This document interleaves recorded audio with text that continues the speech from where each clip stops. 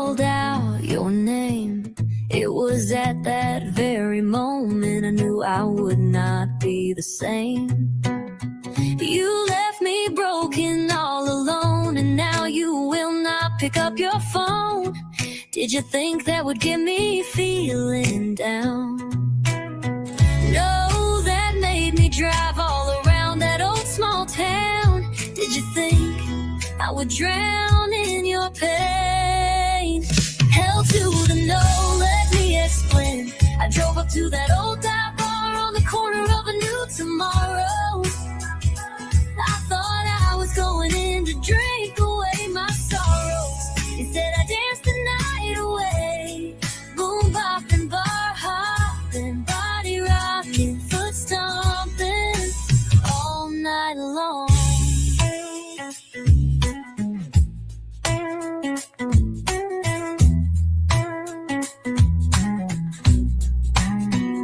As you drove on by that old glowing neon sign, you see me walking in with someone new. You thought you left me broken and alone, waiting for me to pick up that damn phone. Did you think I would move on? It was a new day you left for me tomorrow. Hell to the no, let me explain. I drove up to that old dive bar on the corner of a new tomorrow. I thought I was going in to drink away my sorrows. Instead I danced the night away. Boom bopping, bar hopping, body rocking, foot stomping all night long. Instead I danced the night away. Boom bopping, bar hopping, body rocking, foot stomping all night long.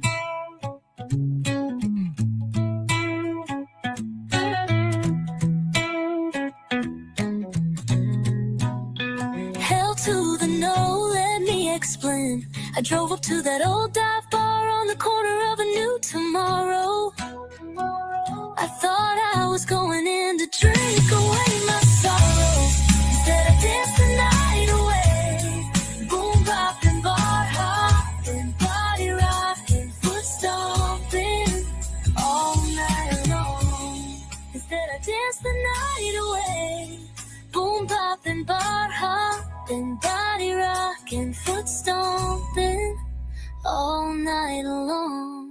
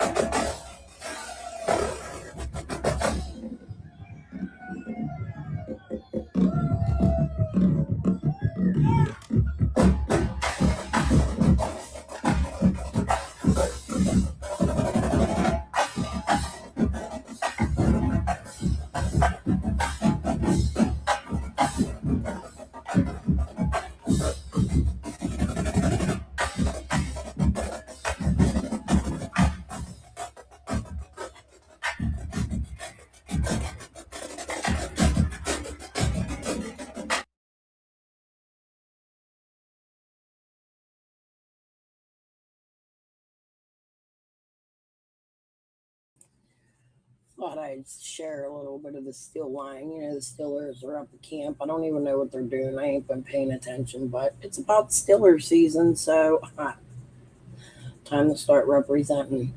Okay, today I thought we would go start with, I don't know where I'm going. You guys know that I never fucking do. But I thought we would start with going through Don Will's whole family official website. Um, I think I'm eventually going to lead into Don B's phone call, but I'm not sure. We do eventually got to get there. But if you remember correctly, No bashing to Benny, but Benny came out as the arbitrator. YouTubers had assigned roles. Do y'all remember that? We Can Bring You Hope came in, the arbitrator came in, Tim Mullen came in, the news beater that didn't give a fuck about YouTube. He couldn't control what Dawn and Candace did on YouTube, but he bashed the YouTubers where Dawn and Candace went to do the dirt at. You know, that sort of thing. Odd to me. So I thought we would start with, and I'm not looking at my chat or StreamYard, so if you chat, I don't see you. Video 1.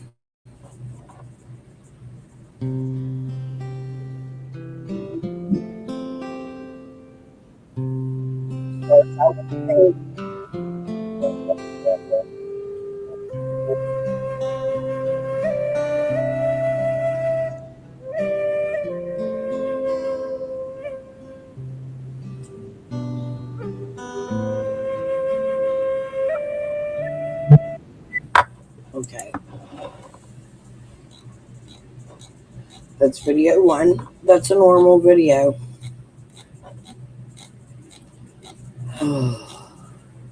Next one. Oh, wait, let me go. This is Don and Candace Wells. Let's grab the date.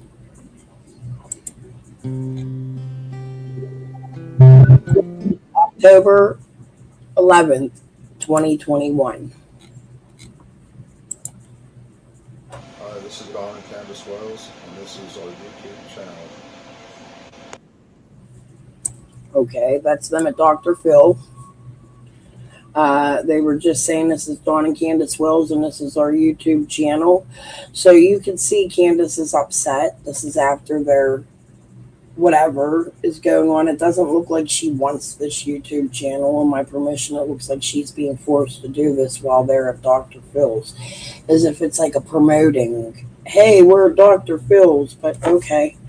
Here is October 13th, 2021. This is all while Dr. Phil's going on. Just wanted to thank everyone for helping to find my daughter. We love and miss her with all our hearts. Nothing will ever be the same without her. We're so very thankful for your love, prayers, and all that you all do. Just thinking about you all coming together for my daughter brings tears to my eyes. I pray we can save her. Love and prayers to all. Thank you. Okay, I don't see nothing wrong with that. However, Dawn looks shooketh to me. Don't you think? Good morning, CM. I don't know, their demeanor to me isn't... Why isn't Candace in that? Why wouldn't Candace stand with Dawn as he did that? You can tell this is the same day they get on a plane.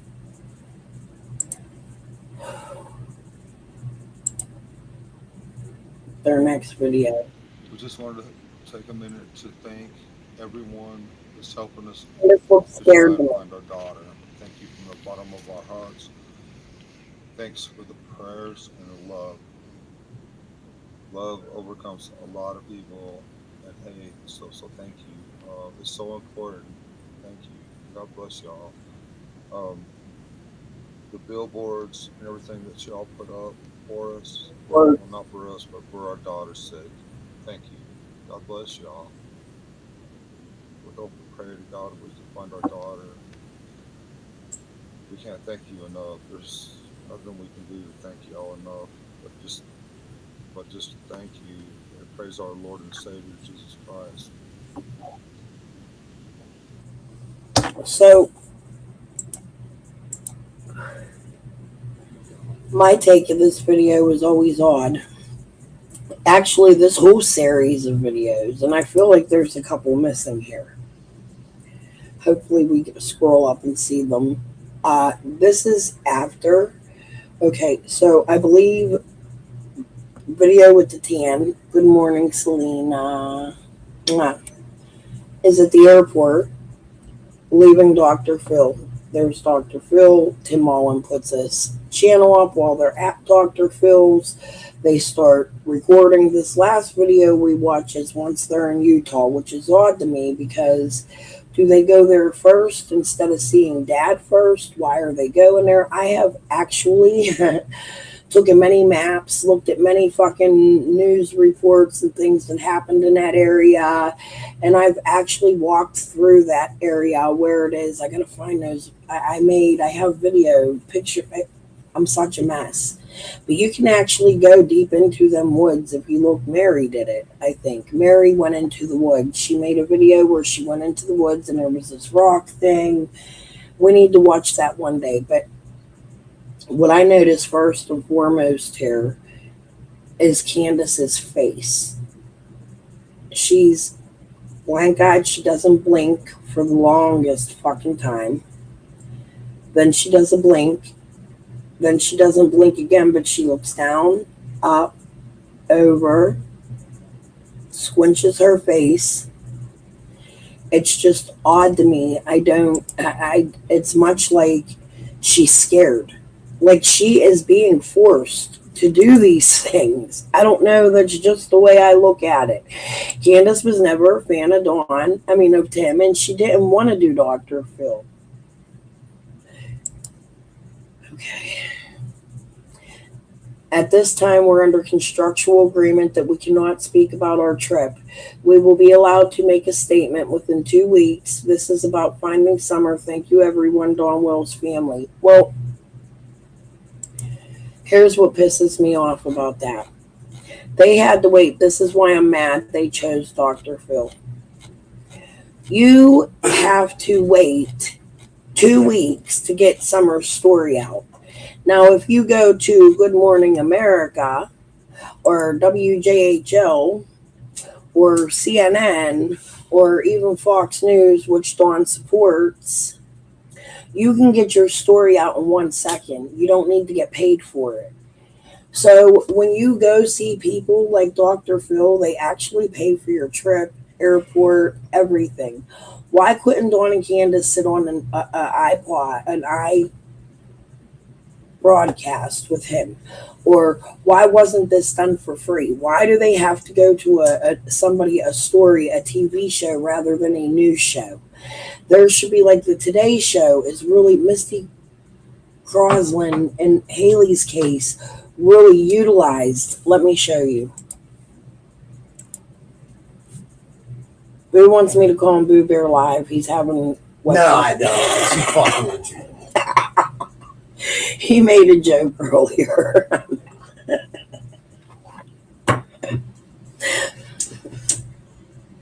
Okay, hold on. It's the Boo Boo Crystal Show. Good morning, fuckers. Good morning, fuckers. Oh, I should have made that my name. See, I said come up with a name. I should have did Good Morning Fuckers. Good morning, fuckers. Look, they didn't get paid for these. Not at all. Search in Florida for 5-year-old Haley Cummings. On Thursday, Haley's father, Ronald, married his 17-year-old girlfriend, Misty, and they are with us exclusively this morning. We're going to talk with them in just a moment. But first, NBC's Michelle Kaczynski catches us up on the case. Good morning, Michelle. Good morning, Meredith. It has been a month. No suspect, no sign of where this little girl could be. And police have called the father's teenage girlfriend, whom he just married, the key to this case. She insists she has passed all polygraph tests, but they now say there are inconsistencies in her statements. It was the first happy day in more than a month for this family. Friends who had come together today to witness the marriage of Ronald and Misty. Ronald Cummings married his 17-year-old girlfriend, Misty, the last known person to have seen his missing daughter, Haley, whom he adored. There was no vacation. There was no stopping in Utah. Dr. Phil paid for them to stop in Utah. They went to the Today Show the very next day after reaching out to them. Today Show was so good they were able to put their fucking clips together, come out here, talk to them. They might have gotten a free airplane trip or whatever, but there was no big production. And it was done overnight.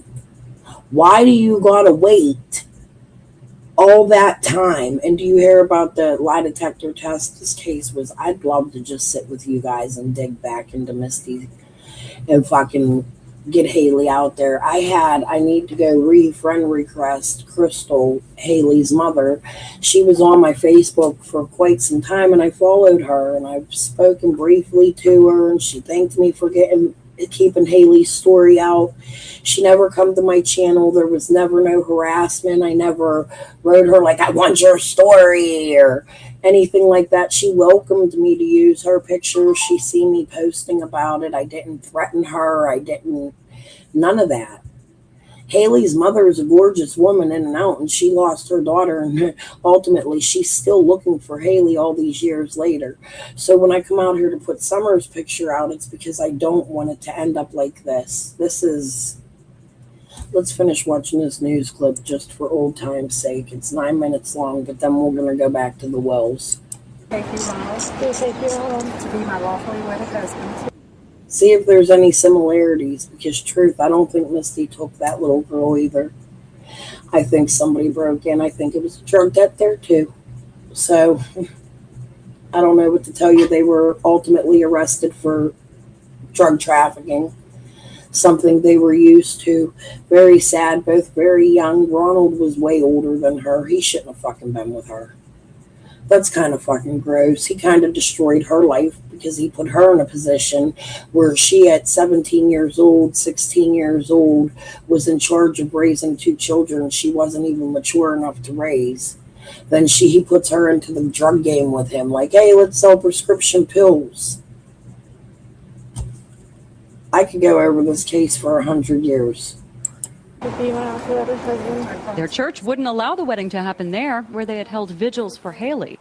In an email, said the pastors do not agree with this union. So they exchanged vows in a friend's yard with family supporting them. Misty needed her parents' permission because she's under 18. She has said this is what Haley wanted. Look at all the cameras.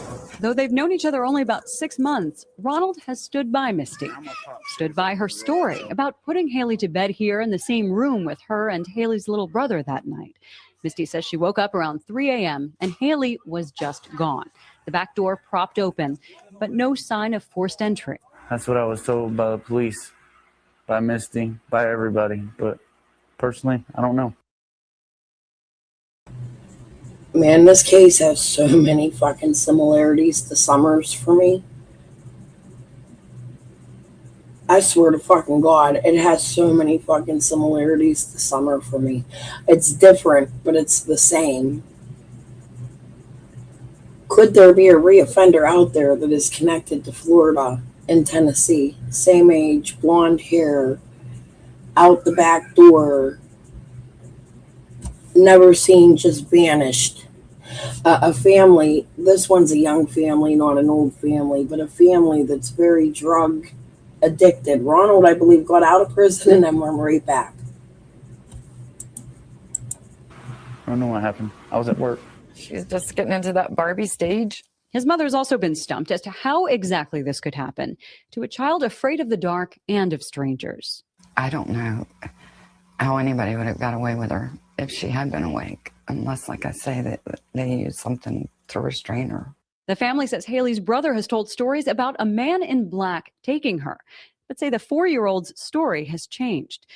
Police are more concerned about what they now call inconsistencies in Misty's. First, the fuck off, this little boy was 4 years old. Okay, no 4-year-old. My grandson is 4 fucking years old. If he's telling you he's seen a man in black, you need to believe him. If his story's changed, it's because he's 4 years old. The very first thing that 4-year-old should have told you, you should have followed up on. I truly believe a man in black came into this house and took this little baby. Story. Specifically regarding the critical time around the night and the morning that Haley went missing. This week, 100 deputies searched yet another area not far from Haley's home. They've gotten thousands of tips, interviewed every registered sex offender in the area, taken DNA samples from the family. They say they're satisfied that Ronald really doesn't know what happened to his little girl. It's his new bride they're concerned about. There you go. And say this week, while they questioned her again, she just stopped talking. Again, she has not been named a suspect, but There actually is a huge Tennessee connection in this case, the Chattanooga area where pill clinics were running. Y'all should know that. A cousin named Joe, let me think of the fucking last name. Somebody remind me. Cockeyed Joe. Fucking A, dude. Okay. When is that over? No. Here. police say they're concerned about this marriage because there's a privilege there. One spouse cannot be compelled to testify against another spouse or to reveal potentially incriminating information. Police say it's possible that down the road that could complicate the investigation. Meredith? Michelle Kaczynski, thank you very much. Ronald and Misty Cummings are with us exclusively this morning. Good morning to you both. Thank you for joining us. Ronald, your daughter, Haley, disappeared a little over a month ago. And since then, you've spoken to the media. You've taken a polygraph test. Both of you have opened up your home, what was your home, to us to see where Haley lived, give us a better sense of her. None of that could have been easy for either one of you. So why did you want to come here today? What are you hoping to accomplish, Ronald, today? To get the focus back on my daughter is missing. My 5-year-old girl is gone, and I want to find her. Where do you think the focus has changed when you say get the focus back on her? I think they've changed to my personal life and being married and everything else when they should be focusing on my 5-year-old daughter. Do you think the police have done an adequate job searching for her, Ronald? Are you comfortable with the job they have done so far? So far. You are? Yes. Have they said anything to you about any possible leads at all? Nothing. Michelle just referenced your son, your 4-year-old son, and the fact that he said that a man dressed in black, had taken Haley out of the trailer that night she disappeared. Did he tell that to either one of you? Misty, you were there at the time. Did he say anything to you at the time? Mm-mm. Nothing? Nope. Me either. No. I think this is some of the garbage that Geraldo and Crystal, the mother's, made up, but I'm just going to leave that at that. Oh, so you don't even believe that Ronald Jr. said this at all? I don't know. I wasn't at home. I was at work. You were home. I can't tell you honestly. Well, you were there, Misty, and I know when Ronald just said that the focus has been removed from his daughter, a little girl that you also care very deeply for, to other people. A lot of the focus has now been on you and the police saying that you walked out of a meeting they were having with you, walked away. Why? What happened? You stopped talking. Tell us what happened. Something must have upset you. There was a new guy that was new to the case, and I didn't feel comfortable with him. He was just being very rude to me. And I told John Merchant and the state attorneys I would talk to them, but I wasn't going to talk to the other guy. What was he doing? What was he saying? He was just like being rude, like yelling and pretty much telling me I'm a liar. So he was accusing you of lying to him. Yeah. Let's go back After through. past polygraph. After passing. You both clear. They said to you have passed the polygraph test. Absolutely. I think. Man, I got a phone call, missed all that. But do you hear them talking about the polygraph test? I think this is a good video to refer to when it comes to Dawn and Candace. Like, we're not getting that. This is why I think both Ronald and Misty are innocent. I have moments with Misty, just like I do with Candace. Don't get me fucking wrong. We don't know. We're not psychic. We're not investigators. But it really bothers me that Misty was only 17 years old when Ronald, who at the time was, 28 or something? It's just, he mothered her. He only met her 6 months prior. He went to work. He wifed her. He made her stay there, take care of his kids while he worked. That wasn't her role as a 17-year-old, and she was irresponsible. When you're 17 and you don't give birth to your own children, you don't know the feeling of being a mother. She did raise younger siblings. She had a very rough life. Her parents were drug addicted. Ronald's family I don't know we're drug addicted, but there were rumors.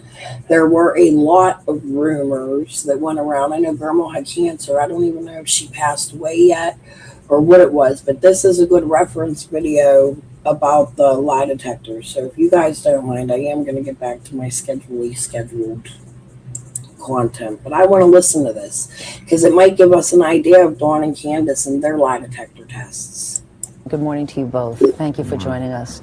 Ronald, your daughter Haley disappeared a little over a month ago, and since then you've spoken to the media, you've taken a polygraph test, both of you have, opened up your home, what was your home, to us to see where Haley lived, give us a better sense of her. None of that could have been easy for either one of you. So why did you want to come here today? What are you hoping to accomplish, Ronald, today? To get the focus back on my daughter is missing. My 5-year-old girl is gone, and I want to find her.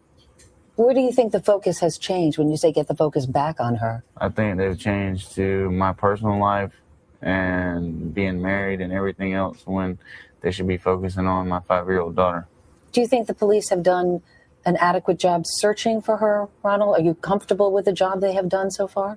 So far. You are? Yes. Have they said anything to you about any possible leads at all?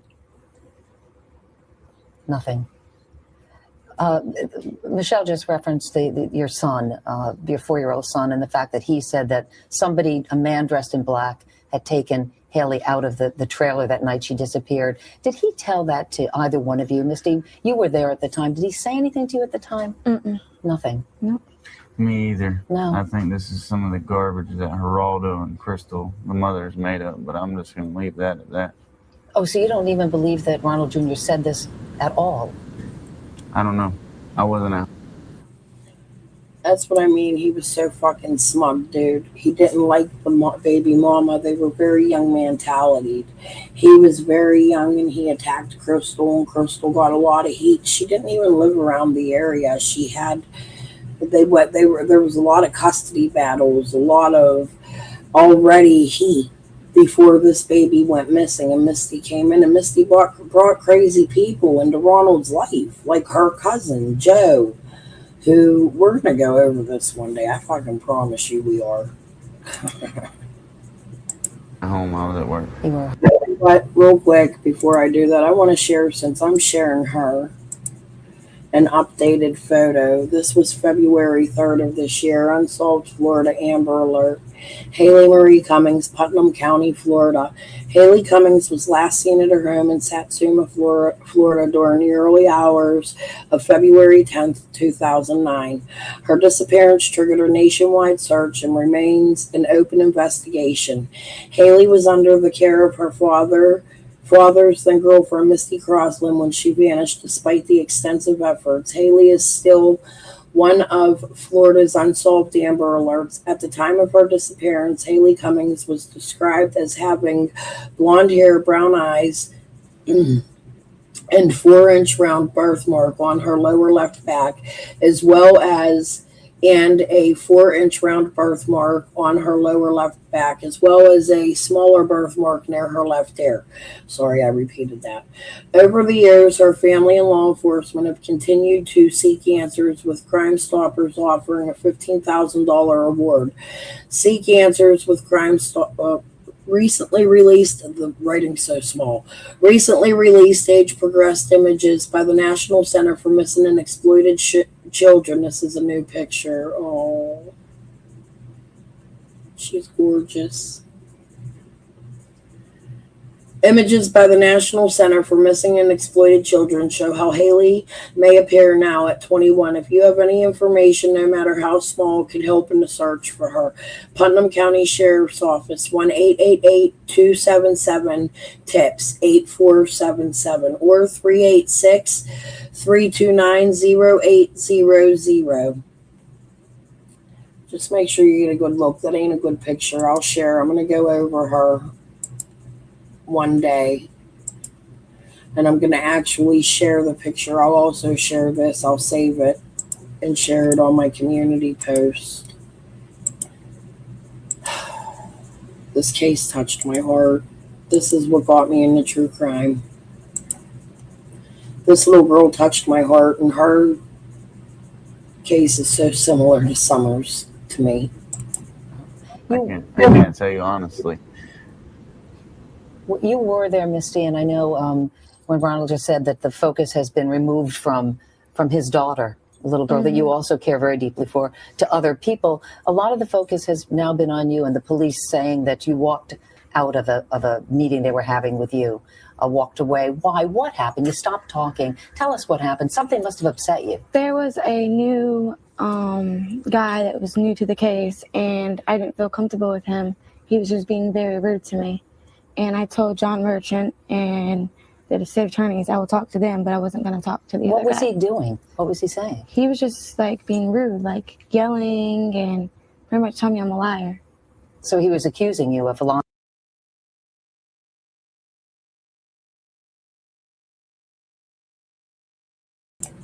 Notice the pattern. Candace does that. She walks out of news stations. I feel like I'm being interrogated again. To me, that's guilty knowledge. I don't know. Lying to him. Yeah. Let's go back After through. past polygraph. After passing. You both clear. They said to you, you have passed the polygraph test. Absolutely. I think part of the problem has been, Misty, that there has been a certain number of inconsistencies, or what's perceived to be inconsistencies, because you first said that Haley was in bed with you, then you said she was on the mattress next to you. This is an opportunity to clarify. You've had time to think through what happened that night. Can you walk us through it one more time, Misty, your best recollection of what happened the night Haley disappeared? Well, I put her to bed at 8 o'clock. I was washing our blankets, and after that was done, I put her blanket over her. She was sleeping. When I put her blanket on her, was she in the bed? She was in her bed. Her bed. In her bed, and Junior was in the bed with me. And it was about, I don't know what time, about 10 o'clock. I finally lay down and went to sleep. And I woke up at 3, and I noticed, I got up to use the bathroom, and There was rumors and people were saying there was evidence. The internet wasn't so big back then. I used it then. YouTube was much different. That was probably one of the first true crime cases ever, besides Casey Anthony, that came to YouTube. I'd say they broke true crime. I didn't really follow true crime in a live sense, but I followed videos like this for years and years and years. I searched all kinds of information on Misty Crosland and the Casey Anthony case, but really a lot of people were focused on Casey Anthony. That was just coming out. Haley's case had started about a year later. Casey's was still big in the media, and I felt as though Haley's case wasn't getting enough attention. I didn't start a YouTube then. I did have a couple Casey Anthony videos. They took my fucking YouTube because remember Google bought YouTube, and you wasn't no longer allowed to use AOL fucking emails on YouTube, so I just quit. I didn't really get into the true crime. I think Web Sleuths was around back then. They covered a lot of the if I remember correctly, they covered Haley's case, and they covered a lot of the EquiSearch bullshit that was going on. EquiSearch had a fight. They had a lot. Tim Miller involved himself deeply. Equa said, man, we need to go over this fucking case, yo. This is not even a fucking joke. This case needs to be gone over when it comes to summer. I noticed the kitchen light was on, so I walked to the kitchen, and that's when I seen the back door open. So I ran back to my bedroom to grab my phone to call Ronald, and that's when I noticed Haley was gone. And so you called Ronald, and then Ronald, did you come home? I was pulling in the driveway. In the driveway. At shortly after 3 o'clock in the morning, you're saying? Yeah, I was pulling in the driveway, just home from my shift at work. So why were there, help me out, Misty, why were there inconsistencies? Why did you say one thing one time and one time the other? One thing the other? I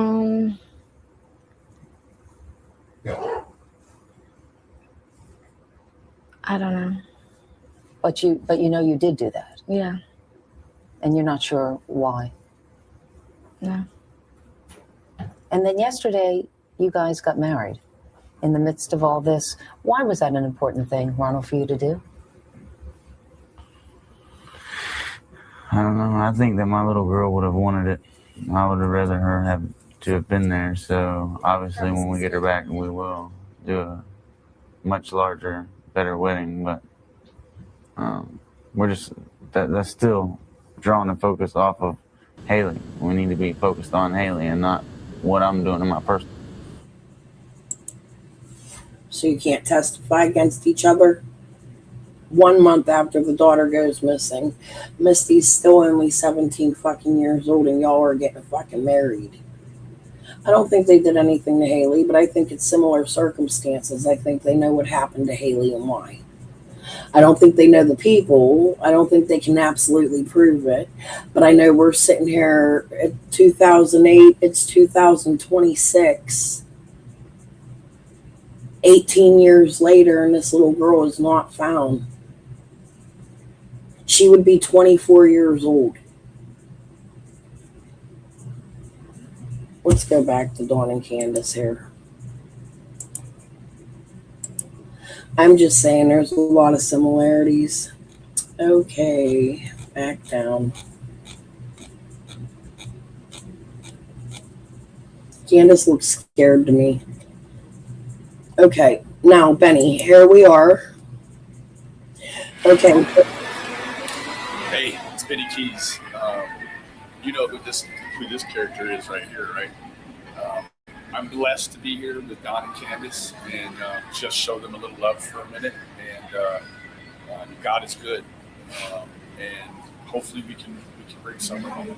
That's what this is all about right now. So appreciate you all very much. Love and prayers, of course. So you know what this proves to me? When Dawn stopped, I'm not sure this Misty chick has mental capacity to plan this by herself, right? I think it was an accident. There was a rumor that she went to a party with her cousin Joe, who actually is from Tennessee, from the exact area where the pill clinics were busted years ago. However, Joe seems to be doing really well these days. He's really into the race cars and dirt bikes and things. I check in from time to time. It's been a while, but I check in. I just can't think of his fucking last name right now. If anybody can think of it, please let me know. But she didn't. I think it was a terrible accident. Something happened. I think there's many things that Misty might have left her alone. Wasn't even home that night. Because apparently there was rumors that Misty had left and went to a party.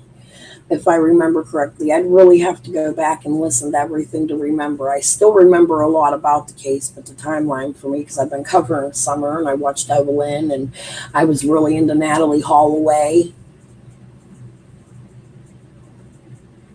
All right. But anyways, here, what we're seeing is a delay. Dawn couldn't go out to lunch with him. It was just an airport visit. Benny came to the airport. So they paid extra for Dawn to get a plane to fucking Utah. Who did? Dr. fucking Phil? That's the weirdest shit. As I was showing you with the Misty Crosland is, they got a one-night trip there and they left the same day right after they didn't stay in New York. They didn't visit. They didn't go to Hollywood. They didn't see the stars. None of that. They went to the Today Show the day after they got married. The Today Show reached out like, all right, hey, or maybe they reached out. I don't know if they paid them. Maybe they did. Maybe there was a little bit of a payment, but it was overnight. It wasn't, let's wait 2 weeks. We can't tell you anything about our trip for 2 weeks. Dr. Phil going to build up his fucking people to come watch it. He knows we have a YouTube community. You know how much money Dr. Phil made on fucking Summer Wells? From all of us going to watch it and rewatching it and rewatching it and rewatching it, he's still fucking making money off of us. In my opinion, it's fucking grotesque. But anyways, let's finish listening. Let's just start this one over. It's short. Hey, it's Benny Keys. You know who this character is right here, right? I'm blessed to be here with Don and Candace and just show them a little love for a minute. And God is good, and hopefully we can bring someone home. That's what this is all about right now. So appreciate you all very much. Love and prayers, of course. Love and prayers. Thank you for all the support. And I know Don has turned a lot of hearts around. That's what this is all about, bringing summer home. Amen. Look.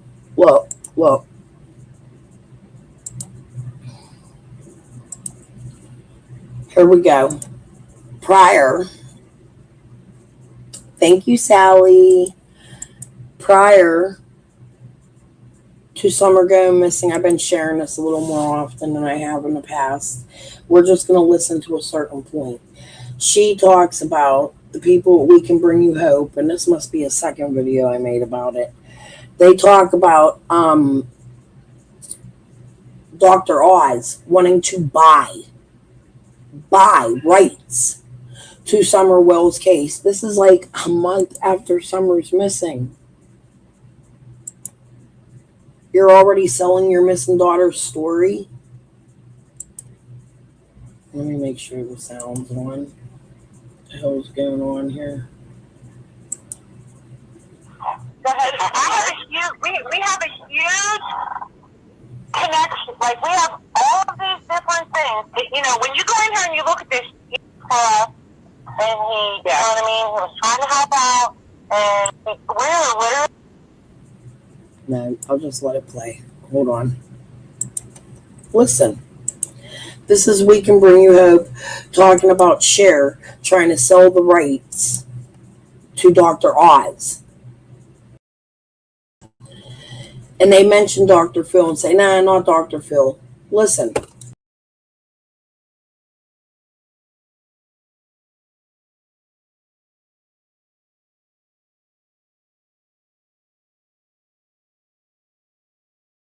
Hi, Catherine.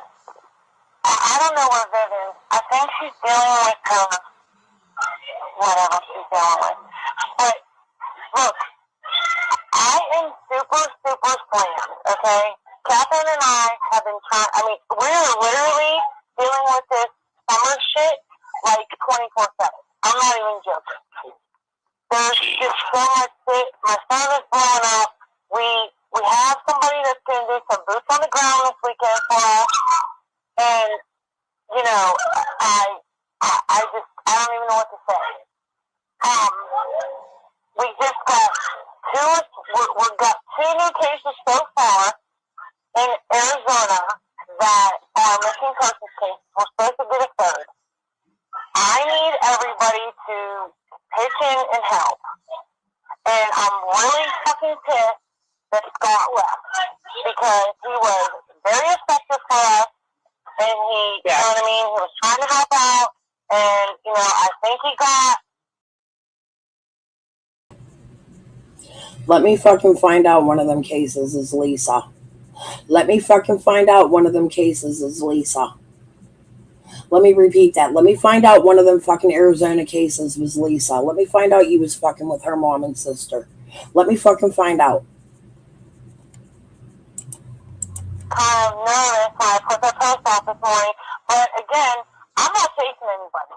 If people don't want to be in here participating, then you know, I'm not trying to be in here, but you can leave. Right? I literally am trying to do my classes for my PI. I'm trying to deal with all the shit with the school. You know, not everybody knows this, but you know, my daughter's getting arrested for vehicular homicide. I'm helping my son get situated with my grandson, my other grandson, Darian's son. And, you know, I'm working my full-time business. I'm trying to work this case.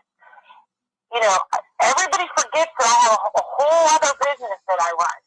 A computer. I didn't know. I get that we're all busy. I'm not trying to be ignorant, but I need to know, you know, and I think a little bit of what threw Scott off was all of these podcasts. I get that nobody wants to sit here and listen to this shit. I don't either. But there is we have to listen to this shit. Because if we don't, we're not finding out stuff. And believe me, I have a huge... normal. Go ahead. We have a huge connection. Like, we have all of these different things. You know, when you go in here and you look at this, you know, everybody's like, well, we can't prove anything that he did. Yeah, I know that. But guess what? We're getting there. And there's so much shit that's going on. If you're not watching these podcasts, if you're not following all of them, then let me know. If you don't want to be involved in someone's case, I'll remove you from the list. You can I'm not saying you just have to leave completely, but if you're not going to follow in these threads, you know, we have 3 brand new cases coming in. If I have anybody to follow them, then, you know, it's only going to make my life, you know, crazier than it is right now. But I didn't reach out to these people. Laura did, and she's trying to help, and she has no clue. Like, you know what I mean? Because she's doing things. She's not involved in all of this stuff that we do. She's involved, but she only manages, like, the Arizona case. You know, I'm not saying you just have to leave completely, but if you're not going to follow in these threads, you know, we have 3 brand new cases coming in. If I have anybody to follow them, then, you know, it's only going to make my life, you know, crazier than it is right now. But I didn't reach out to these people. Laura did, and she's trying to help, and she has no clue. Lauren did. Lauren did. I didn't reach out to these people. Lauren did.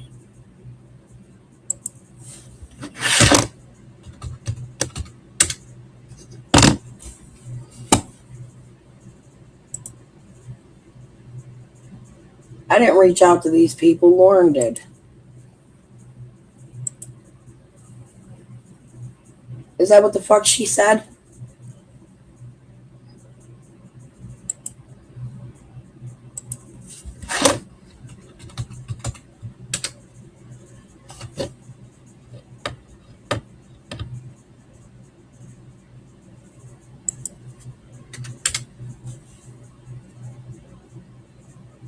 Images. Where the fuck you at?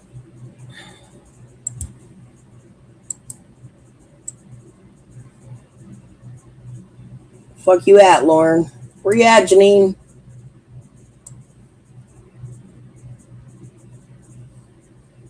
Fuck's that picture? Y'all, remember when my son was doxxed? Y'all remember when my son was doxxed? Karma Mama put it out. The half a picture face of the bitch that fucking doxed me that went up by Baton Rouge, a name of a casino in Las Vegas. Hey, Lauren, where you at, bitch? Come on. Let me find out it's the same fucking Lauren. Like, you know what I mean? Because she's doing things. She's not involved in all of this stuff that we do. She's involved, but she only manages, like, the Arizona case. You know, plus we have this psychotic case with this homicide from Arizona. You fucking in Lisa's case, Lauren. Janine, yo. Y'all fucking around in Lisa's case? Let me find out this is Lisa's case. I'm telling you. I'm telling you now. Which I don't have everybody. You know what I mean? Because there's so much. It's huge. Summerwell's case and this homicide case are huge. There's so much shit and so much shit that we have to do that, you know, I have found somebody a case. You have to follow. You have to be the one handling it. Because I can't do anymore. So it's you know, did anybody expect that all these podcasts aren't the norm? For summer? I mean, not all the cases are like that. You ain't the norm. You know, we thought we had a lot of shit whenever we were doing Caitlin's case. Caitlin's case doesn't put a patch on the ass. Honest to God, at this point, what did I say to you yesterday, Mary, about James? I can't even remember. Oh my God. There's so much shit happening so fast with this case that I can't even remember what happened from day to day.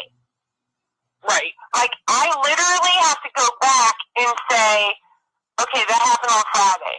But then this happened. I mean, Cher just did a huge podcast that, like, basically blew him out of the water. But I have a person who was listening in on that call when she called Dawn on Saturday about that $50,000. I'm sure some of you don't even know what the fuck I'm talking about. But that's not even how it went down. Cher is lying about shit. Cher is trying to listen. The guy that wrote what's I can't even think, Catherine. What's that doctor's name?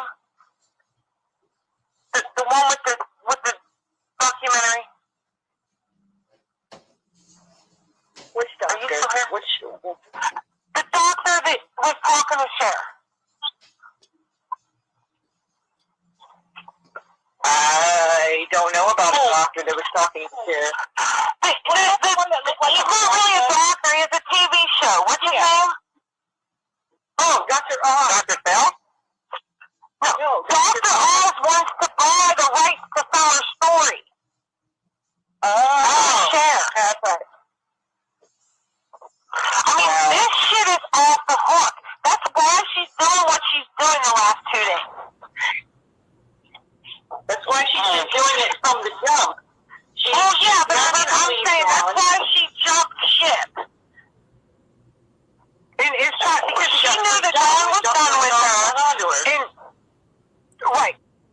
Cher jumped ship because she didn't want to sell rights to Dr. Oz to a story. So here's where I have to come out here and stand up for Cher, right? Like, so you out here fucking with people, I swear to God, let me find out, Lauren. I swear to Dean Corsaro. I swear to fucking God, let me fucking find out. I swear to motherfucking God. I'm telling you now, the name Lauren in the area these people were from, some of them, maybe this one on the bottom in the red with her hands like this.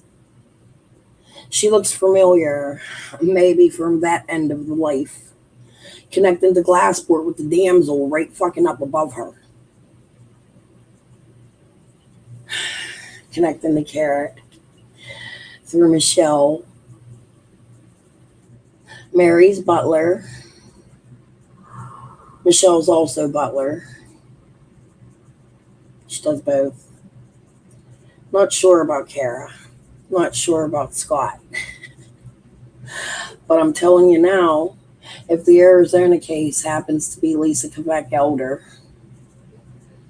and y'all are bad, I don't find any good in you right now playing games talking about you want rights sold to Dr. fucking Oz, right? Like, let's go to Voices and see if we can find anything on shares about Dr. Oz. I'll just search it. Man, I'm fucking telling you, these people, in my opinion, were looking for nothing but fame and money. I don't know that they had anything to do with Summer going missing, but all the reward money, Robin only putting out their flyers, Xing out the fucking red truck.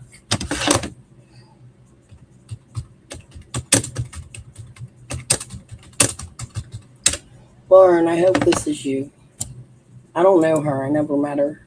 She's my husband. My ex is my first baby's daddy's trophy wife. She's like 16 or something. I don't fucking know. She's very young. It's kind of grotesque.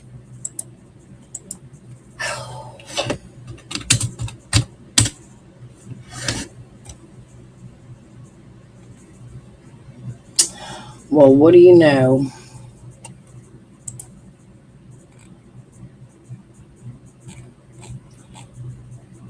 I sold out to Dr. Oz. Check out Krista Rochello on Dr. Oz today. Chris Watts Project, He Ain't Right, Dr. Oz.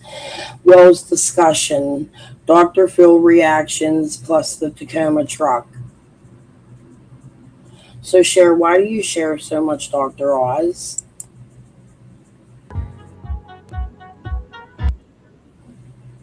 Krista, and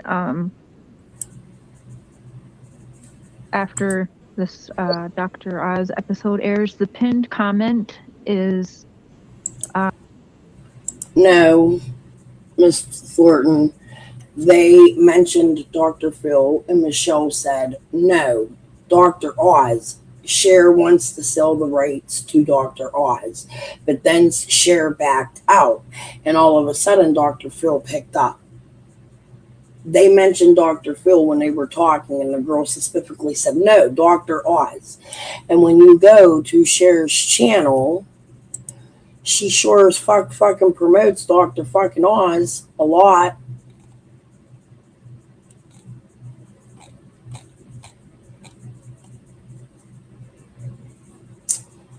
All right. We're over this part. Next video. crazy, man.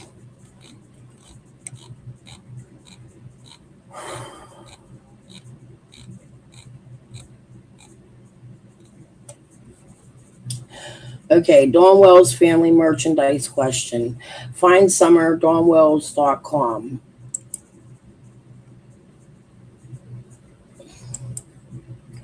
We were asked if we had signed permission to use pictures. Oh, this is surrounding the marathon. So Dawn and Candace put this out. This was after there was a fight on the marathon, or around that time. There was supposed to be a waiver signed. And Cam and Tiffany Marie got into a big fight during the marathon over this fucking waiver. Jody comes up. She does the interview with fucking Chris McDonough. Scott does his last 10 minutes of it was a whole ass fucking mess, and it's a lot of confusion. We don't absolutely know why. That I think it was because of Scott, but Jody Sue on a phone call, and I have it recorded, says that it was not because of Scott that the last 10 minutes of this marathon went down, and nobody on this fucking earth since then. It's the only thing on the internet that can never be fucking found again. The last 10 minutes of the fucking marathon. I wish both Qs would put that the fuck out. We were asked if we had signed permission to use pictures for selling stuff about Summer online. We haven't. Also, we received no money for things being sold. Use your own discretion when purchasing anything. However, for now, we just want to say thank you for everyone that is helping us find Summer Wells. Love and prayers, Don Wells family. FindSummerWells.com. We'll go over that website too eventually.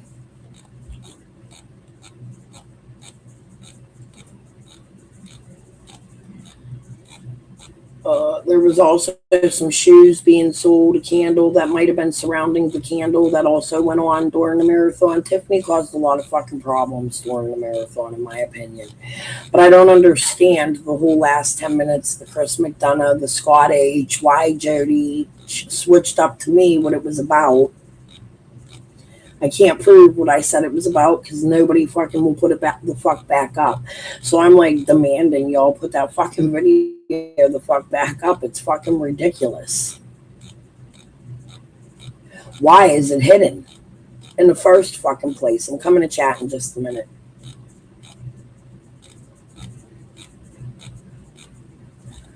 Okay, now we are at Dad. So this is the stop. We'll watch this and then I'm coming over to chat.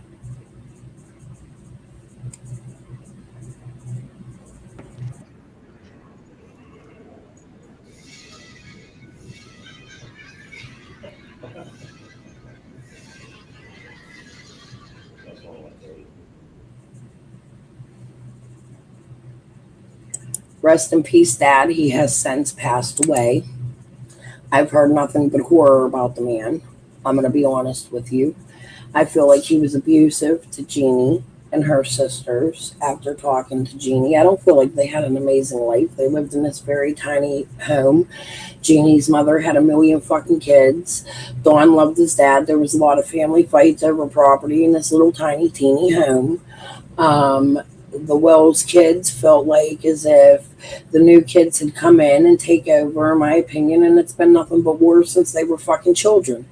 Don was very intimate about picking sides. It was his dad, and he would say things to share, like, my dad now hates me, and we hear Sonia talk about their dynamics, and don't believe Mary and Jeannie, and it's just it's a shit show, is what it is. They didn't have a good family. I hate to say it.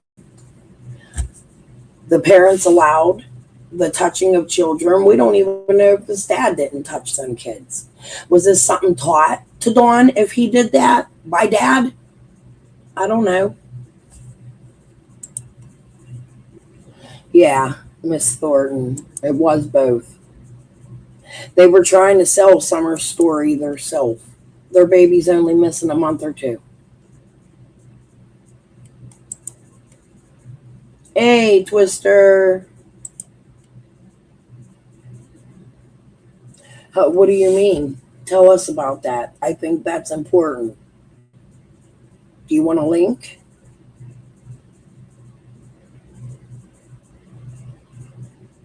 Did I put my thumbnail on, guys? I think I did. I need to go check my studio.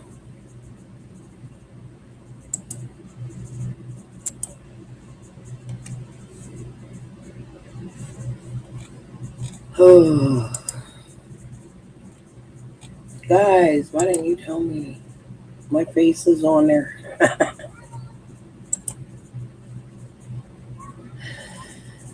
Let me see if I did.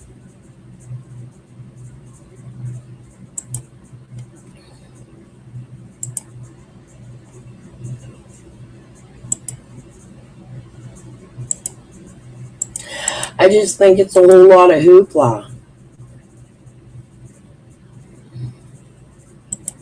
Hold on.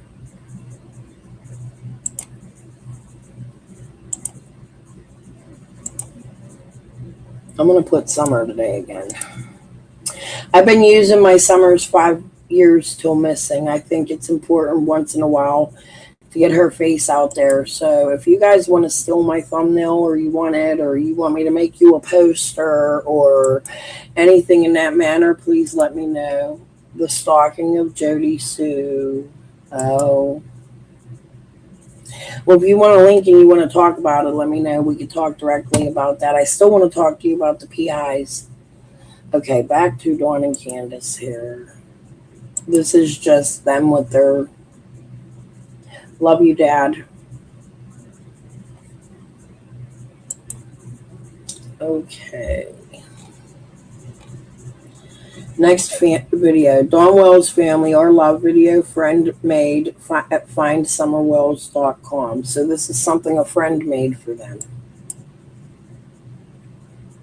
You know what? I'm sick of doing that. I have a better way to do it. Hold on a minute, so I don't have to keep scrolling down. I'm going to open it in another tab.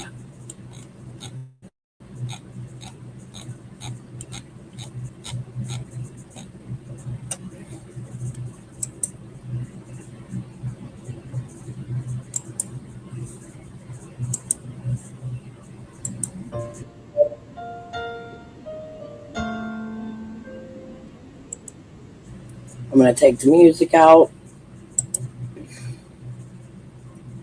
It's just a music video.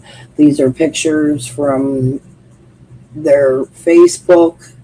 I'm going to bet Squall or Prayer Garden or somebody made this. Which friend made this for you?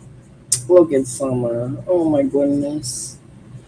They're beautiful pictures. I do love that Dawn and Candace put this kind of stuff out. And I think it's important because they are the parents and we don't know if they're guilty or not, that we do share the things they put out even if we don't agree with them. They're the ones, if not guilty, that know their child the best, right? Like they know their family the best. If they are not guilty, I think it's important we put out what they approve instead of all the time speculation. So when we look at these, that picture had guns in it. I don't know.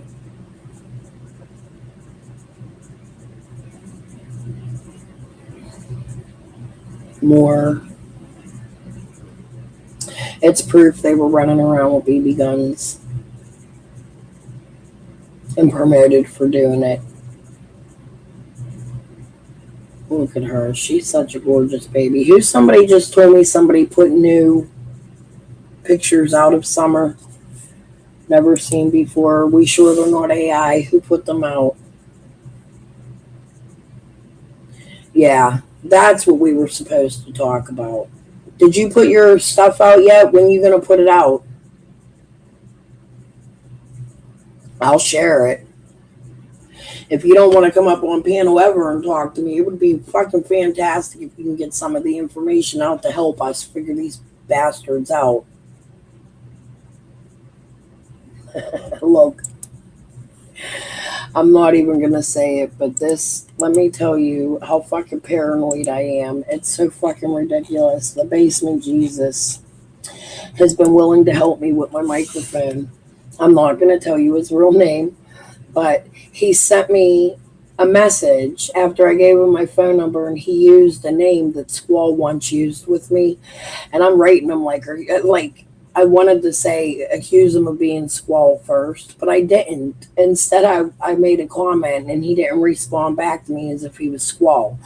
So then I was like, okay, well, look, Squall used that name in the past. I don't trust a damn motherfucker anywhere on this fucking earth. So can you prove to me you're a real human? And he literally sent me a video. He's a really cool dude. So I'm not going to give him my name or not. But Basement Jesus is not a troll. I know it's a new name here. Thank you, Basement Jesus, for being a new sub. And I can't wait to talk to you after my live about my mic. We're going to get some fixing on my mic. Yeah, neglectful, maybe. That's exactly just like the situation maybe with Misty Croslin I was showing you. All right, let's finish this. This is, if it has odd music in it, I'm just going to hit silent.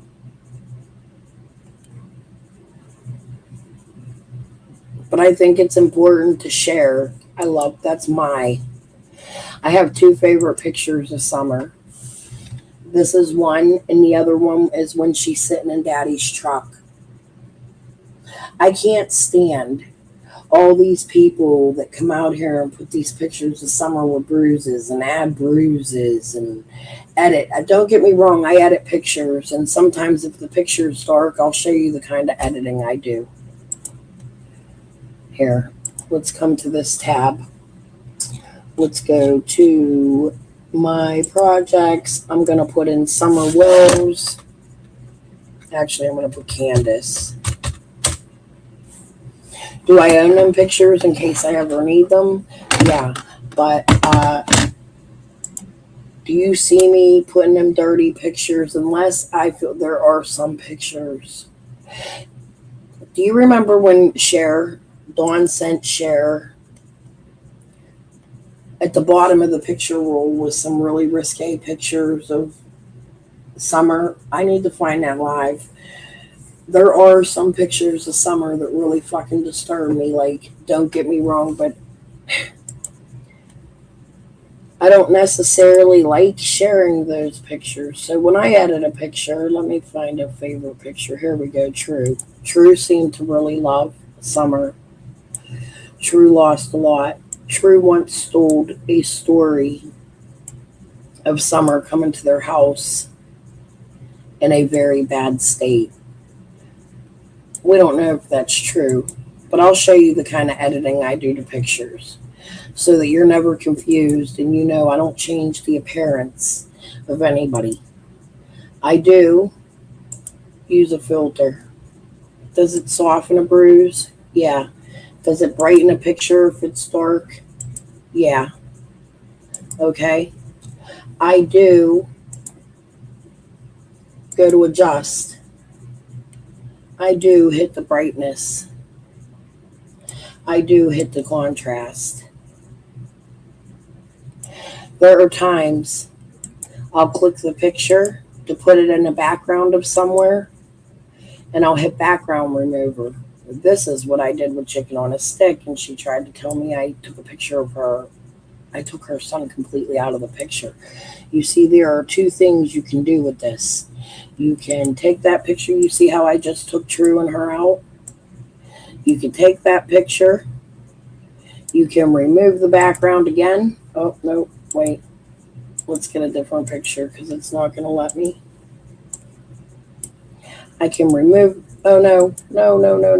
That's how you remove the background. Let me show you something else I do. You see this? I go to edit, and I'm teaching you how to use Canva. I go to click. I could click Summer. I could do magic grab. I don't use no AI. I could take Summer out. Look, I could take the background. You can see the background. Sometimes they'll put their own shit in there, but they put what they think it looks like. I could set it as a background image. I could take Summer's picture. I could do this.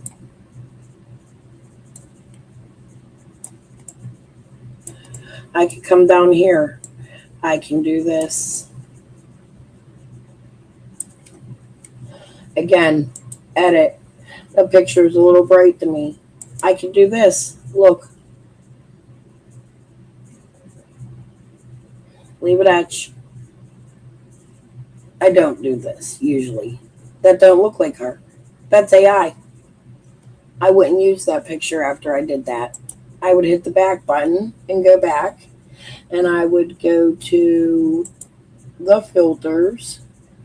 That's a little bright for me. I might tone it down. If my background's orange, I might turn it orange. There you go. That's what I like right there. I love Nordic. That's one of my favorite filters. It makes them look more real, more toned. That is the extent of the editing I do to Summer's pictures. Now, I might fuck with Jody Sue's pictures or Benny's pictures or somebody who's not missing pictures. But when it comes to Summer, there's no reason to chop her head off. You can make the picture look fine if it's too dark. You can brighten it. You can add contrast. You can even blend it with shadows. It's not going to change her appearance. But when you're out here and you're putting weird-ass fucking pictures of a missing child, that's not going to help you find said missing child. That gives people the idea to look for a child that doesn't even look like said missing child. So please fucking stop doing that. Okay.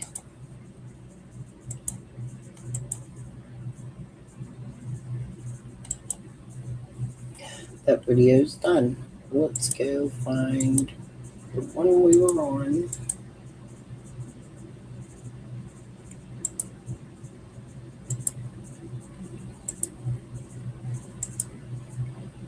Jesus hell, I clicked out of it. Hold on, we're gonna do it the other way then. Oh no, here it is. Alright, so we just watched that one. Now here they are, Dawn and Candace Wells, things I've never seen before, FindingSummerWells.com. This is unacceptable for YouTube. You could have did this in the privacy. We're not here to see your fucking vacation while your child's missing. In my opinion. This wasn't a Disney trip. Look at these pictures. Summer, Candace didn't smile on Dr. Phil. Candace didn't smile at the airport. Candace didn't smile when they did the weird videos. But look, there she is. She's having fun. She's with Spider-Man and Dawn and Batman and what are those? Stormtrooper, a black stormtrooper. She got the biggest fucking smile I ever seen. I ain't never seen Candace smile like that before. Your daughter's missing. Don't you think your daughter should be there standing next to Spider-Man with your boys? That's a moment. You think your boys like fucking seeing that? Well, you're supposed to be looking for your fucking daughter? You're on vacation. You can't go to Dr. Phil and talk about your missing kid because it feels like an interrogation. But goddamn, if there's a stormtrooper outside, you're going to fucking run to him. Right?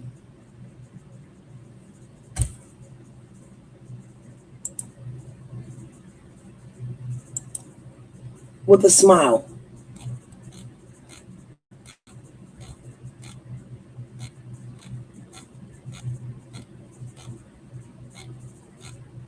I feel like I'm being interrogated. Get out there and search for your kid. Okay, thank you, WJHL. FindSummerWells.com. We're not going to go through all these today. We're going to get up to Benny. We're going to get up to...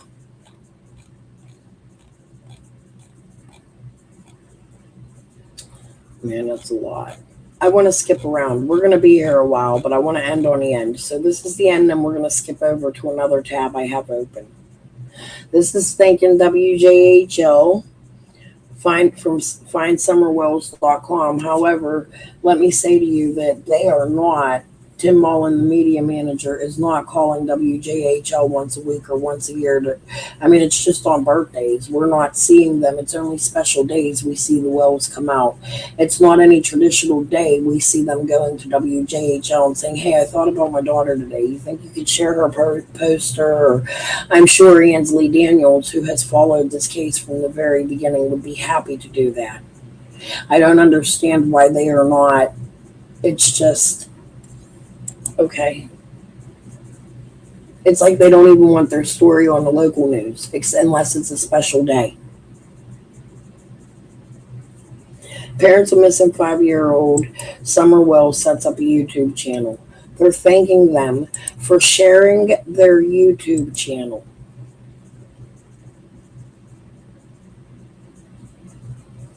Is it Bend Over Benny? I don't know what that means, but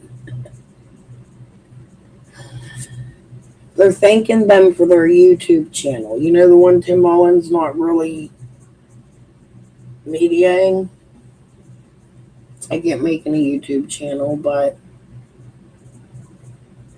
why don't you thank them for sharing your daughter's picture and her story, for keeping her name alive? I'm upset. I go to WJHL and the Summer Wells tab has disappeared. Why don't you call them and ask them to put the Summer Wells tab back up so we have something to reference to? There's news clips even missing. I listen, I don't mean to be harsh on Dawn and Candace, but there's just some things I think they could do differently.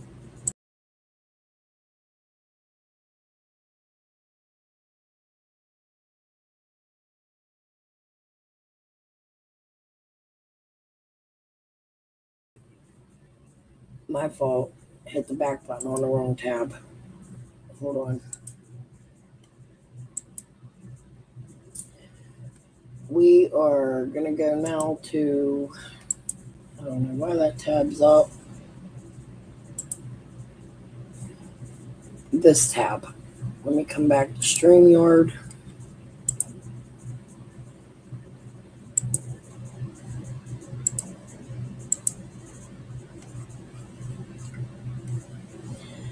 I went into the, I need to roll a cigarette. I went into the search bar of YouTube and I just put Chase423. I wanted to see what pops up. Let me try to clean some of my tabs up here so that I can find it easily after I do. We can come back to that. I shared that. That can go. Dr. Phil, Dr. Oz can go with share.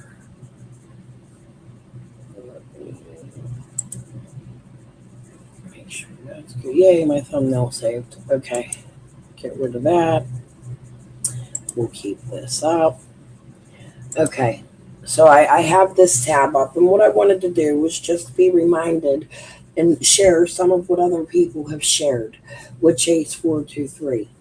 I want to see where we were because there was a lot of fuckery with Chase. Like Benny told us the story last time he was on my panel, how he met Chase, went to the restaurant. I have to go back and listen to it. I don't quite remember what he said, but he said something. But Chase was already there.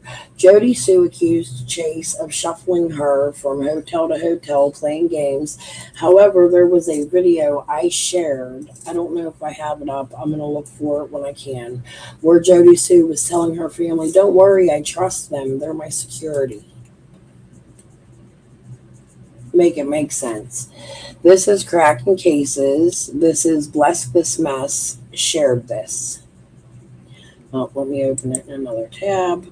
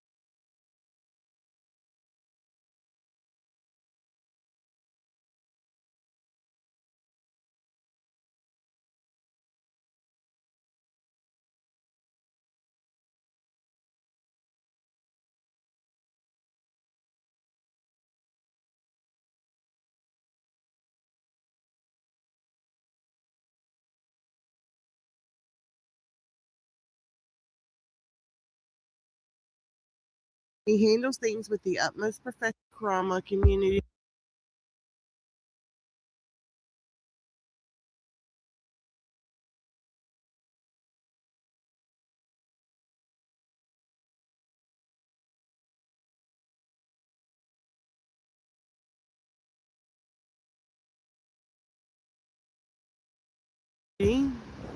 We have another post.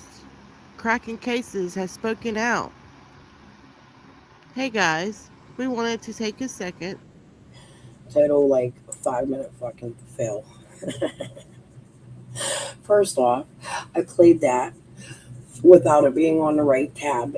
Then I came back, gave you guys a whole fucking commentary, and forgot to hit the fucking mic. Can you hear me now? I'm sorry. Remember the AT&T commercial? Can you hear me now? Can you hear me now? Okay. What this is Bless This Mess is reading a post from Cracking Cases concerning Chase 423. What I want you to hear here is how adamant Cracking Cases was. There was even a time they prayed for Chase's dad. What I want you to hear is how adamant and close they were to Chase, and how they also, like Penny, was extremely protective of Chase when all the shit started going on. Before they claimed, oh no, wait, that wasn't me, when it got too bad for them to say it was. To talk about our friend 423 Chase. We feel that what happened to him tonight was completely uncalled for and unnecessary. This man has done nothing to warrant any kind of law enforcement showing up at his house. He has already showed everybody his integrity with what he did to make sure this billboard happened. He brought everyone along the way to getting it set up by posting pictures of the rough draft of the billboard and the contract he was signing to get it up. He also allowed us to post these same pictures, as well as the final draft of the billboard, before it even went live, since we were taking up money for it. Sorry, my dog was making a noise. This should be more than enough to show that he is true to his word when it comes to handling things like this. He handles things with the utmost professionalism. We thank him very much for not only being the driving force for the billboard, but for also including us on this great journey to getting it put up for Sweet Summer. We would gladly work with him again in the future on anything like this. And here is the billboard of Miss Summer Wells. And I would like to look at some of these comments. Let's see what they say.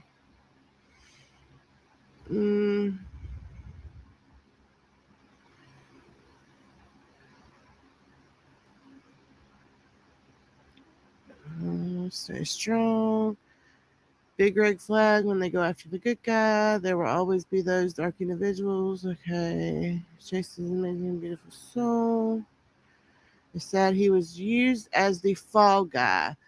That's why I say be yourself and be careful. You never know whom you're rubbing elbows with. Stay safe. Prayers for Chase, for you, and Allie. Just keep being you and keep your eyes open. I don't know what kind of fall guy. Listen, this is a thing. Take this as a lesson learned when you do fundraisers. I don't agree, with him having to come home to officials in his yard. But like I said, there are lurkers. I really wish when I was talking to Chase's son, I would have asked him about that. Now, I don't remember exactly why the officials went, Benny would know, to Chase's house, but I remember it happening.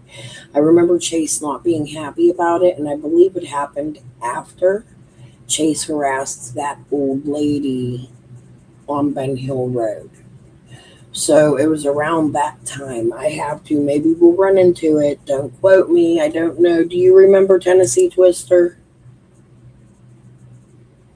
Do you remember what surrounded the feds coming to Chase's house? But they were there. He was mad. He had he talks about it. I have videos saved. We'll get to them, I'm guessing. Lurkers on YouTube. One. There are trolls on YouTube. And when you do fundraisers, make sure you keep complete transparency for this reason. Your receipts. My respect to him as well as to you. Also good to see. YouTube has went to total shit, and it's good to see you people while I'm doing this, Mountain Girl 212, I've been subbed to her for a long time. She does good videos, and YouTube has been a shit show lately. Be great if all the money raised by fundraising was put towards. I love Mountain Girl. Where am I? I haven't really been watching Mountain Girl. I'd love to see what she's saying about the Ryan Upchurch chick, because she was so adamant in defending him for a long time. But she started in Summer's case. She was attacked horribly in Summer's case, something surrounding Nita and Penny and Libby, another woman that faked her death. What the fuck was her name? Lisa? Anybody remember all that? Twister, you'd remember that. You were in the chats with me back then. Mountain Girl was horribly harassed by people in Summer's case. There's Lady CG, what a gigantic load of the only legal, legit fundraising event that showed 100% transparency, not to mention all the money from his own pocket that went to the billboards and flyers. No, Twister paid. Lady CG. Chase 423 didn't pay from his pocket. Twister did. What money from Chase's pocket? Has Chase ever shown any fucking receipts that he paid for fucking anything? He should expose them. Just fucking do it. Alright, we're going to move on. Here is When Evil Entered.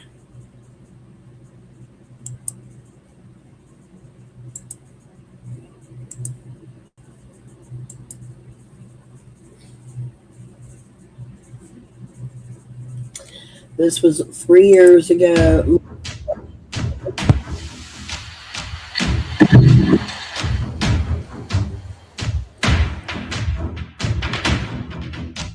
Everything else, but listen, if any, if the $10,000 was sent, I'm sure it's going to be dealt out to the people that needs it, and I commend people for doing that, I do.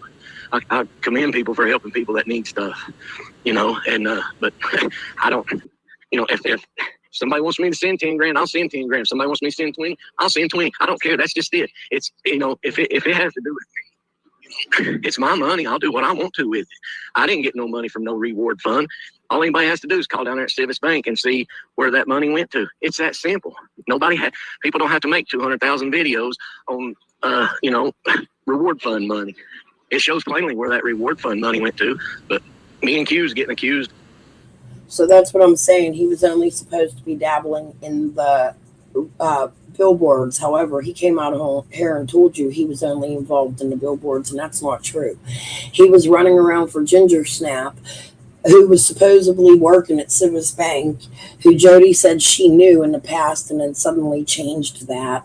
She had wet shoes, curly wet hair. She was fucking just got there. There's no way. I know that girl. Me and Rue both know that girl. Rue's her daughter. I won't use her real name. You should have taken your money out of his ass. Chase was collecting checks from a post office box with other people, TT included, and supposedly taking money to Civis Bank.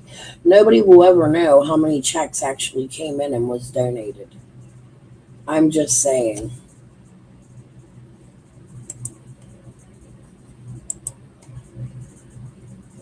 Yeah, he was picking up gift cards, cash, checks. Him and Jody Sue had a fight over a $500 gift card. Do you remember that? Just sending that to me and me using it. I don't need that money. I don't need it. Well, honey, the bank in the news has already reported that it's there. Is the bank in the news lying too? I guess so. I mean, I've worked my hind end off my whole life to get what I've got, and it's mine. I'll do with it what I want to do with it. It's my time. I'll spend it how I want to spend it. And I've never. And the kicker was Nita. I'm going to stand up for Nita here. He came to Nita and he convinced Nita he was a good man. He told Nita, I got all this fucking money I can donate to your subs. I can pay their electric bills. I can pay their rent. And Nita, like a dumb fuck, started going to see him, going to these vigils, getting her car fixed, Tennessee Twister, put money into fucking Nita's car. And then Twister didn't pay him back. He didn't get paid back for fixing Nita's car. And he was telling people we could start the Sunshine Fund. So Nita, like a dumbass, was feeding Chase people's social security numbers and names and addresses and account numbers to their utilities. I don't think she did it purposely, and it sounds like I attack Nita. I don't. I just think she has an addiction problem where she will do anything for fucking money, and she needs to get her shit to fucking together. And I'm telling you, Bob Thrasher is her fucking son. I heard her fucking say it. Bob's somebody from my past. He has a wife named Shauna. I've written them. They don't say nothing to me. I don't fucking know. He was a good guy when we were kids. So, hey, Twister, did you ever meet anybody named Thrasher with Nita? Did she ever bring anybody with her? Or you ever meet anybody named Bob?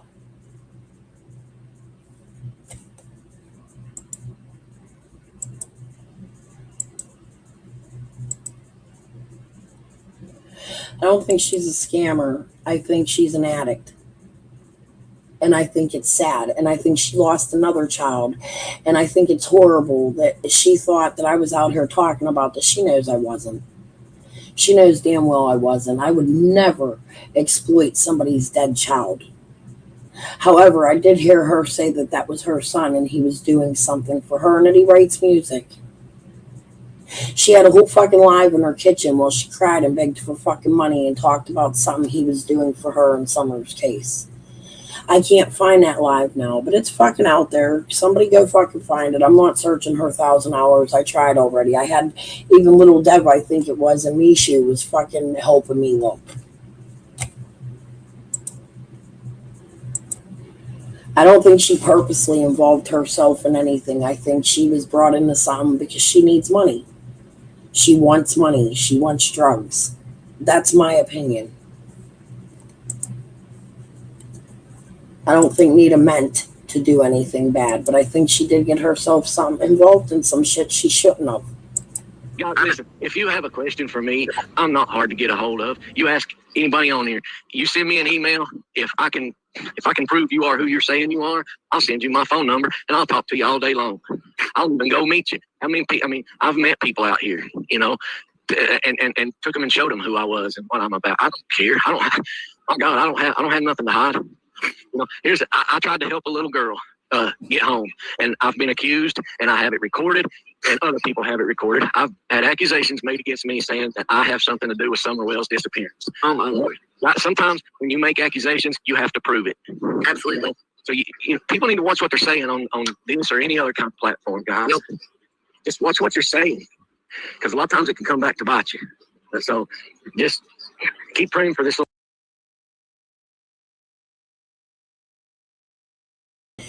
You know why I say that? Because I don't think Libby knew these people prior neither, but you can see Chase luring Libby in at the vigils and things like Libby's out there with a good heart, like, oh, look, she even brought her black husband, and that's not even a black area. There's no other fucking black people there. And she's looking at the posters. We're going to watch a little bit of vigil today. I'm going to show you. I'm actually going to find Twister's vigil because he had one of the best. I have some. But we're going to watch it, and I'm going to show you Libby and how Libby didn't know these people prior, but Chase reeled her in and started making her. It's fucking odd. That Mountain 212 had a whole lot of Mountain Girl. There was a lot of shit that had to do with that. There was a lot of things on these smaller channels going on that you wasn't seeing because a lot of people were just intertwined in the evenings with Tiffany and Benny and Ziggy and cracking cases. But there were a ton, and you can ask Twister. We were in the same chats. Tons of small little channels that were out there, and Chase was over there in their fucking lives, fucking with them, making them believe he's a good guy that's out there for the good, tearing at their hearts. That's why I think Nita had a setup moment. Something happened. little girl and any of these missing kids. You know, that's what matters. But thank you, Nita. I appreciate the time. I'm gonna go back to watching football. So, Well, you're welcome anytime, Chase. And here we support you and all the blessings and good that you have done for Summer, and to show her that somebody cares. We don't need anything to be proved to us here. we had to move that billboard from across the church off of Fort Henry Drive because of someone's live. And after that live was over, the church started getting phone calls, you know, and bless it. That's, you know, so we had to move that billboard. But Well, oh, by the way, just in case you wondered, several of the people in the chat, the Sunshine said that if you're the cult leader, that they're joining the Chase's cult. yeah, we're going to have a cult meeting at 7:30 tonight. I've trapped a possum, so we're going to sacrifice that possum. And Everybody bring a can of peas and some carrots and some taters to make stew. Yeah, and some cornbread. Bring some cornbread because I'm gonna have members of my cornbread mafia present too. So I'm reading the chat too at the same time. Somebody said they'll drink your Kool-Aid, and somebody else. I'm fine. I'm gonna sit back here and watch some football. Well, you have a good day and happy Turkey Day. Take care of yourself. All right. Don't let people bother you. As bad as I've been drugged behind the car, I'm still smiling. I'm sitting here grinning. I mean, ain't none of these people pays my bills. Ain't none of these people. Don't let these people get you down on here, because at the end of the day, you can turn this mess off. Ain't none of these people pays your bills. You ain't snoring and nobody's. So much like Scott. I fucking swear to God. Yes, I was telling people he was ripping people off. I really think he used Anita's good heart and addiction to schmooze her way into his fucking life. I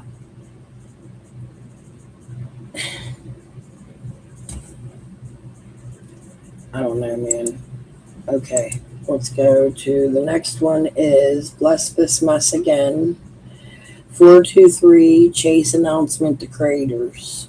Hold on, let me open that up. Got some breaking news in the trauma community tonight. We are over here at 423 Chase, and we have got a community post here. So let's check it out and see what he has to say. Everybody, make no mistake, seems like nobody on here is your friend. There is no good side or bad side, but how come it is when I pull in my driveway at my house, there's two officials waiting there to question me about your all's BS? None of you that are bitching and moaning and groaning are doing a damn thing for Summer right now. I broke my back for months.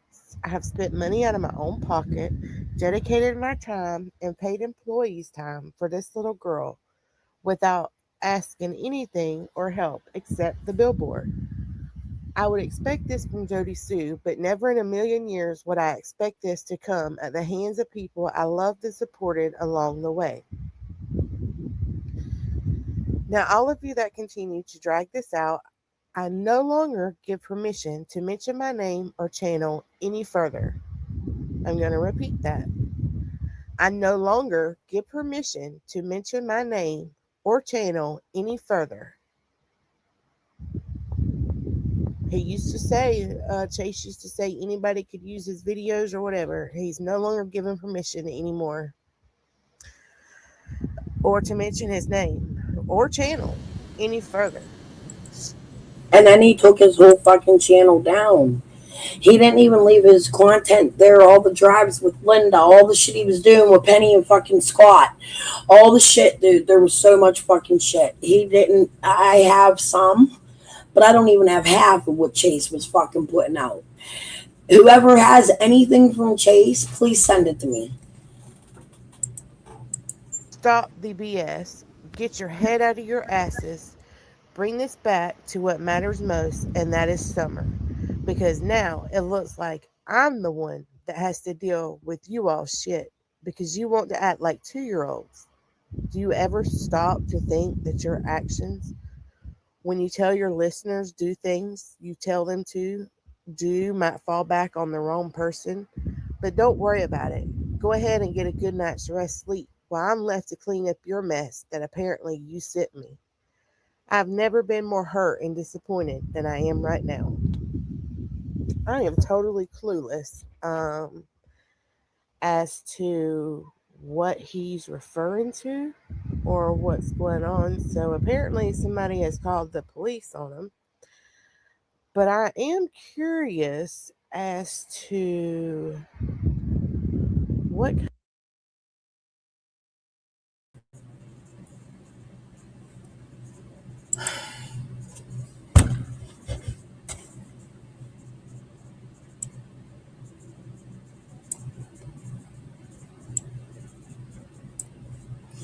Everybody make no mistake. Seems like nobody on here is your friend. I agree. There's no good side or bad side, but how come it is when I pull in my driveway at my house, there's two officials waiting there to question me about y'all's bullshit? None of you that are bitching and moaning and groaning are doing a damn thing for summer right now. So what were you doing besides causing chaos? I broke my back for months. I have spent money out of my own pocket, dedicated my time, paid employees time for this little girl. Who did you pay employees time to? Linda? Squall? Without ask anything or help except the billboard. No, you were running checks from post office box to Ginger Snap. I would expect this from Jody Sue, but never in a million years would I expect this to come at the hands of people I loved and supported along the way.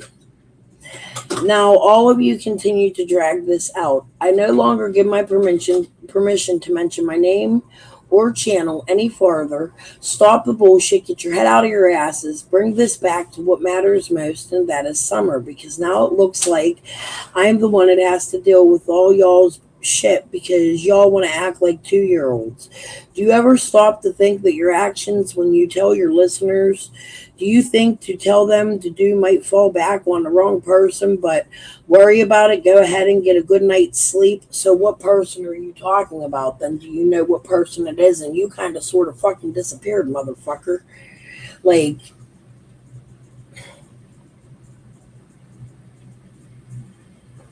while I'm left to clean up your mess. That's apparently you sent me. They sent you a mess. While I'm left to clean up your mess, that's apparently you sent to me. What mess did they send to you? I've never been. Hold on.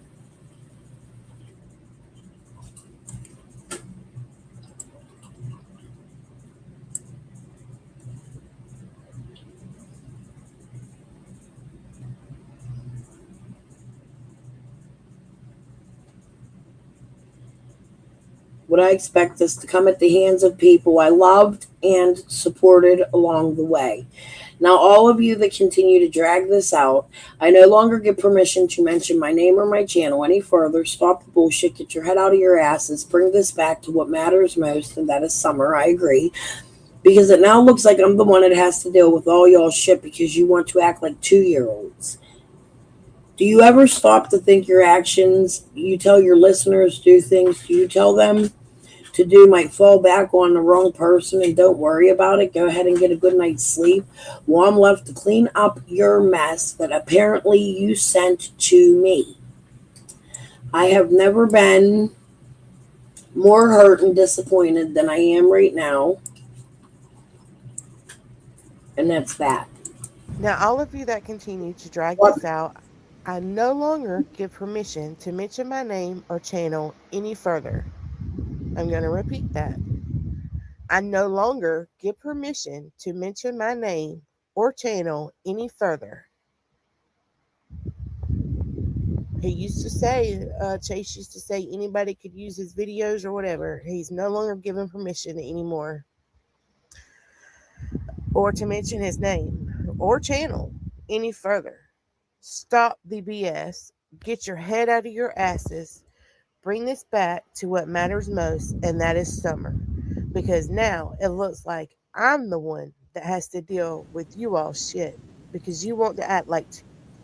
Except for Twister, everybody else has talked, and that NDA don't fucking matter. Like, in all fucking honesty, that NDA is only for movie rights or whatever. The police are in the middle of an investigation. Do you think they are going to give a fuck about that fucking fake ass NDA that ain't written up by a real motherfucking attorney? It ain't really certified. That's not a real NDA what they have. So he can talk. Cracking has talked. Benny has talked. There's so many others that have come out here and signed the NDA that have talked. The only thing, in my opinion, that were keeping people from talking was this movie they were doing. And I think that's after Chase. I don't even think that's during all the fucking this bullshit. He can fucking talk. He's done absolutely nothing. If he can't talk, it's because of the cops. 2-year-olds, do you ever stop to think that your actions, when you tell your listeners do things you tell them to do, might fall back on the wrong person? But don't worry about it. Go ahead and get a good night's rest sleep while I'm left to clean up your mess that apparently you sent me. I've never been more hurt and disappointed than I am right now. I am totally clueless as to what he's referring to. So am I. I would say sent him to that old lady he was harassing because that's when all this was going on. What is the date on this? October 25th. We have to look at the penny stuff. But okay, let's go back. Okay. When it came out, you all know how many creators are on. Come on, and he's going to talk about kind of some things that happened last night that he posted about, and we're going to let him voice his opinion and voice what happened, his factual stuff that actually happened through this. And as we stated above, anything that he's done with this channel he has come correct 100%, and I'll vouch for that. You saw how he handled it professionally. He went above and beyond with the contracts he sent over, showed everything. And then at 12 o'clock, just like the man said, that board clicked over. It beat me to going live to showing it. And I sat there waiting for it for an hour and a half in the Bojangles parking lot. Guys, that's what this whole thing should be about. It's rumors and going back and forth and banter and fighting's got to stop.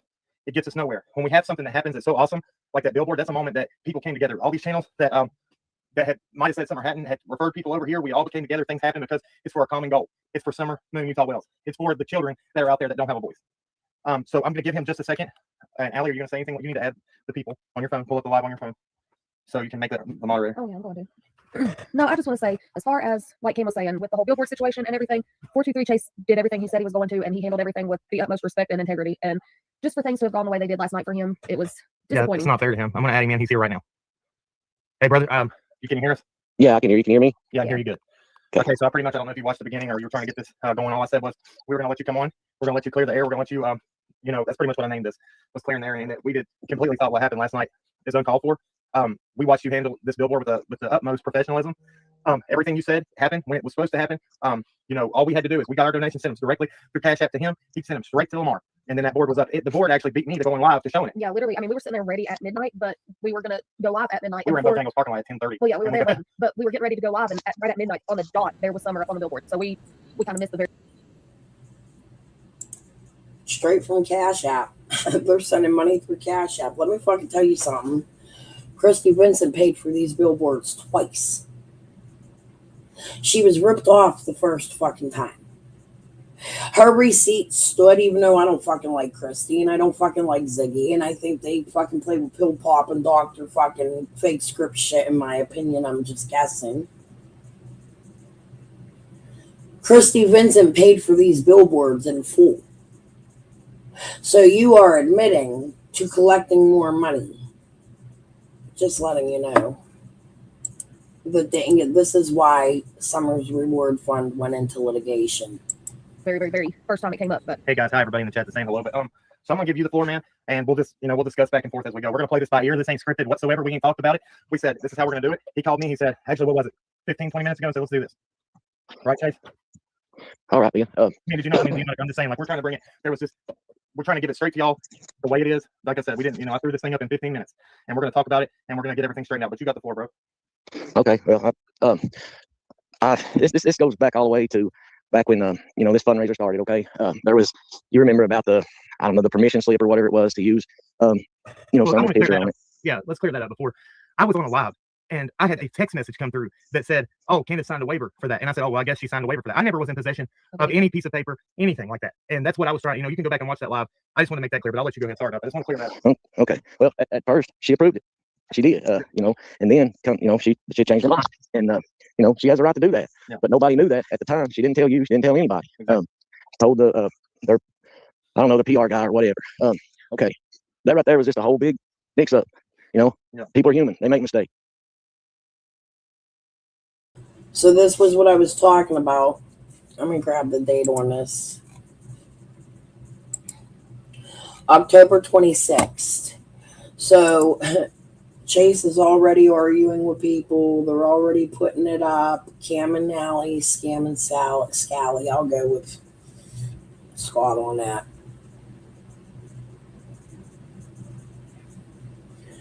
They're still defending Chase. They have him up there. This is the day after the last one we just listened to, where Cracking Cases is posting all of the bullshit Chase is saying. They're posting for Chase. Guys, when you're live, you have no room for error. You have no room for error. But the thing is, we all make errors. Who cares? It's a mistake. Let it go. It don't have to be talked about every single day. Okay. Absolutely. All right. Well, I come home yesterday, pull in, and I get met. Well, get questioned about things that I have nothing to do with. So who were they? Were they county or were they? No. It wasn't no county. There's some things I can say and some things I ain't going to say. Exactly. But I'll put as straight as I can. You know that. Well, right. And you can't. I mean, as far as that goes, if that issue shouldn't have happened in the first place. This is what I want to say. And I know she'll say this too. You were just, as far as what I understood, and this is me coming from an outside point of view. I had nothing to do with any of this, but from what I saw, you were just supposed to be the man that carried something to the bank. And that's it. That's it. And yeah. But what happens is, when God, let me hey Cam, could you give me just 1 second? I'm sort of trying to do my job here, and give me just 1 second, please. Okay, you go ahead and talk, and I'll come right back. Okay. All right, man. Yeah. Okay, buddy, give me just 1 second. All right. Okay, guys. So I'm gonna let y'all just do this real quick. He wouldn't have so let him get his stuff squared away. Let's go over what we just talked about. This man, 423 Chase, to everything that was done with that merchandise that was just supposed to carry a check to the bank and deposit it. We see that it didn't go that way. I think that the other persons that were running the fundraiser merchandise. He was just going to carry a check to the bank for merchandise. Let me go back.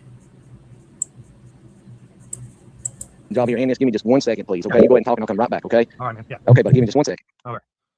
Okay, guys. So I'm gonna let him. I'll just do this real quick. All right. So let him get his stuff squared away. Let's go over what we just talked about.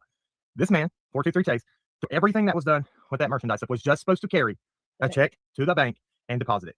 We see that it did. What merchandise? What merchandise are we talking about? The rug kind? The human kind?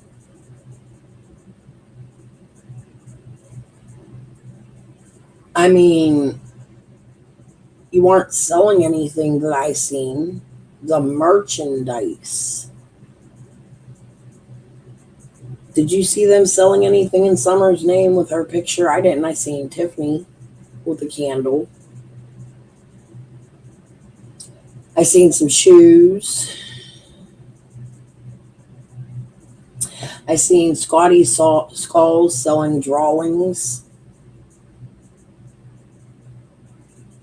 What merchandise are you speaking about, Cam? What kind of merchandise? What kind of merchandise would you have? T-shirts? Were you selling T-shirts? I don't remember T-shirts being sold. Twister donated the $200 and you ripped them off. You put fucking billboards on bricks and pallets that were fake, right? Like, there wasn't really even that many flyers. What merchandise they were all donated. What fucking merchandise are you fucking talking about? Didn't go that way. I think that the other persons that were running the fundraiser or the marathon, they sent it in there directly through to Civis Bank. So therefore, why is he being brought into it? Why are not let alone? I'm just not even going to say what kind of officers, because he doesn't want. He just said they're not county. Right. We don't even know. No, we have no idea about that, but I trust his word because he's done everything that he said he's going to do. Actions speak a lot louder than words. Sometimes you don't have to say anything when you do the right thing and it shows. Are you back? Okay, I'm back. Sorry about that. You're okay, man. I had a customer come in the shop here, and I had to talk to him, but I apologize. You're okay. Are you ready? Yeah, I'm ready. I was just what I said just now. I said, so let's go over what we talked about from the beginning. I said, so right now, we cleared up. Nobody on this side or your side had nothing to do with whatever waiver was supposed to be signed. I just had it through hearsay on a live and put through what was told to me. Okay, that part's cleared up. And then I said, with you basically were supposed to just carry the funds to Civis Bank. That ended up not being the case. They went around. She ended up going straight there and sending it straight through to Civis. That puts you completely out of it. Well, I don't blame her for that. I mean, I'm not saying nothing's wrong with that. No. Yeah. Let me. Okay. What happened was I was supposed to take the funds to Civis Bank, and of course that didn't happen. Well, the reason it didn't happen, she's got people calling on her saying that they're filing fraud charges, PayPal fraudulent charges. Okay, guys, listen. I know Q. I know everybody that's involved in this. Okay, anybody that was up there on that panel any nights that was raising money for that little girl in this reward fund, nobody had any ill intent in their heart. Exactly. Nobody did. Not Q. And that all okay. So we're hearing about merchandise. Jody Sue tells me that the live went down. I don't know why, but I heard it was Scott and Jody fucking really screaming at each other. Scott and somebody was screaming at each other. But he's telling us it's about merchandise. He's supposed to carry the check for merchandise to Civis Bank.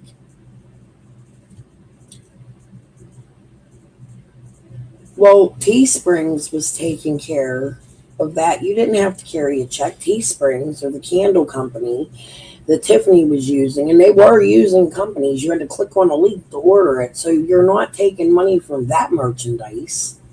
What merchandise are you fucking taking money to the bank for?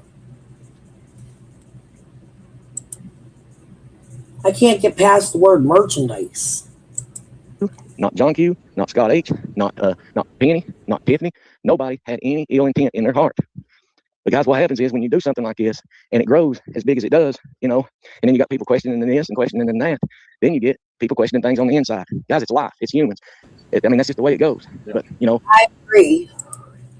It caused, I feel like John Q and or at least Q Carlock. I don't know about John Q because he seemed like he was sucking Scott's dick.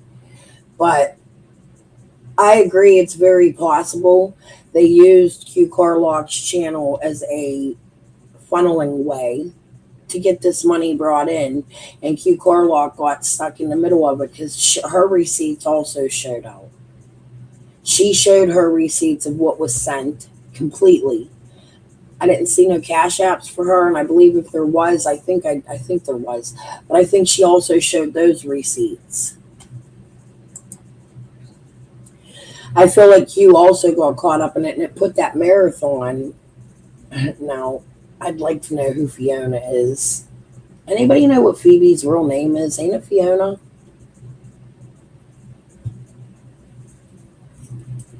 Is Phoebe's real name Phoebe? Does anybody know who Fiona is? Because she was named in that lawsuit with Q Carlock, and they figured Q Carlock's part out. They took her money into account. This is all the money that's missing. This is why Churchill Rescue Squad couldn't add up the money. And I'm going to show you more money that was collected by my fucking brother's murder victim's wife with these same people. Phoebe Australia, yeah. I wonder if her real name's Fiona. I'm curious. What's Crime Story's obsessed real name? All the people from that area of the world. Think of all the Michelle Walks. Is that really her real name? Yeah, I think it is. I think I looked her up. Look at all the people from that world. Who the fuck is Fiona? I'd like to hear from Fiona. What happened is, everybody started, pointing fingers, doing this, doing that, and I stepped back. I quit commenting on people's stuff. Because it's like this. I'm not gonna pick sides. I'm not gonna say this one's bad. I'm not gonna say that one's bad. I'm not gonna say this one done, because when the fundraiser was going on, everybody had good intentions, but nobody knew that it was going to blow up that big. Okay. I'm sorry if I want to say this because I was a little worked up at the beginning of this thing, because I get upset when this stuff happens, because we've been, through people that like to stir the pot and stuff and try to make things way worse than what they're supposed to. We had people running over to us. I said, I'll clear this up. I had nothing against anybody over there doing that marathon. Had nothing bad to say about them. The only statement we made in a comment was that you just have to be very careful when it comes to stuff like this, because it's stuff like this that happens from it. And that's what I stated. That's all. I was not speaking badly about anybody. And nobody, I feel like, when us as adults should have to go and speak to each other. Email us, let's ask questions, and let's say, hey, this is what happened. Is this true? Is this what was said? We'll come. I'll be straight up honest with anybody. That I think Chase will say that's true about us. I would hope you would say that. You hear me, Chase? Yeah, I heard you, buddy. I'm listening. I'm just saying, I feel like that you would say that we're honest people and we do the right thing, and we will always shoot straight with you. I totally agree, man. I totally agree. Thank you. But when you've got this many people in on something, and the first thing gets said by anybody, that's going south, then it's just going to create a lot of confusion. And I understand why everybody would do what they're doing. I understand that. But guys, when something starts going south, you don't part ways. You come together more and you fix the problem. If there is a problem, which I spoke to my attorney earlier. But getting back to me, okay, because I can't speak for anybody else. That's right. But getting back to me, what I did, there was, let me say this: if you make YouTube videos on here and you think for 1 minute that authorities don't know who you are, where you are, and how to find you, you're badly mistaken. That's right. They know where you're at. And all this stuff that people saying Jody Sue had this done, Jody Sue didn't have this done. Okay, it wasn't about no gift card. It wasn't about this. It wasn't, had nothing to do with that. But what happens is when you need to come together for stuff like this, because they're gonna go to the closest person to the scene. Well, who is that? That's me. Yep. I'm right here. I'm the one supposed to take. Everybody knows I'm the one supposed to take a $30,000 check to the bank. Well, when it ends up being not that, who are they gonna come look for? Yep. And guys, if you make videos on here, listen. These listeners, all these people in this chat right here, they listen to you. They respect you. You all have earned these people's respect. Right. You're looked at as a follower, as a leader, and they're going to follow you. That's what it's called right there. They follow you on YouTube. They don't only follow you to watch your videos. They follow you to listen. So, guys, whatever is put out, people listen. That's right, and that's because you've earned their respect. I'm not speaking bad of you. It's a fact. You've earned their respect. These people follow you. They listen to you. And guys, this all started for me anyway over a little 5-year-old missing girl. That's exactly right. It's not about. I just wish each and every one of you could come down here and see what me and Cam sees. Okay, we had that billboard put up. Okay, and Cam, I know you get it too. Okay, yeah. Guys, I got people that email me over this billboard about what words are on it. Guys, if any of you have a problem with what's written on that billboard, okay, and Cam, you can verify this. Yeah, I want to verify what you said. You need to go if anyone has a problem over what's written on that billboard. You need to go talk to Don and Candace, because they are the ones.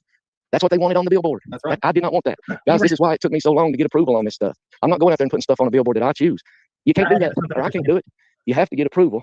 Yep. That's what they wanted on the billboard. It ain't what I wanted on the billboard. And I can verify to the fact that you read everything through their PR person. You even took what they wanted, because he called us first, and I said, you don't need to take this up with me. I said, you take it up with 423 Chase. We put you, their PR person, together, and they approved everything that went on up there. And I want to back up a little bit. And I know Alex sitting right here too, and she'll say the same thing with us as content creators or people that we come into this. Our stance on it might not be the same as everybody else's, but we do have an obligation and a respect to ourselves to put out the most integral stuff that we can, the best stuff that we can, and the most truthful, factual things that we can to help with this overall case. That is a responsibility we have. Absolutely.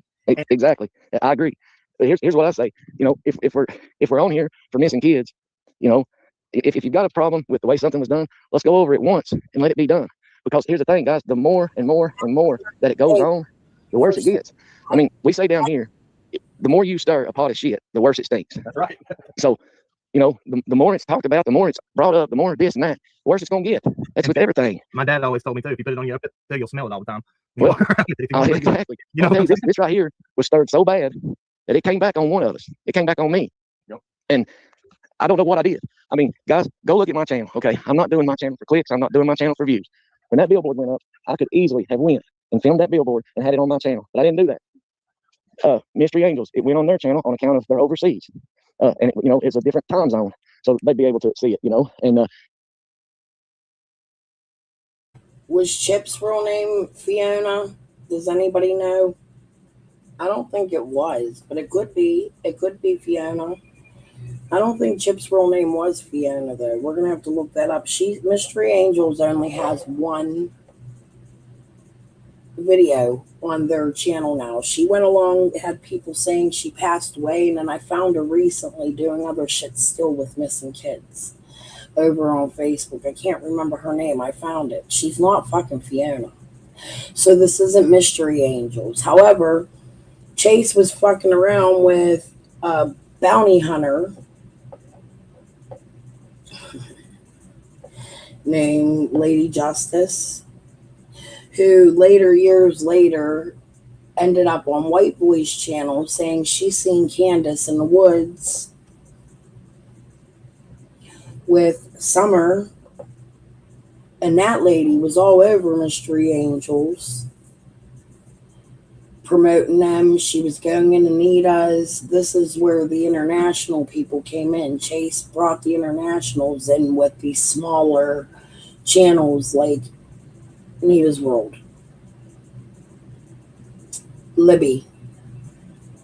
He used Duchess. Libby was able to pass him over to Duchess, who had a much larger channel. Libby and Duchess became best friends. Now, Duchess and I have made up. If Duchess is watching, I would love to talk to her just about Chase. I'm not here to down anybody. I'm the one that was attacked by these people for absolutely no fucking reason other than saying Squall's a fucking liar. And she is. I guarantee you she fucking is. So they went on her panels and they were all fucking bashing me. And Trudy being a mod for White Boy, was she? I didn't know that. Oh, who is now Lady Freedom and doing daily lives with Sebastian Rogers' dad. Are you fucking kidding me? Kylie, can you post a link to that for me? Proud of our community too. Respect for each other and no drama like some channels. Yeah, I didn't let that shit happen. The troll. I enjoy the trolls. I think they're funny. I think when somebody's trolling me, it gives me a little bit of content to make you guys laugh. I've had people fucking porn bomb me. I've had people come. Benny, his favorite thing to me was he would used to come into my chat under different names and go to sleep. Bitch, I'll put you to sleep. Like, the most ridiculous trolling ever. It's ridiculous. I've been told to unalive myself. I don't belong in Summer's case. I shouldn't be covering Summer. Lady R is a cunt. She is sus. She's from Michigan or Connecticut or whatever. However, let me tell you that that's also where the Goads are from. Jim Goad has a lot of fucking family up in that fucking area. The stepfather of Don Wells. There's people playing games up there in those same areas. People such as Lady fucking R. I'm not saying Lady R is involved in anything, but she's one of those that people accuse me of doing shit during the fucking marathon. I didn't fucking do nothing. I'm going to put the proof out and bash everybody. And she never does. None of it's there.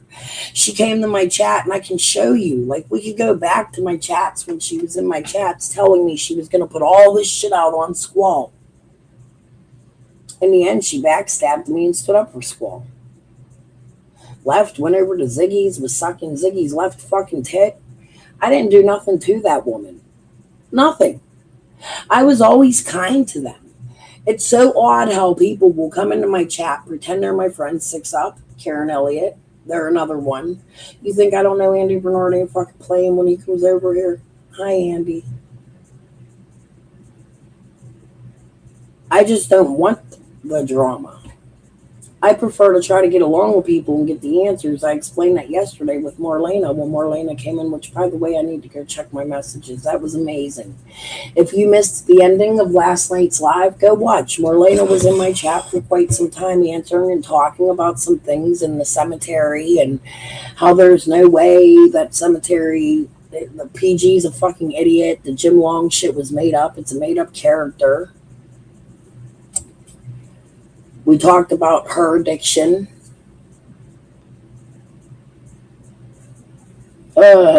Okay. Sure, 1 sec. Thank you, Kylie.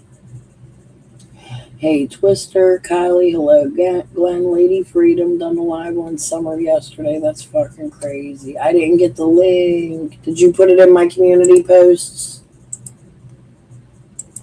Can you put it in my community post? Because I can't see it on here. StreamYard's weird. Remember the one talking to TM about the man she met? No. Refresh my memory a little bit more.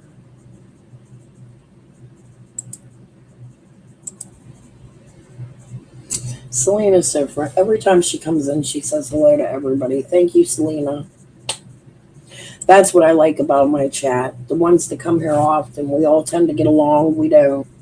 There isn't a whole lot of drama. When the trolls are here, I've sort of trained you guys to ignore the trolls and let me handle them, and I love it. I do. Bring the trolls. I ain't had one in a while.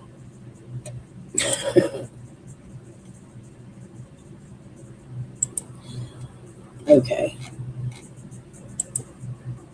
It's okay, Kylie. It ain't your fault.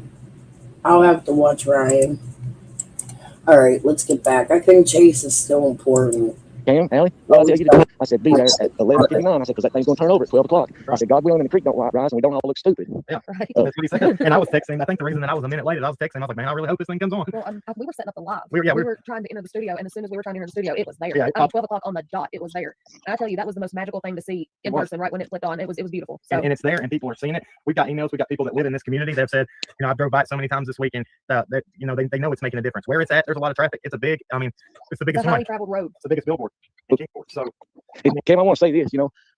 I've been coming out and I've been saying some things, on community posts that's not really like me to do. But let me tell you something. There comes a point in time where you get fed up with the hate, okay? 100%. And that, to me, that means, you either, for every one thing, and I don't mean it sent to me as hate, but, for every one thing, if you all think I only get hate once ever, 10 million comments or emails, you're badly mistaken.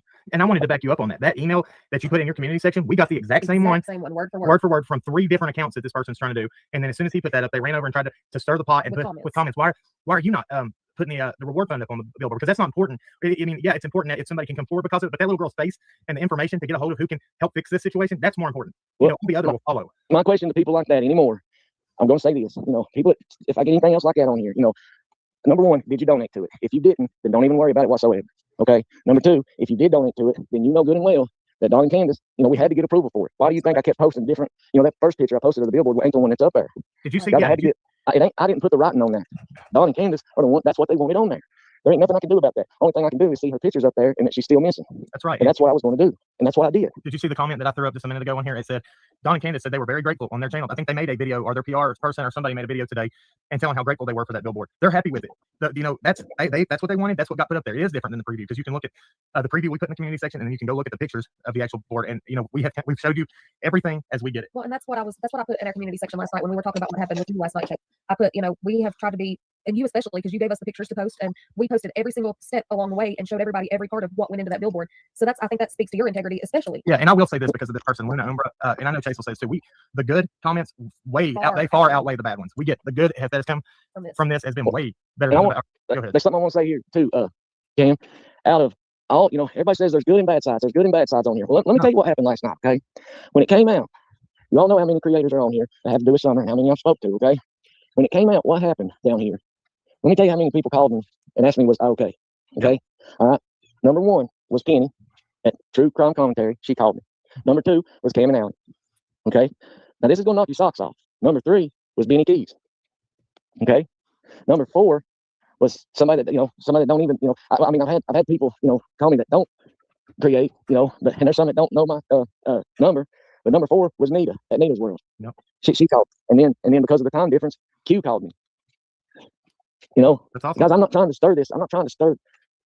We got the exact same one, word for word from 3 different accounts that this person's trying to do. And then as soon as he put that up, they ran over and tried to stir the pot and with comments. Why are you not putting the reward fund up on the billboard? Because that's not important. I mean, yeah, it's important that if somebody can come forward because of it, but that little girl's face and the information to get a hold of who can help fix this situation, that's more important. The other will follow. My question to people like that anymore, I'm going to say this. People, if I get anything else like that on here, number one, did you donate to it? If you didn't, then don't even worry about it whatsoever. Okay. Number two, if you did donate to it, then you know good and well that Don and Candace, we had to get approval for it. Why do you think I kept posting different? That first picture I posted of the billboard ain't the one that's up there. Did you see? I didn't put the writing on that. Don and Candace are the one. That's what they wanted on there. There ain't nothing I can do about that. Only thing I can do is see her pictures up there and that she's still missing. That's right. And that's what I was going to do. And that's what I did. Did you see the comment that I threw up just a minute ago on here? It said, Don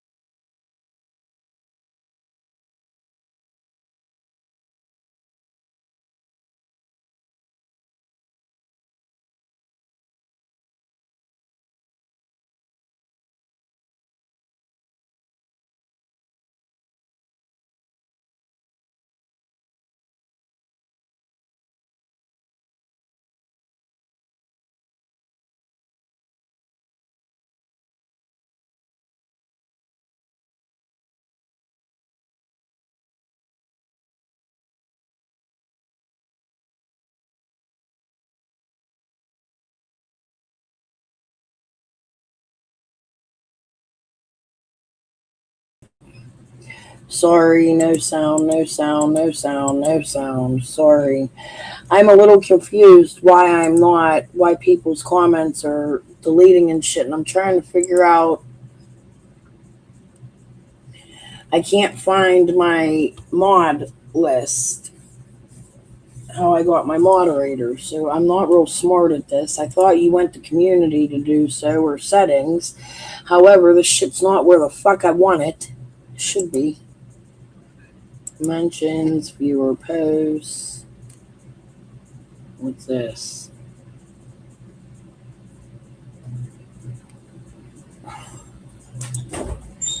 Comments, content. Hold on a minute.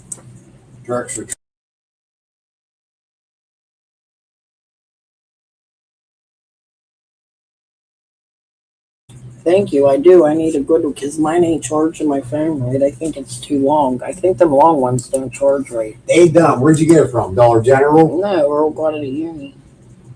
Yeah, some of those ones, those long, I got a 10-foot one. No, 5-foot one. Or whatever, a 4-foot one. I don't know. It's pretty long. It works good though. I ain't gonna lie. It's fucking, I've had it for the last. Can someone tell me how to find where I find my fucking mods?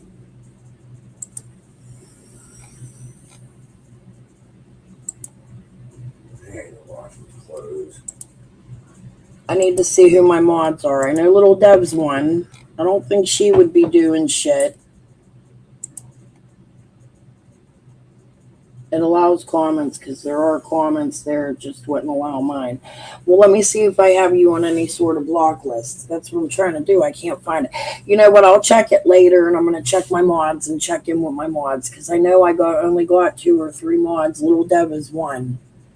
But my husband's out here. I think I modded him, so I'm going to take him the fuck off of there. Don't do that. Yeah, because somebody's deleting my comments and fucking with my. I have mods. So what a moderator is they. Someone's moderating your shit. Yeah, they're deleting my shit. My fucking subs are telling me my shit's being deleted. You know who it could be? Yeah, maybe Earl. I don't fucking know. Exactly. Thank you for letting me know that's going on. I will figure it out. I'm sorry I did it. I'm a jealous Yeah, I'm person. in there. That's where I'm at. Kylie. I'll figure it out later. I'm just a dumb blonde. I don't know what to tell you. Okay, let's go back to Chase here. I don't want to get too off track here.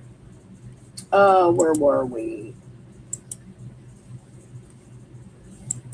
Don and Candace said they were very grateful on their channel. I think they made a video, or their PR person or somebody made a video today and telling how grateful they were for that billboard. They're happy with it. That's what they wanted. That's what got put up there. It is different than the preview because you can look at the preview we put in the community section, and then you can go look at the pictures of the actual board. And we've showed you everything as we get it. Well, and that's what I put in our community section last night when we were talking about what happened with you last night. I put, we have tried to be, and you especially, because you gave us the pictures to post, and we posted every single step along the way and showed everybody every part of what went into that billboard. So I think that speaks to your integrity, especially. Yeah, and I will say this because of this person, Luna Umbra, and I know Chase will say this too. The good comments far outweigh the bad ones. We get the good that has come from this has been way better. Go ahead. There's something I want to say here too, Cam.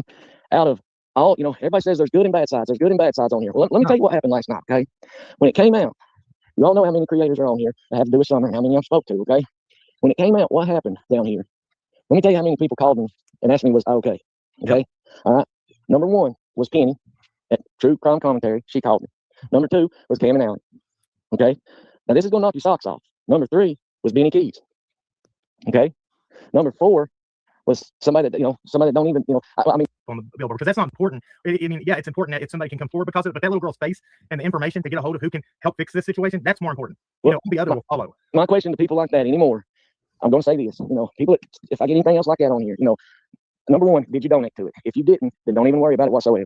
Okay. Number 2, if you did donate to it, then you know good and well that Don and Candace, we had to get approval for it. Why do you think I kept posting different? That first picture I posted of the billboard ain't the one that's up there. Did you see? I didn't put the writing on that. Don and Candace are the one. That's what they wanted on there. There ain't nothing I can do about that. Only thing I can do is see her pictures up there and that she's still missing. That's right. And that's what I was going to do. And that's what I did. Did you see the comment that I threw up just a minute ago on here? It said, Don and Candace said they were very grateful on their channel. I think they made a video, or their PR person or somebody made a video today and telling how grateful they were for that billboard. They're happy with it. That's what they wanted. That's what got put up there. It is different than the preview, because you can look at the preview we put in the community section, and then you can go look at the pictures of the actual board. And we've showed you everything as we get it. Well, and that's what I put in our community section last night when we were talking about what happened with you last night, Kate. I put, we have tried to be, and you especially, because you gave us the pictures to post, and we posted every single step along the way and showed everybody every part of what went into that billboard. So I think that speaks to your integrity, especially. Yeah, and I will say this because of this person, Luna Umbra, and I know Chase will say this too. The good comments far outweigh the bad ones. We get the good that has come from this has been way better. There's something I want to say here too, Cam. Out of all, everybody says there's good and bad sides. There's good and bad sides on here. Well, let me tell you what happened last night. Okay, when it came out, you all know how many creators are on here that have to do with summer and how many I've spoke to. Okay, when it came out, what happened down here? Let me tell you how many people called me and asked me was I okay. Okay, all right.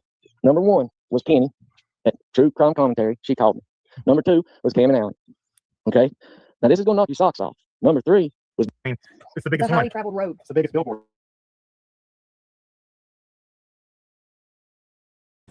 I'm sorry I keep going back. My husband's texting me. It's argument after argument. And I'm not paying attention. I'm trying to. Just give me 1 second here. I'm going to re-listen without looking at my phone for a minute.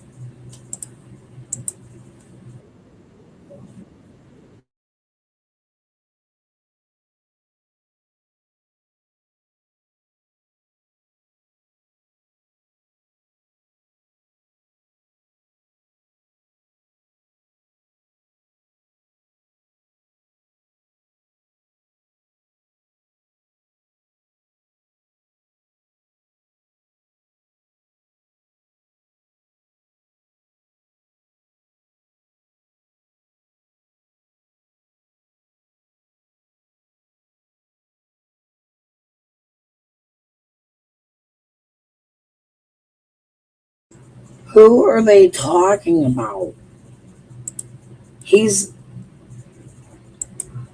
And then let me remind you also that Don didn't want Summer's face on the billboard. He wanted his.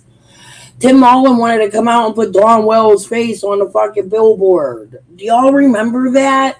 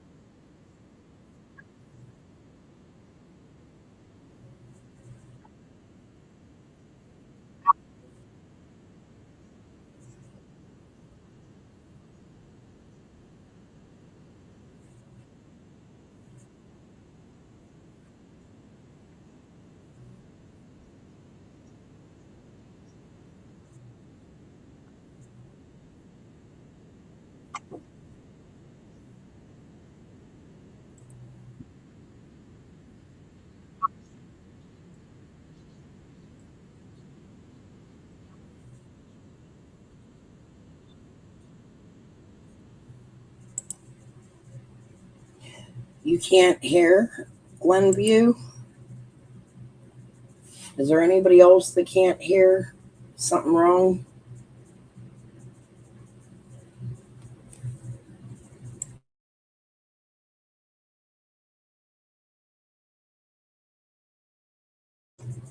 Michael, let me know if you can hear.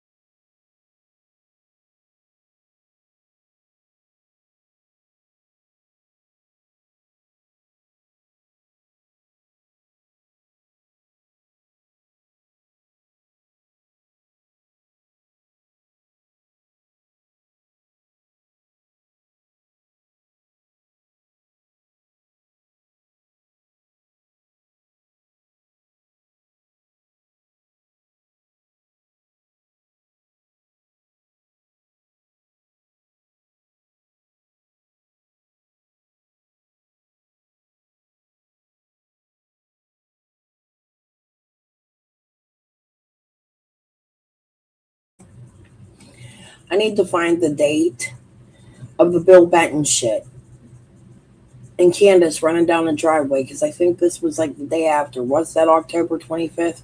So Benny Keys is calling Chase after Chase is arrested. So that means Dawn and Candace knew about it. Or Penny and Benny was already in contact, or Penny and Scott.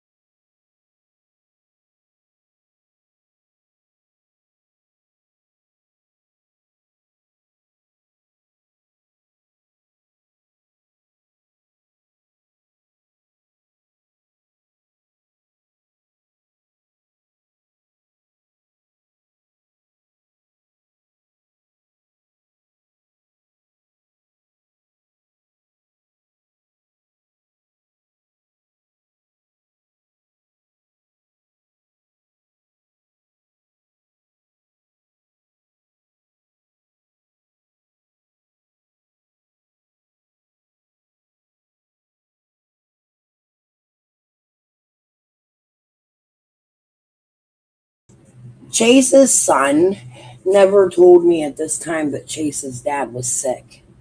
I don't know whether that's true or not, but Cam was getting out here and asking people to pay. It almost seemed like a grift to me. I want you to remember that Chase's son also told me that Chase faked cancer. Chase's ex-wife, Rachel King, came out to Tiffany Marie and said Chase faked his son's cancer and collected a whole shit ton of fucking money when Chase's son was little. You can't hear it. Some people are saying they hear it. Some people are saying they ain't. Can you please turn your make sure your volume's turned up? I can't hear what you're playing. Why is my fucking computer doing this? It's fucking frustrating as hell.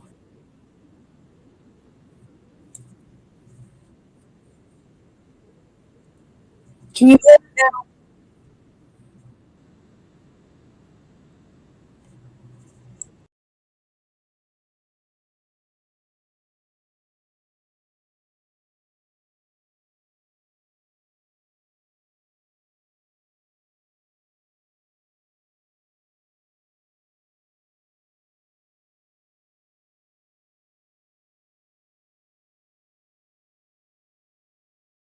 Why do you think I kept posting different?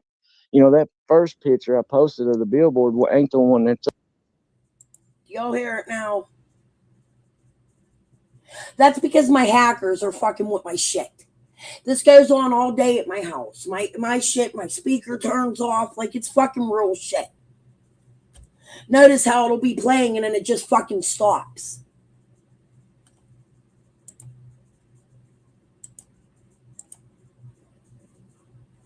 Pay attention when that happens, because that means it's something somebody don't want you to fucking hear. I'll go back. Mystery Angels. It went on their channel on account of they're overseas.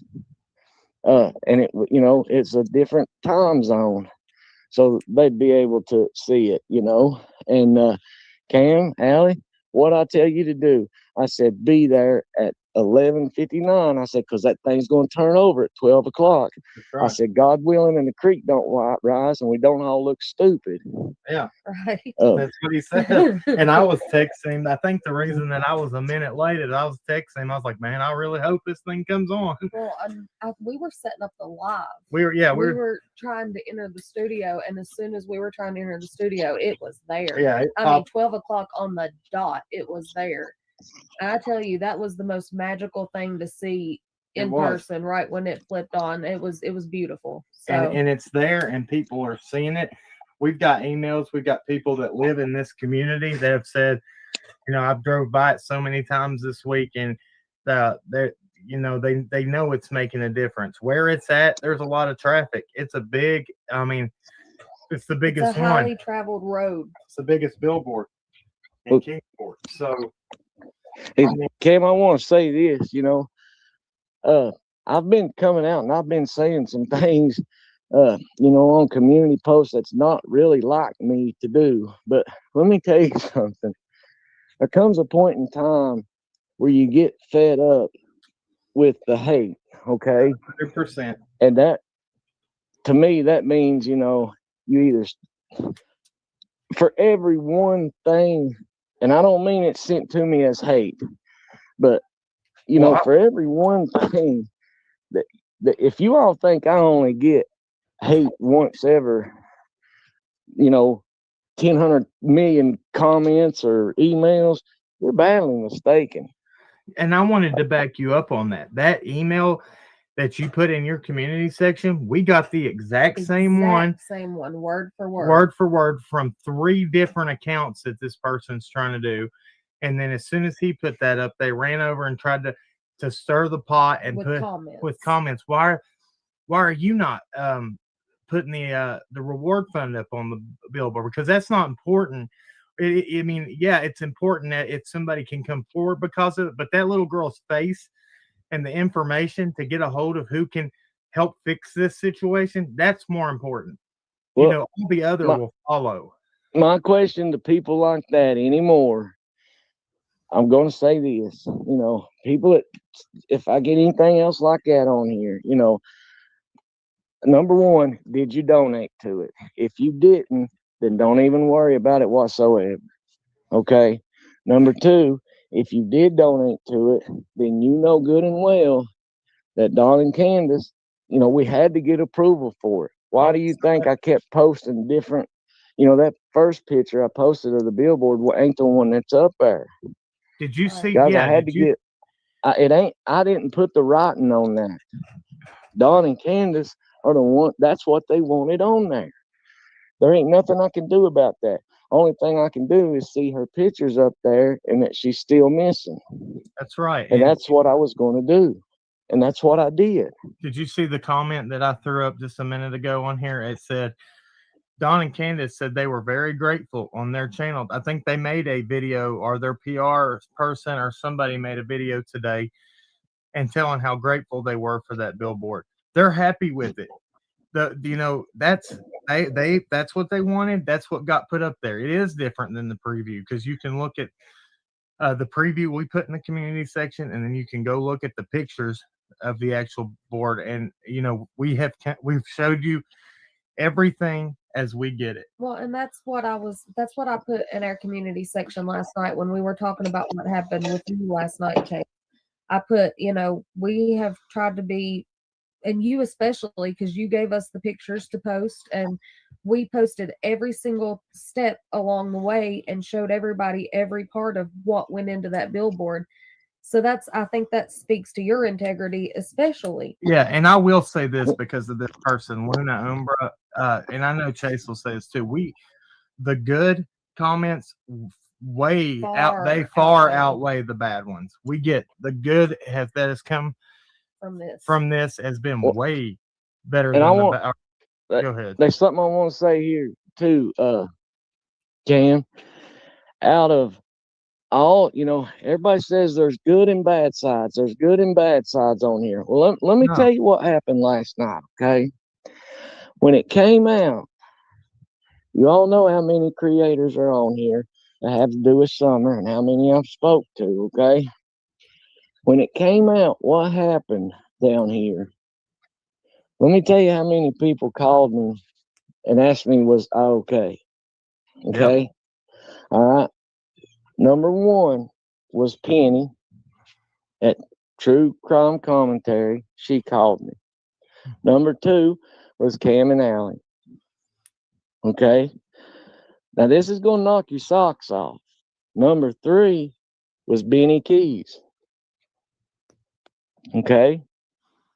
Number four was somebody that, somebody that don't even, I've had people, call me that don't create, and there's some that don't know my number. But number four was Nita at Nita's World. Yep. She called, and then because of the time difference, Q called me. That's awesome, guys. I'm not trying to stir this. I'm not trying to stir. Just please, people, stop stirring the pot, because it's affecting the ones that nobody's even stirring a pot about. And not only that, when this kind of stuff happens, it takes away from the time that you want to put towards what you can do for summer. Right. This right here has got me. After I got that billboard, Cam, Allie, I want you to tell people what my face looks like when you see me. Am I not war complete? Allie, you've told me I need to go to bed. How many times have you told me that? A lot. And after this billboard got done, I wanted to get off here a little while and rest a little bit. Yeah. Now this here's got me locked up. Well, you got your dad being sick. Go ahead, Allie. You were going to say. We think on the same level. You've been dealing with everything with your dad, and then, this has not helped anything. No, it ain't. It ain't. Guys, what we're stirring up came back on It came back on me. Now, you know what? If I deserve it, that's fine. But you know what? I'll fix it. I'll fix it. And I won't ask nobody for no help, but I'll fix it. I'll Well, yeah, fix my end up, you know. because you're man enough to stand up. If you say you're wrong, and you fix it. But Well, I this, wasn't wrong. I mean, yeah, I wasn't- exactly. That's what. Well, that's what yeah, I'm trying yeah. to say. But you have enough integrity to say to fix it, weren't even if wrong. you're not wrong. I missed a lot. I'm sorry. I had to go to the bathroom. My husband's coming down to help me with something, but he has to go to work, and it's a whole fucking mess. I really didn't mean to. Let me check up with chat. Whatever I missed, I'll go back and listen to later, and I'm sure I'll go over this a million times. It's hackers.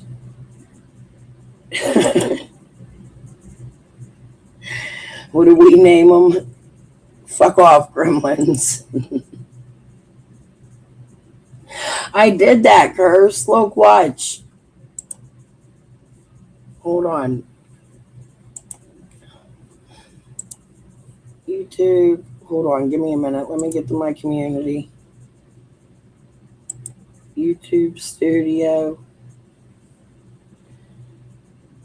Community. Here's what happens when I click community. Where the fuck? Viewers, posts, mentions. I don't really fuck around in my studio. I just comment whatever I see. Apparently, I can see all my comments here. I should maybe utilize that. I'd answer more of y'all. Okay, but here I am in my community. This is what it shows. And when you go to settings, community moderation. Oh, here we go. I found it. I have Helen. Okay, so Helen and A1. I need to figure out who's doing this. So what I'm going to do, I'm just going to leave Little Deb for now since she's the only one that's really been coming in. It's nothing against y'all, but we're going to see if the comments stop disappearing. Don't take that personal. I'm not accusing anybody of anything. It could be something totally fucking different. But what I'm going to do is just have one mod at a time. And Little Deb's been the mod that's been coming in most. So that's where we're going to go with that to make sure my comments don't disappear or see if that's what's causing it. All right, back to this. I am so sorry. And guys, don't get me wrong. I'm not knocking nobody's integrity here. I'm not doing that. I will tell you right now, if you go back when this fundraiser started, nobody on that panel had bad intentions of nothing. Nobody did. But somewhere along the way, it went all to pieces. That's right. Okay. And I know everybody on here has seen the video, you know, of people blowing up on the panel over stuff, you know.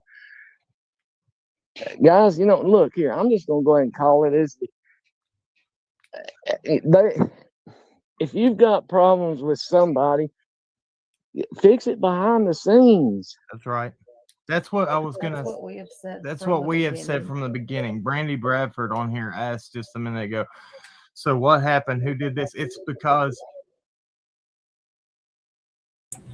Well, Chase, I tried to do that with you, and I have text messages with you. I'm not going to pull them out now because this whole live isn't about you. We're going to go back to Don when this is over for a little bit in his family official channel and go through about 3 more videos. I'm going back and forth between y'all. But I did reach out to you. I did exactly what you're asking people to do. And what kind of response did I get from you? A threat from another female who I believe was Trixie, who's playing games with MOB. Oh, yeah, let me show you all.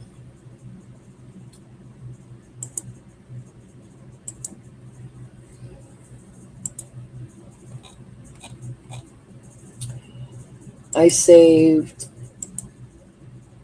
a couple screenshots. Gary Sargent is who As Above So Below was. MOC Community, LC Justice.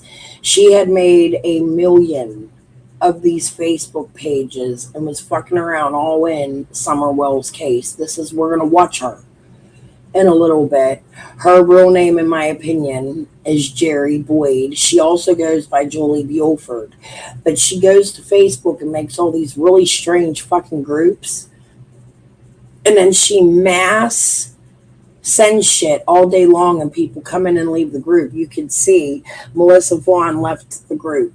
She harasses the people in these groups, and she started to do that in my group one time when I was in the hospital. Like, she's trying to take over people's groups. She told me one time that she started Trixie Starr's groups and that she was very good best friends with Trixie Starr. I've heard old lady over there, Crooked Hip, what's her fucking name? The crazy news reporter's wife. I can't even think of her fucking name. Hip locked. I've heard her say that Trixie's her granddaughter, and Trixie agreed with it in her chat at one time. Now, I don't know if there's any truth to that, where they were joking around or whatever, but if that's fucking true, I think it's time we know. Don't you? Because Lip Lock was literally a mod for every fucking human on here. She literally went around and made her job grabbing wrenches in motherfuckers' chats.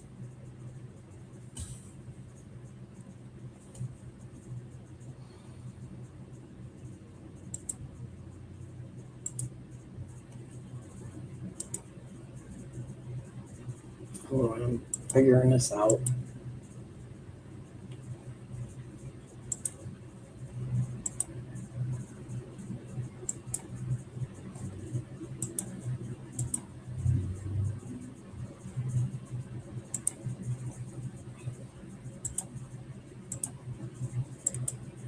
Stuff like this that people go real life, and we don't know where it came from. It's probably somebody that's starting stuff, and they called and they try to get law enforcement involved, and that's unnecessary.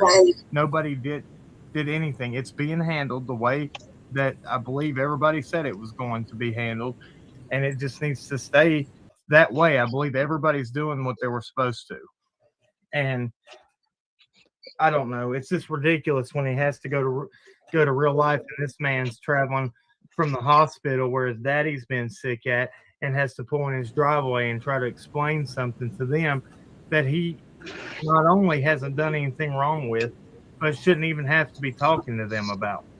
That's why we put this together. Anybody involved in Summer's case should have no problem talking about Summer's case if somebody's doing fuck shit games in it. So why would you, Allison, and Chase be mad about talking to the feds if you may have information because some YouTubers were playing around with you? Hey, did anybody know I have clips of cracking cases, and I don't know where they're at right now. I wasn't prepared to pull this out, but it got my wheels grinding. And I've questioned Cam. I have even screenshots of Cam talking back to me about before Summer's case even started, one of the first things he did was sit on a porch at the end of Beach Creek Road near Lone Star. He has a very good friend that he is friends with, and that's how he got intertwined with Summer's case. He would go to say, I have clips of him being on this porch with Allison and talking about it. Cam is from Church Hill. He's not from Virginia like he tells you, although he says, I wasn't there for a long time. Church Hill is his stomping grounds. He moved to Virginia from Church Hill. So he's a fucking full of shit motherfucker, and Church Hill is where most of the James Light people were busted from. So I think people really need to start questioning where the fuck these motherfuckers came from too, because I'm done holding my fucking filter. When you're out here playing games with people like fucking Chase, Jamie fucking Wilson, which somebody said earlier, Jamie Wilson. I missed the name Jamie, which is why it's important that I go back and listen to that if they mentioned it. So can you tell me under what context it was mentioned?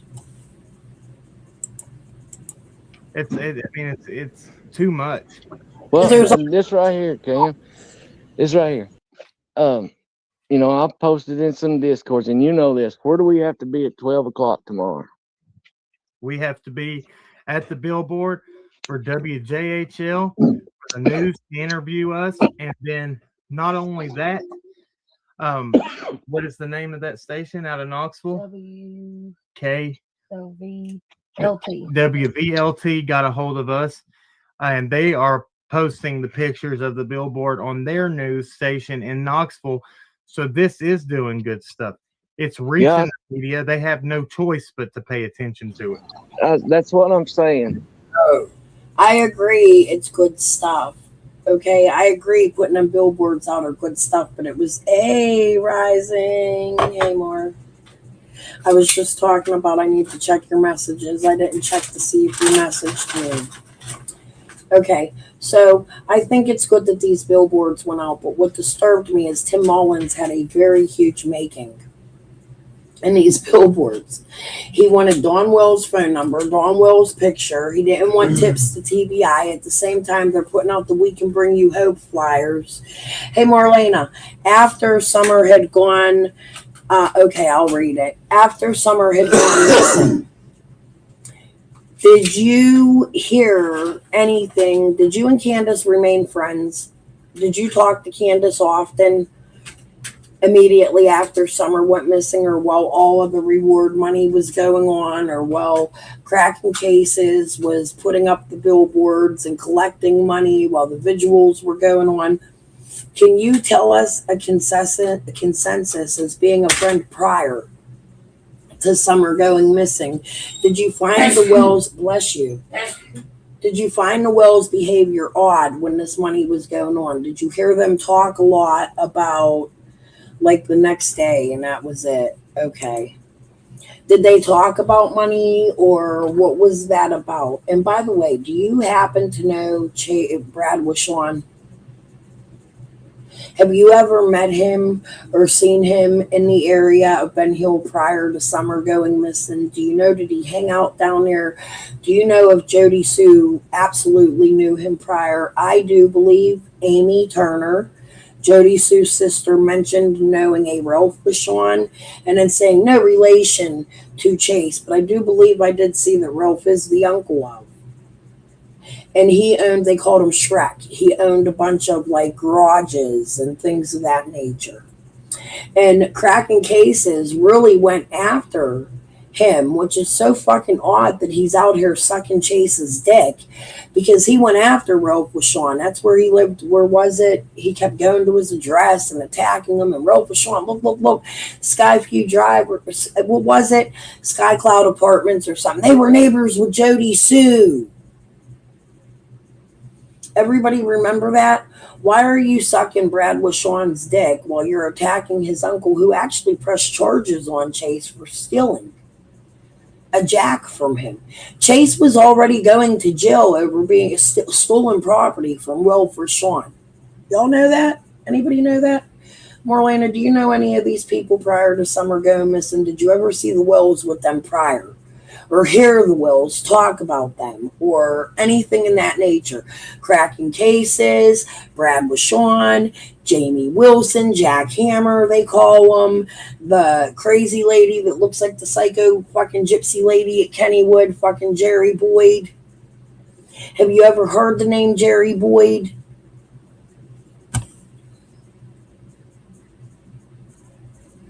Shit's just wild. We got this billboard put up, and yesterday at 8 o'clock in the morning, I start getting calls wanting to be interviewed by WJHL. Okay, guys, this is what I'm. Can I ask, if you had to guess from your area who Squalton is, who do you think she would be? Have you ever heard her voice? If I played her and played her voice, would you think you would know who she was? Because I've been told in secret that she is a girlfriend right now, currently, of Frank Light, or was at the time of Summer's disappearance. Let me go play her voice for you. These are the questions we should be asking the locals.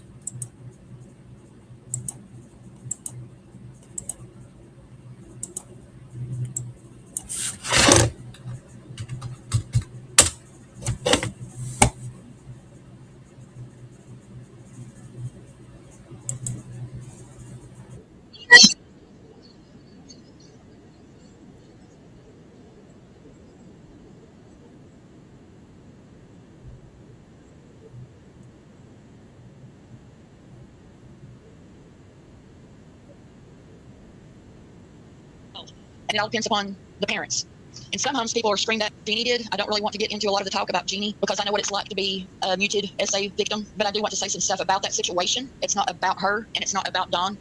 Every single home has a traumatic normal. Now, the level of that traumatic normal is going to vary greatly, and I mean, it all depends upon the person, on the child, and it all depends upon the parents.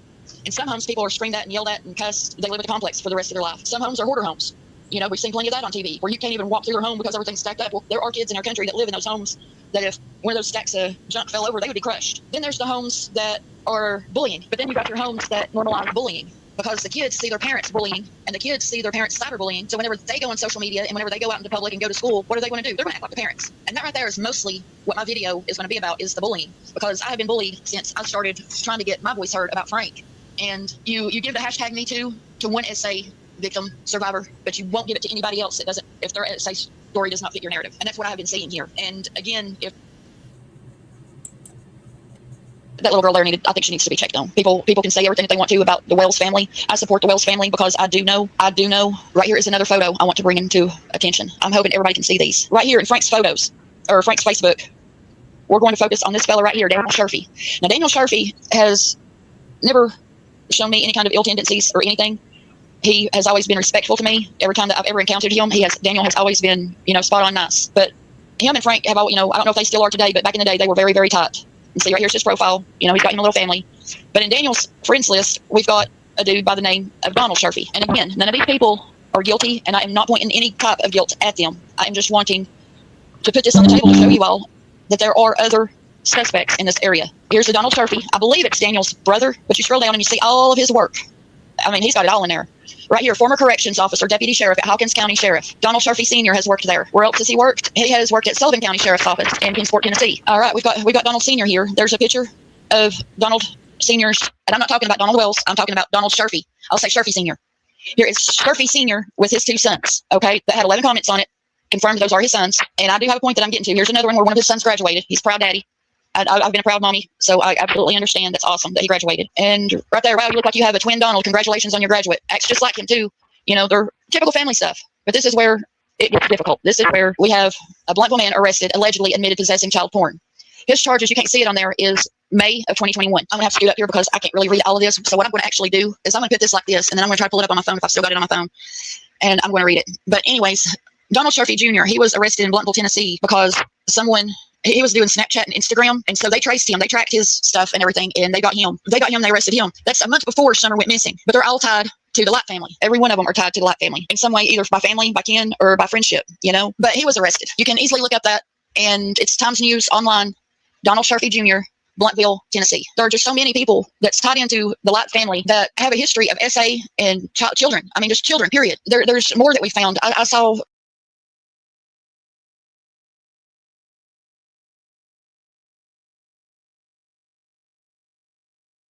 How many workers did the tree trimming crew have? Yeah, at first they were like, one of the days I recall being in there, like the radiation scan day, it was like a massive amount. There were 2 separate crews. I talked to somebody that had identified themselves as like a supervisor or something, and then they gave me a number of somebody else to call to make sure that everybody knew, because that was somehow state related, the 2 company related. It was, mixed up, how that stuff works. Right. And they're contractors, so. And there was personal vehicles, there was motorcycles parked across the cemetery, personal vehicles kind of parked everywhere, but my car was surrounded in the middle of Ben Hill when I stopped, to the point where I felt smothered anyway. But there were like dozens, and there was a massive amount of equipment and trucks and vehicles coming in and out. And I think the number of these people definitely dropped after Summer, was missing. Like, it was not even a quarter of what had been shown up in there. I mean, just the very next day, the number was cut in half or less. Oh, absolutely. The very next day, compared to the day she was missing. My car was surrounded. I mean, there were shoulders still in loop. It was like 2 or 3 circles of men around my car. It wasn't just like, oh, there's 10 and it's enough to take up space. This was like 3 circles worth of men around the car. And 3 rows deep all the way around. Yeah, like that many.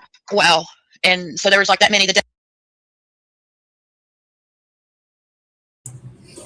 you get what I was saying? They wanted to see Jody Sue's tatas. There was 4 circles, 3 circles of men around her car dropping pens so she could keep bending over so they could see her tatas. Jody thinks she's that special. I would never fucking believe that. In that same live, she tells the story of a doctor that's scheduled to her to help her maneuver the hospital during her cancer treatments, and how this guy was creepy to her and all he did was follow her around after explaining what his job was and that they wanted her to walk with him. My son being a heart transplant recipient, I've had that happen in my life many times. It's quite normal, Jody. They didn't want your tatas. You're not stripper material anymore. You're old now. Here we go. Let's just go through some of these. Facebook. Anyway, this is Frank Lott. This is his Facebook page. Whenever I went to see Frank in 2013, we had reconnected on Facebook, and we had been talking for several months. And I did go over there with the intentions of having a few beers. And, the intention was that I was going to spend the night so I wouldn't have to drink and drive. I didn't go over there with the intentions of being tied to his bed. I did not go over there with the intentions of things happening the way that they happened. I feel like I was drugged, and it's hard to talk about. I never thought that it would be like really, really hard to talk about, but it is. It's super hard to talk about. I sit here and I practice saying it out loud and everything when I'm home alone, and then it's like I get on here live and my brain just starts wanting to tear me up on it. But I don't. Marlena, was you in the holler? Because they said them tree trimmers were there for quite some time. Do you know, or did Francis tell you, or any of your family tell you how long the tree trimmers were in the holler for exactly? Like what day they started, what day they ended? Was you there? Did you get any bad vibe from them, like they were going to start? Because I think you're much more pretty than Jody. Were they hitting on you? Were they like gross with you if you were down there around them, or was there any consensus that they made you feel uncomfortable? And also, do you know what nobody has talked to you since before the Paul Hill search? Can you give us some thoughts as a local on the Van Hill search and Paul Hill? Did you know them? I think the father was a good member of the community. You know, the girl in that pic you have up with Summer Wells, she's in jail, and I can't believe that about Frank Hill. He tried to come to get his house. I never did, because he freaked me out. Frank tried to get you to go to his house? I'm confused. Wait. You know the girl in that pic? Yeah, that's true. I did hear she's in jail, and God, I'm praying for her. She's been through so much in life. She's a young girl. She's a mother. And now she's a mother in jail. She's also Hunter's sister. I can't believe that about Frank Hill. Oh, Frank Hill. Okay, you don't think Frank Hill had anything to do with it? What about Paul Hill? Tried to come get his house. You think they tried to take his house? I never did, because he freaked me out. Oh, Frank Hill, who tried to get you to come to his house? I'm a little confused. Can you elaborate on that? I want to make sure I'm reading that correctly. I don't know if you can see, I believe this is like an old photo of Frank's family, his brothers and sisters, all of them. They're a big family, and they're very tight-knit. If I'm not mistaken, there's like 4 girls and 3 boys in all. I'm not absolutely positive. But just to show you real quick what really freaked me out on his profile right here, that made me throw. Frank Hill tried to get her to come to his house where they searched. Frank the old man? Because Frank was the old man, right? Paul's the young one? And Frank Light. They both freak Marlena out. She's creeped out by both Franks. That's good to know. That gives us a consensus. Now, was you around when the tree cutters were there? Can you tell me what it was like in the area with the tree cutters? Like what the vibe was like? Did they make you feel uncomfortable? And do you know, did Paul Hill's tree cutting company, was they in the area of Summer being missing? Up. Looking at that face that he was making just absolutely made me sick to my stomach and made me throw up. I don't know about anybody else, how they feel about it. This is his son, and right here, I don't get a good vibe from that. But at the same time that I don't get a good vibe from that, just because I don't get a good vibe, it does not mean that Frank is guilty. Everything that Frank did to me, yeah, I thought I had put it in my past. I thought I had moved on. I had not thought about it in years. I was fine. I was dandy. Nothing in my heart. It didn't bother me anymore after that. I went to a friend's house, spent a couple of days there. It was like a during the holidays. And then I went back home, and my best friend, I told her about it, and like, oh my God, that was a freak, and at least you're still alive. And I think the only thing that saved me was he lived in a trailer court, and when I got loud and everything, he stopped. He did untie me. That was like another thing. If I go to the police and I say I got mad because what he was doing to me, and he stopped, it's like it was just, I didn't report it, and I don't know if anybody knows, a lot of times around here we take stuff into our own hands because a lot don't. Well, I figured, that it wasn't that bad to even take care of it in my own hands. I just. Okay. She screamed loud and he stopped. So he never went through with the whole rape with her. And that was my point when I was talking about it with Scott. That wasn't where I was going to end in that conversation. Squall took it as an attack on her. But no, I was going to say the rape didn't occur. However, he was a freak. But I don't believe Squall's story about a diaper put on her after one fucking beer. I don't like how Squall put his children online. And then went to the children's mother, right? This picture freaks me out. I had conversations with Sherry Light. I think I have those text messages, and I need to find them and read them to you guys. He lives on Van Hill Road. Frank Hill does. Yeah. Okay. So that's older. There's two Franks, right? Who's the owner? I'm a little confused. I have to go look. Here, let's go to Ryan Finds Truth for a minute.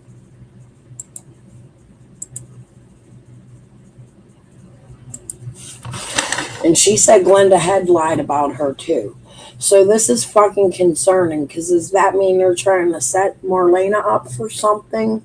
And I've always gotten a bad vibe from Glenda Head. And I know Glenda Head's out here with Karen Renfro. Well, Karen Renfro's son's in people's chats telling people stay the fuck out of Beach Creek, which I absolutely agree with. I told you that. But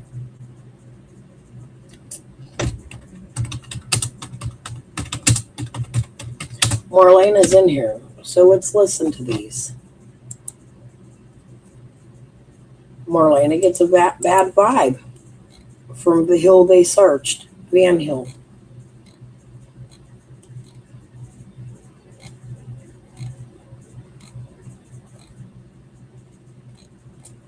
Did he take them down? Hold on. Okay, so the first one is with Bill Shipley. What are your thoughts on Bill Shipley, Marlena? Let's go through these. I have to push you to that point. And you'll let your little. Heard the rumors from his ex, Kelly, who said that he's a violent guy, beats women, is just dangerous, wild Bill. I'm here with two women that he has been with, his ex-girlfriend and his current girlfriend. And first question I'm going to ask, of course, is what? Is he a violent person? Has he ever been violent to you? I'll blur her face. Has he ever, actually, how long were you guys together? We were together for about 4 months, but I've known him my entire life, and I'm almost 33 years old. You've known Bill your entire life? Yes, and he knows my parents. You ever know him to be violent toward women? Did he ever? I'm coughing from hitting the pool. My first impression, Wild Bill was like in his late 40s, 50s, and this girl's 32 years old. She's known him her whole life. Makes me feel icky. Let's go. Ever hit you? No, he's never hit me. He's been, we've had arguments, but he's never physically hit me. He's always went out and done something else, like thrown stuff in the back of his truck, tried not to break his window, that sort of thing. Never hit you once? Nope. I have That's Bill Benton, right? Not Bill Shipley. Which Bill are you talking about? Because you're related to Bill Benton, right? Through marriage. Or no, not really. Bill Benton would be Chad's best friend. So you might be talking about Shipley. Okay, maybe she's talking about Wild Bill Shipley. Which Bill in your area do they call Wild Bill in your area? Is it Shipley or Benton? Push you to that point. And you'll let your little girl, who I won't show on camera, Sure. You'll let her be around him, no problem. Absolutely. I trust him any day. All right, so there's one relationship that she says he's not a violent guy, and this is his current girlfriend. Your name? I forgot to get your name. Erica, that was Erica. This is Jen. Jen. You've been with Bill how long? About 5 days. 5 days. But I've been known to get feelings off people, and he's never fucking scared me, never hurt me. He's always been blunt. If you can deal with blunt, then you can deal with Bill. I mean, He's never touched you, never hit you. never done me no harm. Never felt any harm. I don't know what to think, you guys. That's 2 women who are vouching for him not being a violent person. Is he a nice guy? You forgot about the little girl. I showed her. Yeah. Yeah, he's a nice guy. He's a nice guy. I wouldn't be here if he wasn't. Bill is they're saying Bill is a nice guy. This is the first time I've ever met. Marlena's the third. Marlena just said Shipley's a nice guy and she doesn't think he would have anything to do with Summer. She is related to him. Now, I mentioned Benton and she didn't talk about that. That's fine. We'll let that go if we ever get there. However, at the moment, she is saying Bill Shipley is a good guy. Now, Ziggy did fuck around with Bill Shipley to the point that's very bad. We're going to go to Kirst's after we're done with Ryan in these interviews. If you want to stick around for a little bit, Marlena. Kirst did a really good interview with a woman who is related to Shipley, who says that Fred was picking up a motorcycle near her home that had broken down. And she is the sister-in-law of Shipley.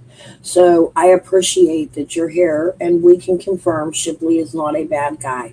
Now let me tell you, as above, so below, Gary, the one I showed you, was really, really fucking pushing me to this man. And she was really, really fucking close with Luminous to Ziggy. I didn't want to go after Shipley, but what I do find funny is that Kelly, and I'm not going to play it right this moment, but we can later next time Marlena comes in. There's a woman named Kelly that accuses Shipley of some really bad things, and Ziggy also shows that stepchildren of Shipley's ex accuse Shipley of unaliving their mother.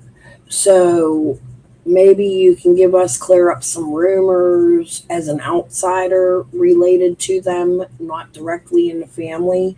Maybe it would be a huge help if you were able to stop some of the madness that goes around them, because I believe you when you say this Bill Shipley, Wild Bill, she's saying they do call him Wild Bill, that she is related to, is a good guy. She has no concerns about him. So let's finish listening and see if that changes after she hears it. Marlena hasn't been around.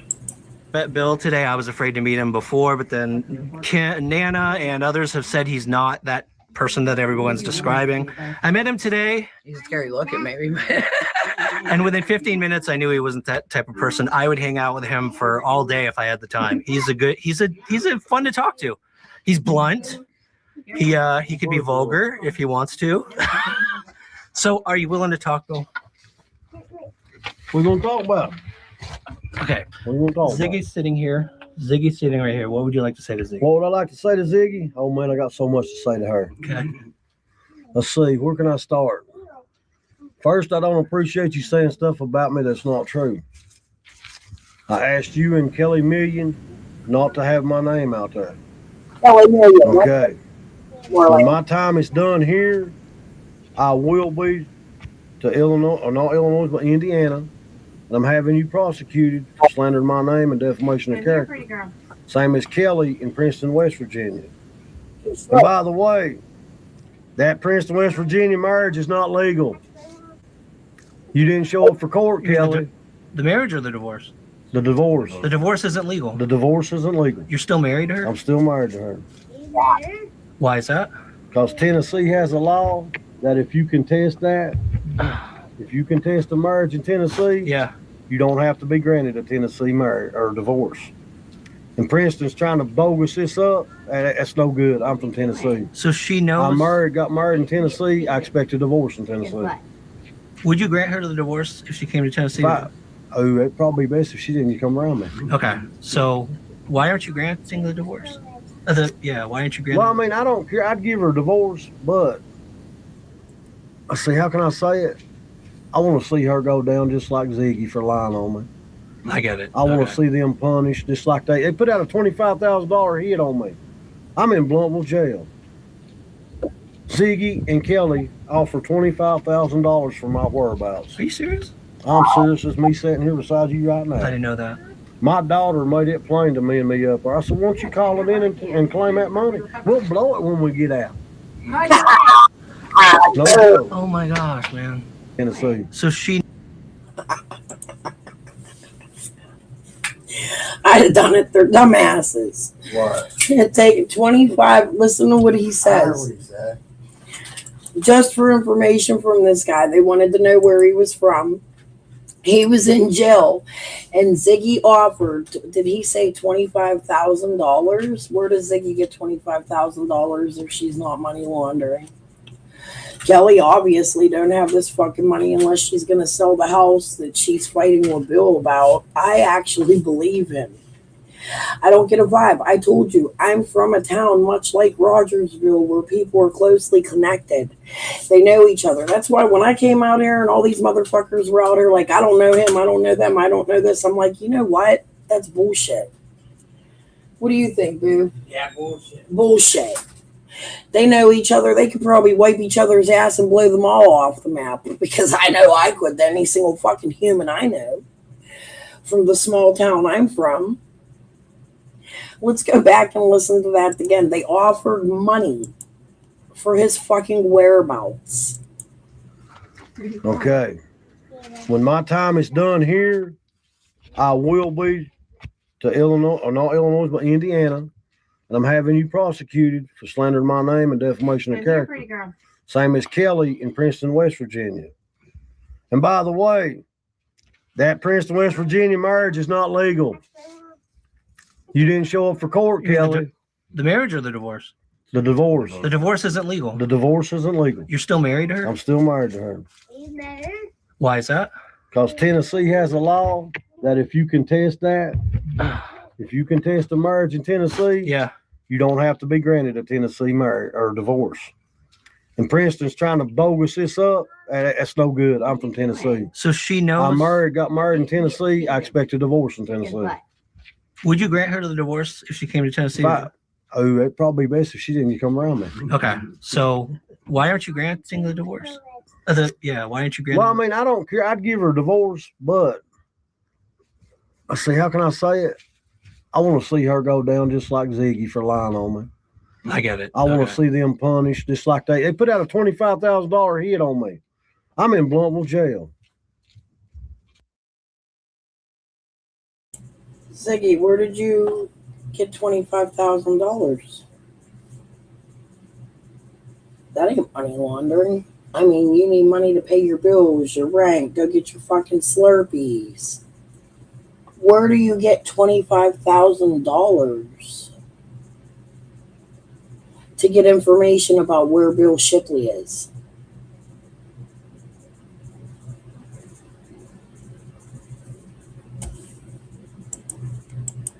Ziggy and Kelly offer $25,000 for my whereabouts. Are you serious?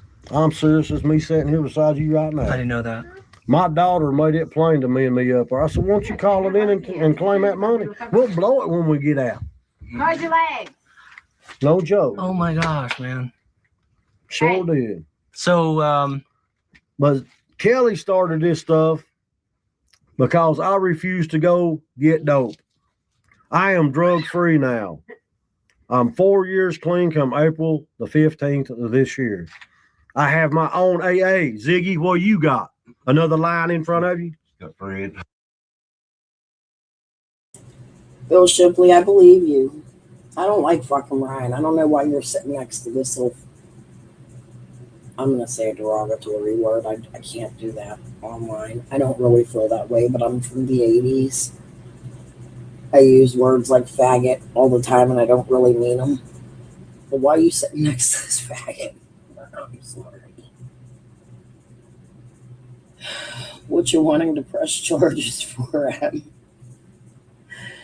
I grew up around people like Shipley. Hey, Glenn.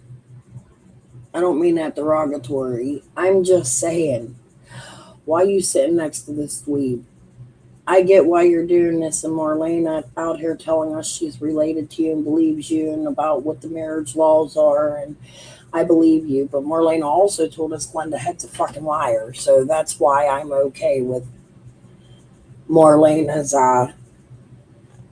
commentary, even though the same person is interviewing you both. He has interstate compact in Indiana now. Who? Yeah, Fred and Ziggy. They married in Tennessee. So they're going to have, that's what Marlene is saying, they're going to have to go back to Tennessee to get the divorce. So Fred decides to leave Ziggy, and Ziggy says, I'm not going back to Tennessee. Guess what? Fred's stuck with fucking Ziggy for life. We already see Six Up, even though she's a cunt, put out all kinds of fucking videos about Fred writing people, and she doesn't say who they are, talking about these people can't stand Ziggy, or no, what was it? I was going to say, he has interstate compact in Indiana now for the way he harassed me and the way they are doing me and shit, and Billy too. Yeah, I agree. Now I come out here, like I said, I give commentary. I'll tell you why I may not trust these people, but when you show me there's a reason to trust them, you see Marlena, she's out there defending themselves now. They're tired of Ziggy and Dawn and Jody Sue and everybody putting Twister just said it. Shit on everybody. I just looked that up. She could file a divorce if a judge signs it. It's legal divorce. Any state said Constitution and recognizes the judgment. But it's probably more money. These people don't have a whole lot of money. But listen to him. That's why I paused this. Bill Shipley, congratulations on your sobriety. I am extremely proud of you. And if you ever want to talk about that on my channel, that's why I'm here. I believe you didn't take Summer Wells just from this interview. I believe you also didn't have anything to do with the money. You are a local who got thrown in the mix by Ziggy and Fred, and I have researched you based on things they've said. You can't expect other YouTubers not to do that. I know you have a criminal past, but I haven't seen any arrests for you or heard you being arrested since Summer went missing. And that's a big feat to get sober the way you did. So I just want to say to you, congratulations, and I hope you continue your sobriety. And you could be, I offered last night for people that want to offer sponsorships to other people that can help people. You're welcome to come into my chat and find yourself a human that you feel you can help. Since he said he's running AA programs. Marlena, go to one of them. It's a good place to get back in contact with your family. No, they don't have to go back. Cursed, I agree. Jody Sue told were me and my wife. Okay, here, let's finish. What about you, Freddie Pooh? And you keep hollering. Oh, this where it's gonna get nasty. Wait, before we go there. No. The worst thing she said about you is what I mentioned. I almost struck a nerve when I mentioned what she said about you. Your past. Yeah. And you finally calmed down and you told me the story about why my wife, late wife, how she passed. Okay, my late wife passed by the result of her being at her son's for a week long. And this is Sherry Lane. Okay. Well, it's Sherry Shipley, but she goes by Sherry Lane. Anyway, Jenny didn't know her, Erica didn't know her, but Stephen and Glenda know her. I did too. They can tell you I never put a hand on her. Just as Erica said, I walked off. Yep. She make me mad, I'd walk off. But she comes home a week later. Okay. And I'm sitting there waiting on her. I find out she's coming home. Yep. And I know that she was drinking. She get in the vehicle and leave again. Okay. So the worst thing I said to her, I said, I'm so fucking mad at you. And I stopped at that. Okay. I didn't want her to leave. Because you knew she was drunk. No, she wasn't drunk. Okay. Why did you want her to leave? I just didn't want her to leave. Okay. Because she just came home. Okay. All right. So we're sitting there. Everybody leaves. I give the one that come and got her what they asked me to get her in from Virginia. Anyway, when they show up, that's what I stated to her, and I asked her 4 things all the time. I said, how much drugs have you had? Have you had your medication? Have you eat? How you feel and how much have you drunk? That's what I always asked her. Every day. Because I was a caretaker for her. I started out as being a friend, then a boyfriend, then a living boyfriend, then I married her. Then I become a caretaker as a husband. It broke my heart when that happened. So she stayed. We both stayed. That night, though, the night. Yeah, she stayed. She stayed. She stayed at home. And I got to looking at her. I said, you know, what's up? Let's carry the conversation on. Yeah. She said, I'm hungry. I said, you're hungry? I said, let's go get something to eat. And just so everybody knows, I don't ride with somebody drinking and driving. That's uncool. My wife liked to drink. Okay. Now, that night, she wasn't drinking. Didn't drink a drop in front of me. And yes, I was a meth head then. Wasn't no meth in the house. Wasn't no pot in the house. But there was alcohol, but I'm not a drinker. Just to make it clear. Okay. Okay. We go get something to eat and her driving. She drives me out there, I think it's Burger King, and brings me back. Okay. We sit around talking and eating. And she said, well, I'm tired. I said, well, go ahead and lay down. You know, go ahead and rest. You've obviously had a long week or weekend, whatever. Yeah. And anyway, she goes lay down. This is where it kind of gets kind of funny but sad. She grabs her chest. And I said, hey, you miss me so much, you playing yourself? She said, no. She said, my chest is killing me. Before she could get out, call 911, I done had 911 on the phone. Okay. I seen a news article about the woman he named, Sherry Lane. I need to find that. We're going to look that up later at another time. I've been sitting here frantically trying to find that after he named her. I can't remember what it was, but my first thought was, is this Lane related to Robin? I seen something about her, and it had nothing to do with Bill Shipley. So it's not her death. It was a crime or something she was involved in. So I'm going to go back and re-listen to that because I wasn't listening, but it would be for later research. This is Sherry Lane. Okay. Well, it's Sherry Shipley, but she goes by Sherry Lane. Anyway, Jenny didn't know her, Erica didn't know her, but Stephen and Glenda know her. I did too. They can tell you I never put a hand on her. Just as Erica said, I walked off. Yep. She make me mad, I'd walk off. So, but she comes home a week later. Okay. And I'm sitting there waiting on her and find out she's coming home. Yep. And I noticed she was drinking. She'd get in the vehicle and leave again. Okay. So the worst thing I said to her, I said, I'm so fucking mad at you. And I stopped at that. Okay. I didn't want her to leave. Well, Because you knew she was drunk. No, she wasn't drunk. Okay. Why did you want her to leave? I just didn't want her to leave. Okay. Because she just came home. Okay. All right. So we're sitting there. Everybody leaves. I give the one that come and got her what they asked me to get her in from Virginia. Anyway, when they show up, that's what I stated to her, and I asked her 4 things all the time. I said, how much drugs have you had? Have you had your medication? Have you eat? How you feel and how much have you drunk? That's what I always asked her. Every day. Because I was a caretaker for her. I started out as being a friend, then a boyfriend, then a living boyfriend, then I married her. Then I become a caretaker as a husband. It broke my heart when that happened. So she stayed. We both stayed. That night, though, the night. Yeah, she stayed. She stayed. She stayed at home. And I got to looking at her. I said, you know, what's up? Let's carry the conversation on. Yeah. She said, I'm hungry. I said, you're hungry? I said, let's go get something to eat. And just so everybody knows, I don't ride with somebody drinking and driving. That's uncool.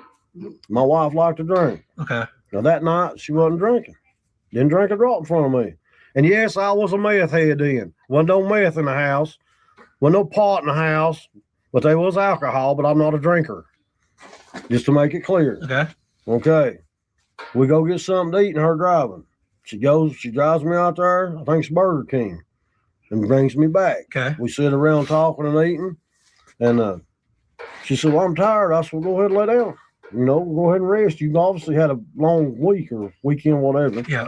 And anyway, she goes lay down. This is where it kind of gets kind of funny but sad. She grabs her chest. And I said, hey, you miss me so much, you playing yourself? She said, no. She said, my chest is killing me. Before she could get out, call 911, I done had 911 on the phone. Okay. And then the paramedics show up. And I help them get her into the ambulance and all. Even the paramedic stated, usually when they come out, we're bitching.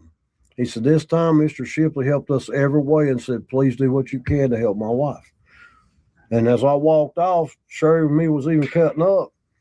As they was working on her, I didn't realize she had died till after I got told that. Oh, when I man. walked off, I was getting the dogs put up.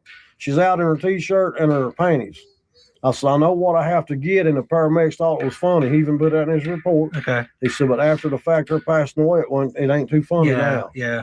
I never will forget it. You loved her. I love her. I still love her. Did she have heart problems before that? Yeah, she had A and B fib heart. So she had a history of heart problems. So. And there's the And cancer. and cancer too. And there's the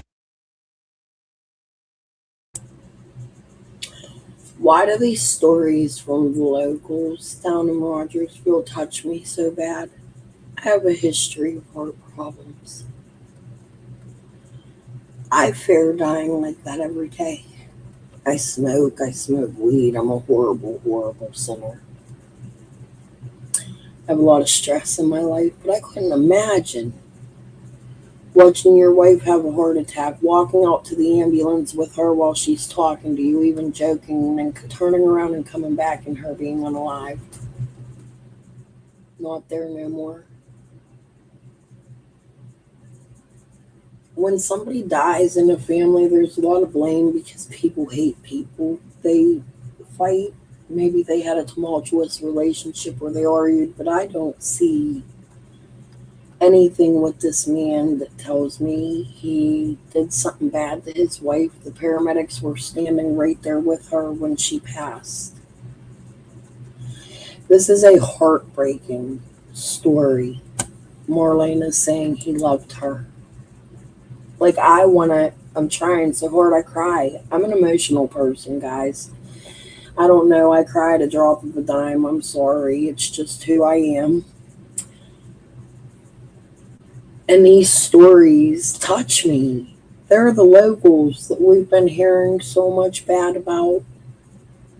I'm even guilty of putting out some of that bad. But here's what I'll tell you. The ones that do eventually come out here and speak, we get to see who they are. Even though Ryan's a douchewad, I'm not a fan of Squall. I don't like what they did with the whole Frank Light situation. If he's a suspect, that's not how you do that. I didn't quite understand Marlena. Let's put Frank Hill to the side for a minute. Frank Light. What are your thoughts on Frank Light? You said he creeped you out as well? Because I always had an inkling, and I'm not saying this is true. I think he's a fucking sick fuck for having what he had in his pockets that his sister found while she was doing laundry. However, when it comes to Glenda Head and a Karen Renfro, Karen has stood up for Frank to me, saying he's a good person. I've had others. There's a niece that came out and stood up for Frank and said that Annie set Frank up. She was attacking Squall. So is there a possibility that there was something bigger going on and then pictures didn't come from Frank Light that he had and he was set up? I can't find court transcripts. I'm sure, I'm not sure, I think Frank Light, if not involved, would want to come out here and speak. But those on the Megan's Law list are not allowed to do things like that. And I'm sure he's smart enough not to do that in a missing child's case.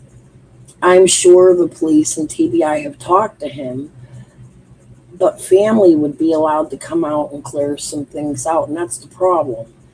The family who has come out to clear things up, like there's a niece that was on Facebook really attacking Squall, like extremely. My uncle didn't do that, calling Squall a bitch. I have the screenshot somewhere. I've never shown it. That's something I always wanted to go over and always forgot. And I want to bring it to you, so I'm going to find that fucking screenshot. I'm not saying Frank Light, he's convicted of the things he did, but as we're seeing in the Summer Wells case, it seems like people down there do like to play setup games. Does that make sense? We've never heard Frank Light's story. If anybody could even help me to get, even if Frank Light can't come out here and talk, if he can send a family member to me that can give me his court papers to read, if he's innocent and he thinks he's innocent and didn't do these things and would like to clear his name, and he thinks his sister Annie Saranac set him up with TT and Scott, Amanda Hensley. There's a lot of Chicken on a Stick. These are all the people that hung out in White Holler. Chicken on a Stick has made comments that she had a dying family member there that she was caring for when she found a box with a crime from 30 years ago that possibly connected to me, which is really odd. I don't fucking know. You want to know what happened about 30 years ago?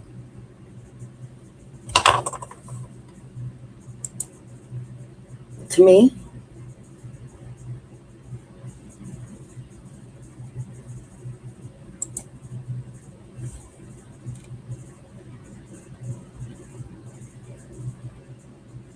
I don't have it saved on the computer.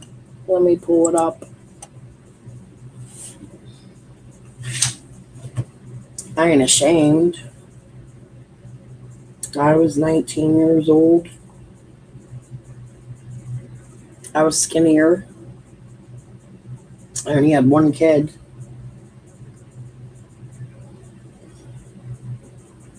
I wouldn't show him now. Jody attacked me. But this is a crime.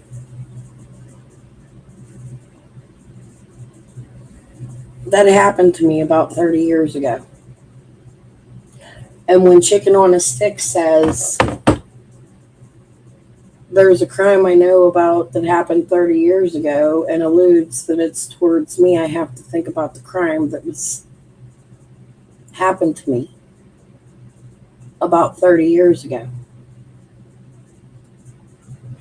I also think about the crimes that happened in Beach Creek about 30 years ago, and I researched the crimes that happened around that area about 30 years ago. It could be my father or my mother or one of my aunts or uncles or cousin-in-laws like Paco was involved in a crime that happened in that area 30 years ago. I'd like to know what the fuck it is Chicken on a Stick has information about 30 years ago. Since you're suing me under real estate for defamation for agreeing with Jody Sue Brown and laughing at you. Bitch, you better come at me proper. I don't play Tennessee games. I play Pittsburgh games.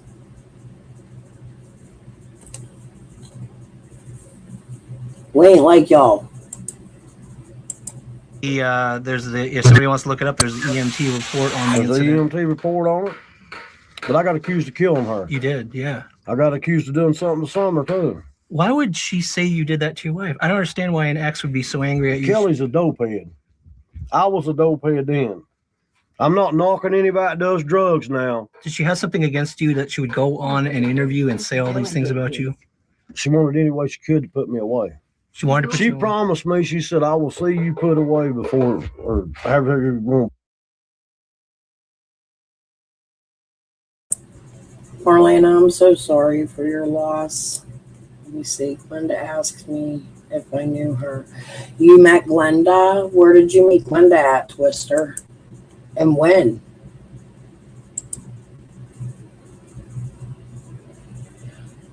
Frank Light was convicted. Yes, he was convicted of those charges. He did jail time and he was put on the Megan's Law list. And then Bull's Cap. Was it a story around there, Tennessee Twister? Did you hear a lot about Frank Light doing that?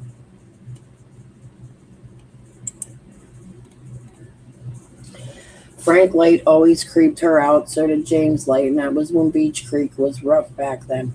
You know what's really odd is when Squall, if I remember correctly, and my memory might be wrong because it was at the very beginning of Summer's case, and it was before I even made a YouTube channel. Squall sent me the news article. What do you think of Wayne Morlock, too? That's another one, Marlena. Squall sent me a news article to James Light and Dobbs, and she was trying to connect Dobbs to James Light to this pain clinic that was busted in a James Light bust.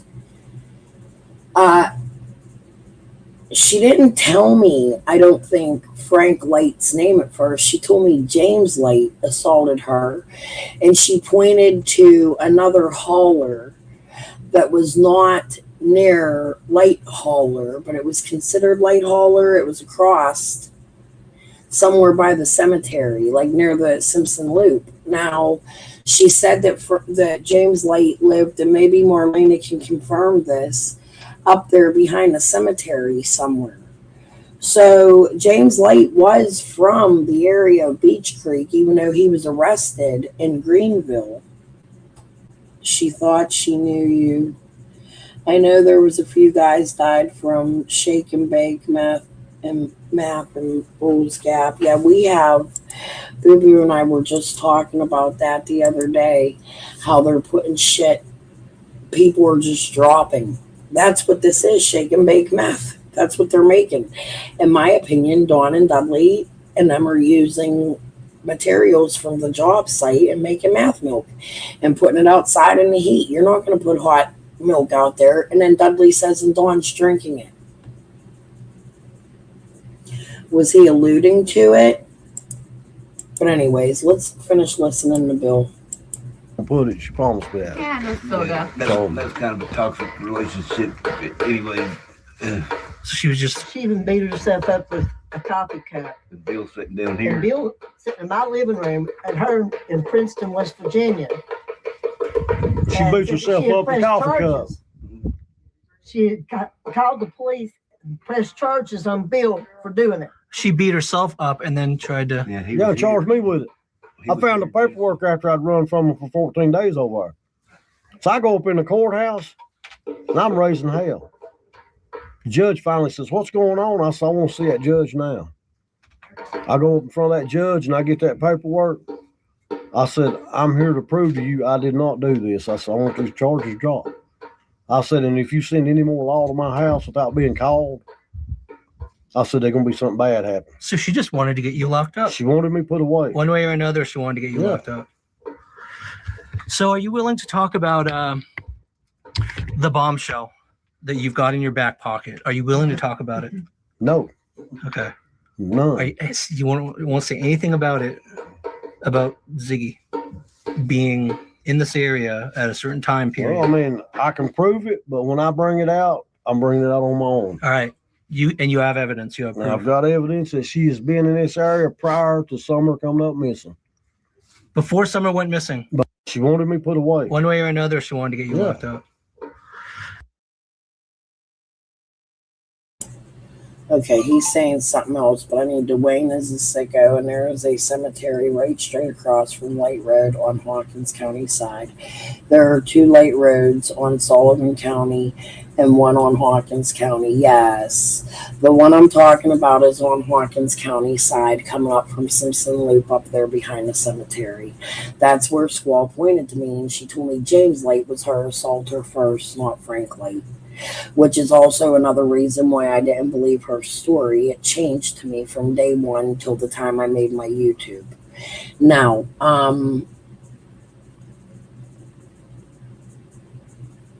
when Karen Renfro had me believing Wayne Morlock was a cool dude. Now, I believed her, and let me tell you why. I wasn't friends with Wayne Morlock on Facebook. And he wrote me one time, and it was a cool message. I was like, oh, I can't even remember what it was. And I was like, oh, cool, Wayne Morlock's reaching out to me.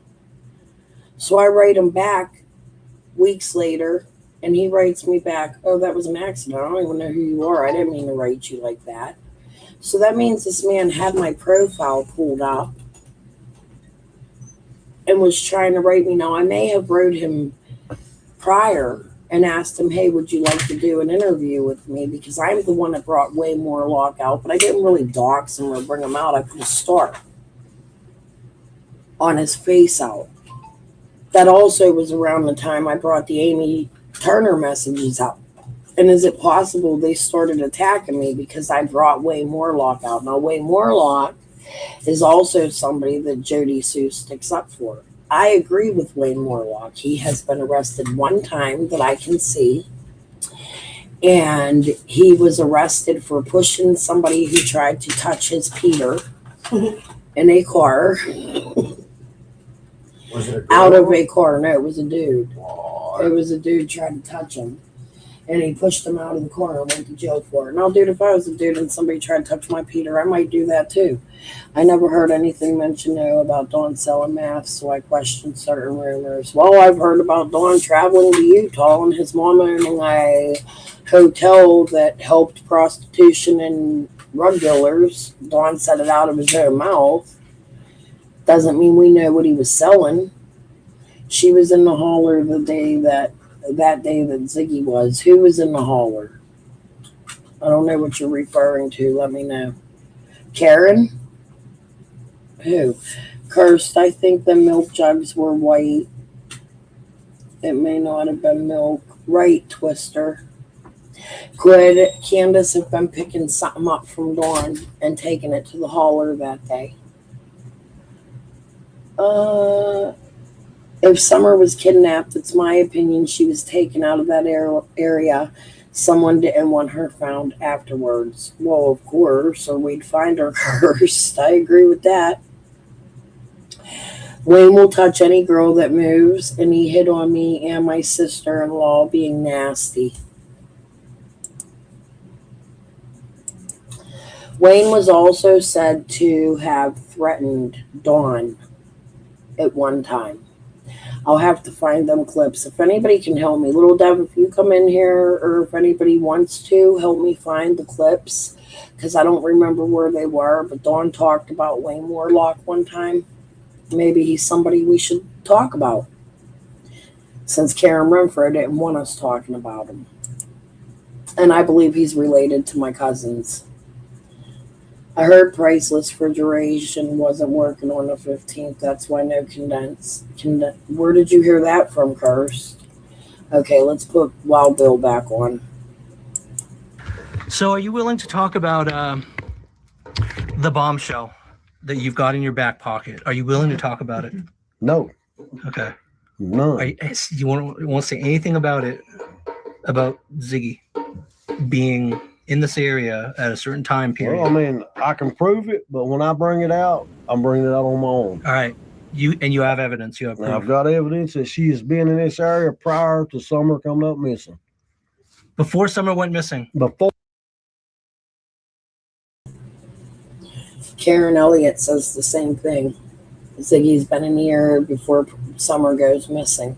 Another thing that disturbs me about that is I do have cousins that are connected to people down there, possibly even Marlena. Marlena said that last night in my chat. She might be the one I can go to that can fucking confirm this, which is what I was writing her on TikTok when she took a break from social media and was going through some things.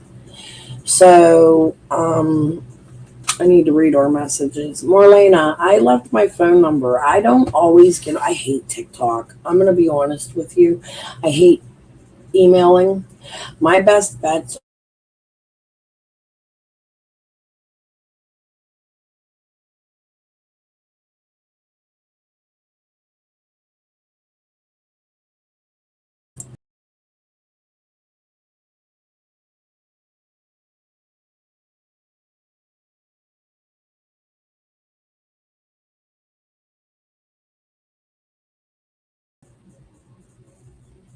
aren't my hackers so gracious?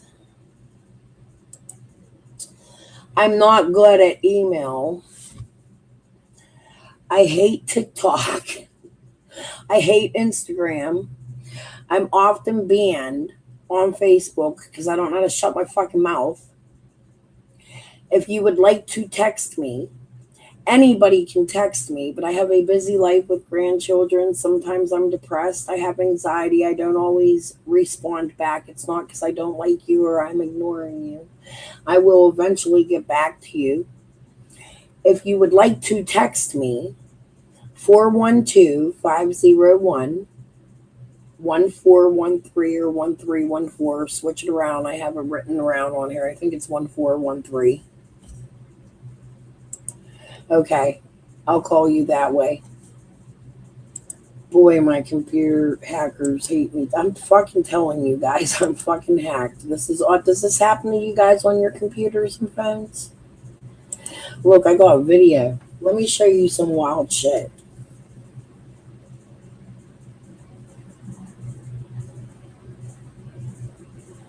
I gotta answer a text message in a minute.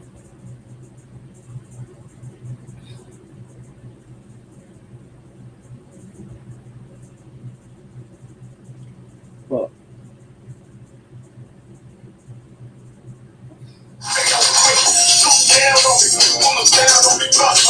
This is what my computer is doing. Hold on, let me come here.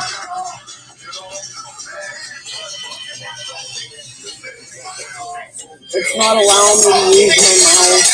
Little dots come up and things because they're skipping my video while I'm listening to it.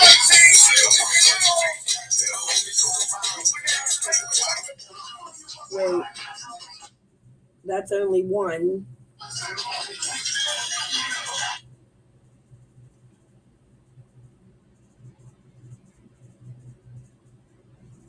Damn it, what do I do here? Like it's dead ass. I will be sitting here and my videos change. They skip my videos where I can't listen to them. There's a song by Nico Moon. They've recorded my voice and put my voice into this song. I'm not going to get copywritten by playing it. I sit here and deal with the most ridiculous fucking hacker shit in my life. And one day the feds or somebody's going to come get my motherfucking computer and figure out who the fuck you are. Although I don't always think there's somebody hurting me. I think there might be more than one. I think there are people out here that are committing crimes in Summer's case. If this was the feds, they wouldn't allow my husband to beat me as they fucking record me and answer me in thumbnails.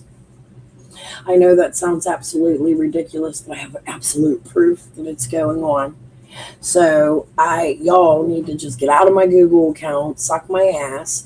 TT is the one in my bank account, so I'm looking directly at her when this shit's going on with a retarded ass fucking husband that likes to send threats on the fucking phone.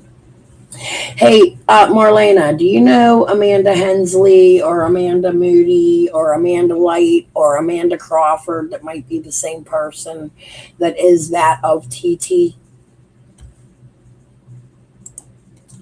What makes you feel Zig was there? That'd be a bit crazy. I'll tell you why I feel that. She was neighbors with my dad, and my dad has nephews that have family all over the fucking place down there.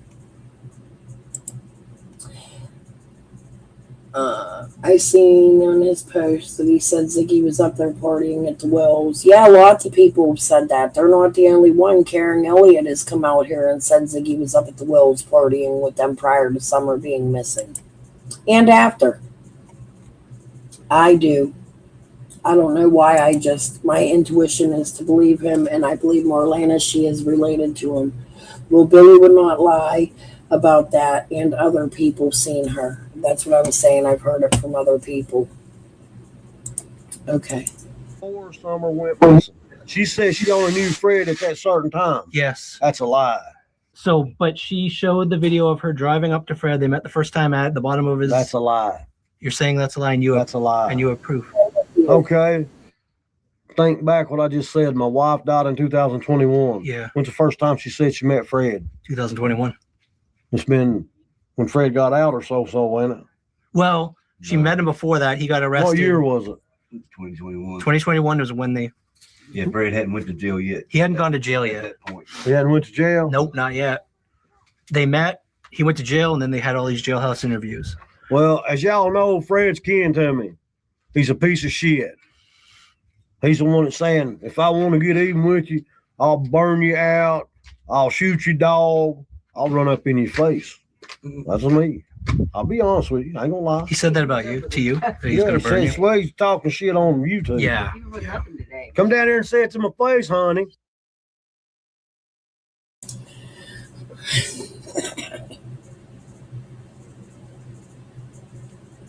Regardless of whatever's going on, you know what I see? I laugh about this several times in my life, several times in my day. It is often the cause of a lot of problems in a lot of communities. You think football. Football players fight each other all the time. This is a man thing. You see Dudley and Don going at it on Cher's panel. Like, you know what this is? This is called male testosterone. We'll just leave it at that. I'm itching. So I can't vouch for that, you guys. I haven't seen the evidence. He's saying he's got in his back pocket evidence that Ziggy Adrian was. I tell you what, I went as far to offer her to get off of YouTube. She didn't want to do it. Now she's going to pay the price for what she done. Whoa! For real, Marlena? Fred Hill shot at Marlena and Billy for riding four-wheelers in that hauler. Where was you when you were riding the four-wheeler? Can you tell me what part of the hauler? Yo, what?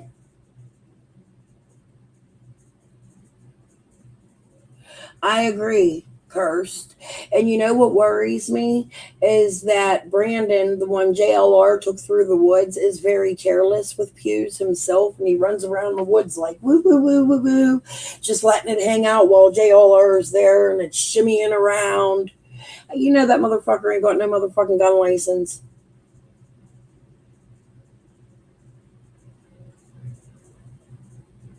After seeing that, the police should have went to his house and asked for that fucking gun and his license. He should have been taken in for questioning.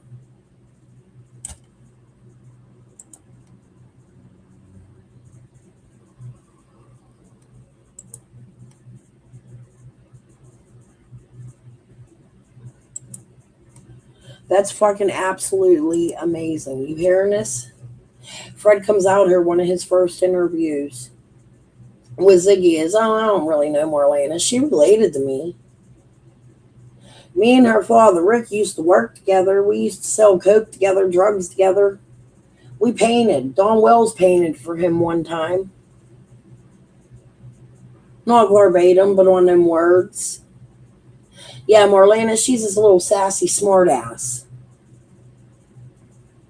I don't like Marlena. She used to hang up there at the Wells house. She come down here, she was telling me about it all. I ain't never talked to Marlena till that day in my life. Here we are, Marlena's telling us before Summer went missing. I hope, right?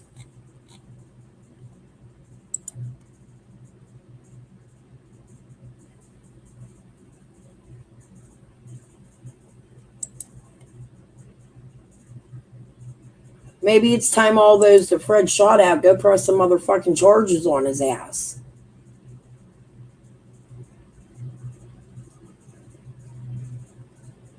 Oh, Ellie is so crooked. What do you think of Fred's sister, Marlena?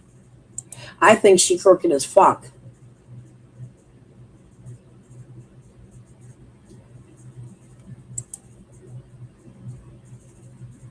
Oh my God.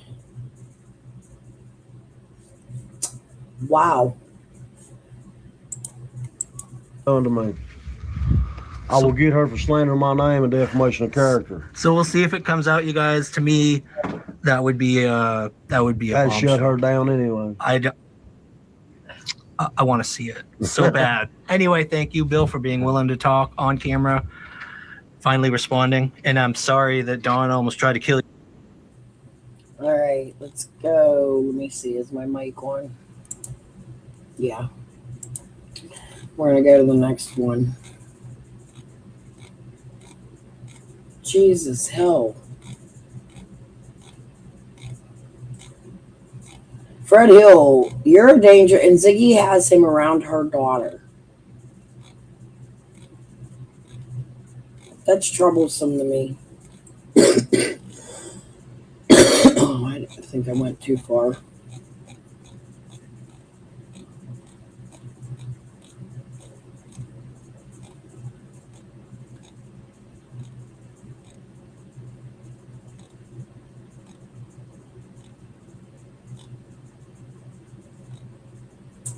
Come on, where are we at? After the tree lighting.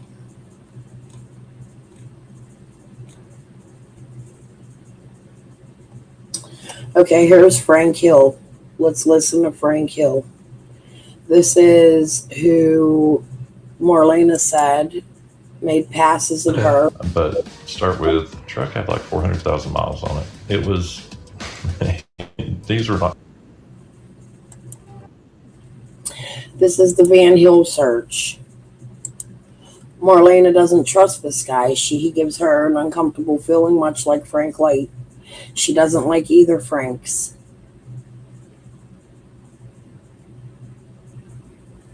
For real, curse. Or at least attempting to. He should have had charges thrown on him so many fucking times. Oh, we know. They've covered it. Dawn had a whole ass fit because they went up on his mom's. There's been YouTubers that have gone, Bowler and Betty and them went up to the grave site. Could you tell us about that cemetery a little bit? But let's listen to Frank Hill now. I was one of the first to report on the search warrant executed at this property. At the time, I made the choice to respect the privacy of the family living there by blurring their driveway in my drive-by video. That choice led to a phone call that has changed our understanding of this investigation. Frank Hill, the son of the property owner, reached out to me. He wanted to set the record straight. He wanted to explain exactly what happened that day, what TBI was looking for, and why his family, specifically his father, Paul Hill, found themselves in the middle of this case.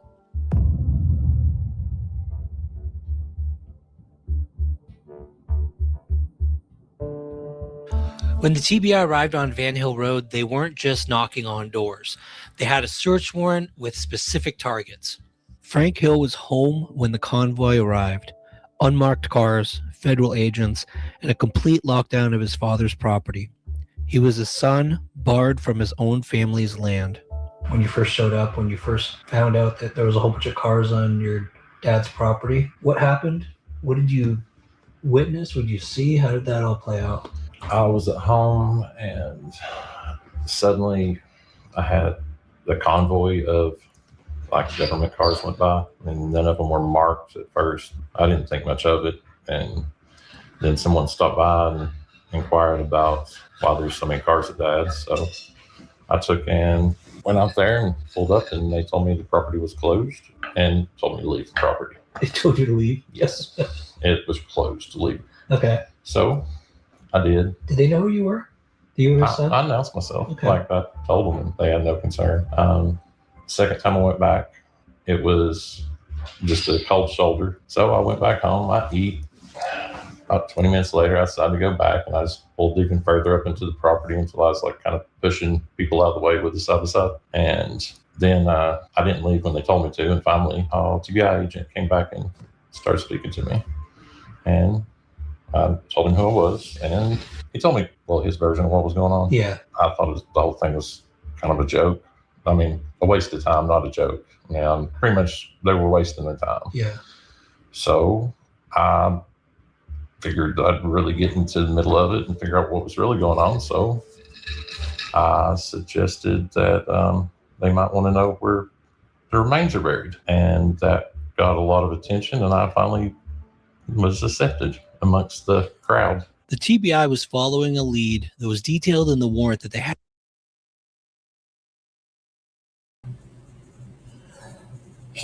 Listen, I'm making coffee. My friend came in here to smoke a bowl. I got to break up the couple roaches I have to do so until I get up the street to get more.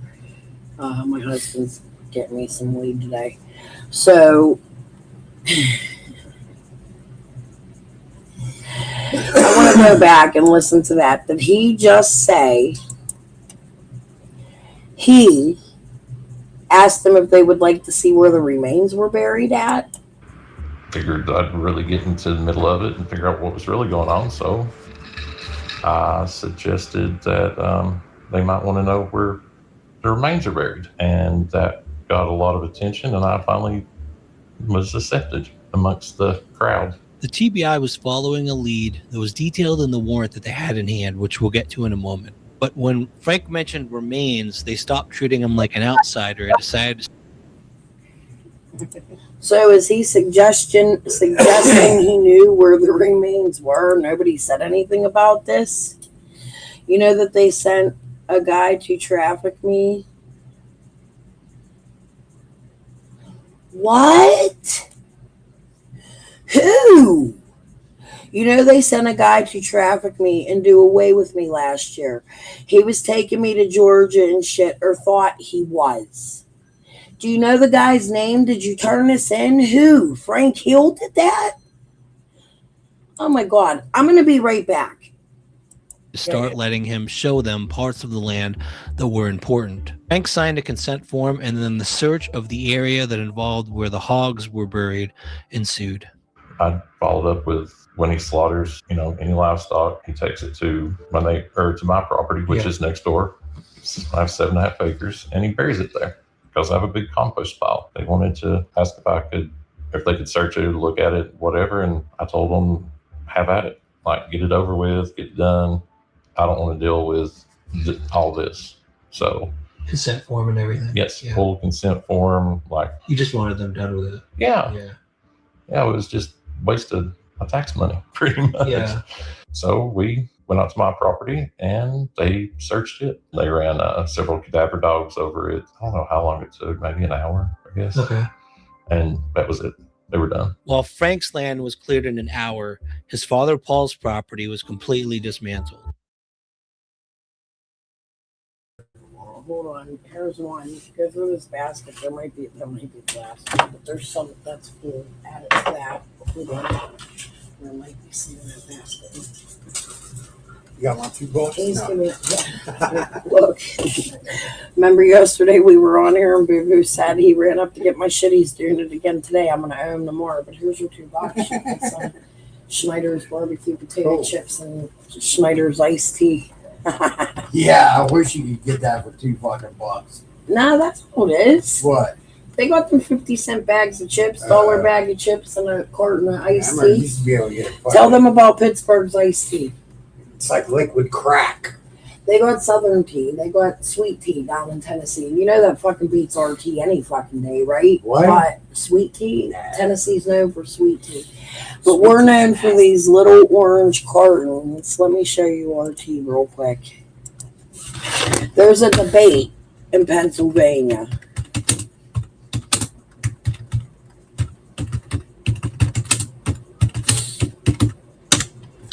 It's some fucking powder shit. Really? Is what it is. And they all have the same carton. But we have Schneider's and Turner's. Turner's actually is in Carrick, 2 blocks away from me. They just bought out Coultrion's that used to be here. And then Hershey has a tea too, but I can't remember the fucking name of it. And but the big ones are Schneider's and Turner's. Everybody loves Turner's and says Schneider's gives them the shits.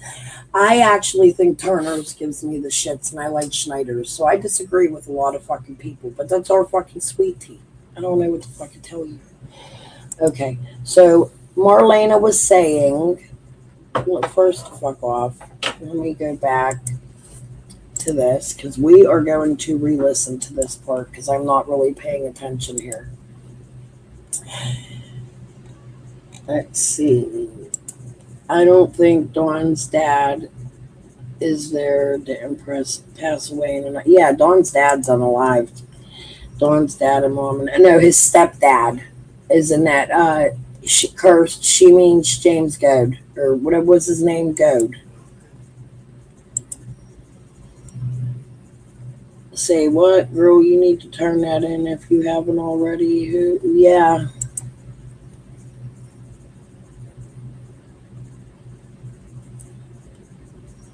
Yeah, nobody's pointing it out. But do you hear what this guy said?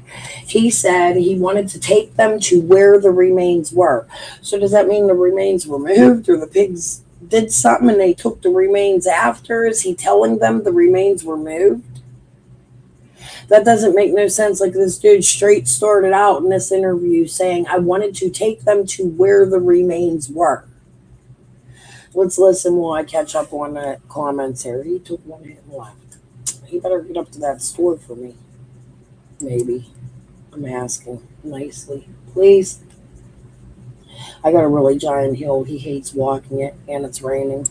I suggested that they might want to know where the remains are buried, and that got a lot of attention, and I finally was accepted amongst the crowd. The TBI was following a lead that was detailed in the warrant that they had in hand, which we'll get to in a moment. But when Frank mentioned remains, they stopped treating him like an outsider and decided to start letting him show them parts of the land that were important. Frank signed a consent form, and then the search of the area that involved where the hogs were buried ensued. I followed up with when he slaughters, any livestock, he takes it to to my property, which is next door. I have 7.5 acres, and he buries it there because I have a big compost pile. They wanted to ask if they could search it, look at it, whatever, and I told them, have at it. Like, get it over with, get it done. I don't want to deal with all this. So, Consent form and everything. yes, full consent form. Like, You just wanted them done with it. yeah, it was just wasted my tax money, pretty much. Yeah. So we went out to my property and they searched it. They ran several cadaver dogs over it. I don't know how long it took, maybe an hour, I guess. Okay. And that was it.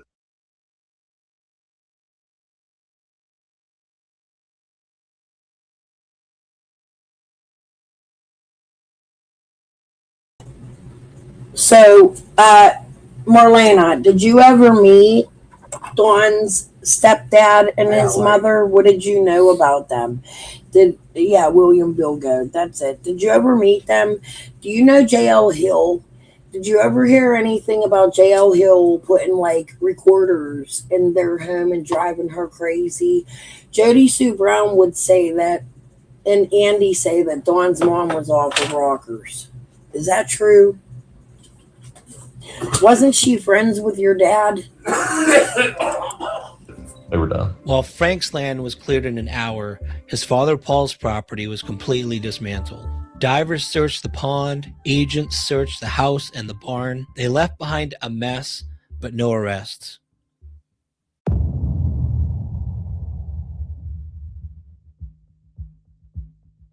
I got this other one. Is that the black part's his? Search warrant was for any documentation or parts, pieces related to the Tacoma. That was what the warrant was for. He actually admitted that. That is the Well, only. that's what he told you. This is the only thing that, Did they tell you at any point what the reason they had showed up? he said related to the Summer Wells case. Okay, that's all they said until that message when he admitted. And that's because I interrogated him. I bugged him to the point that he gave me something.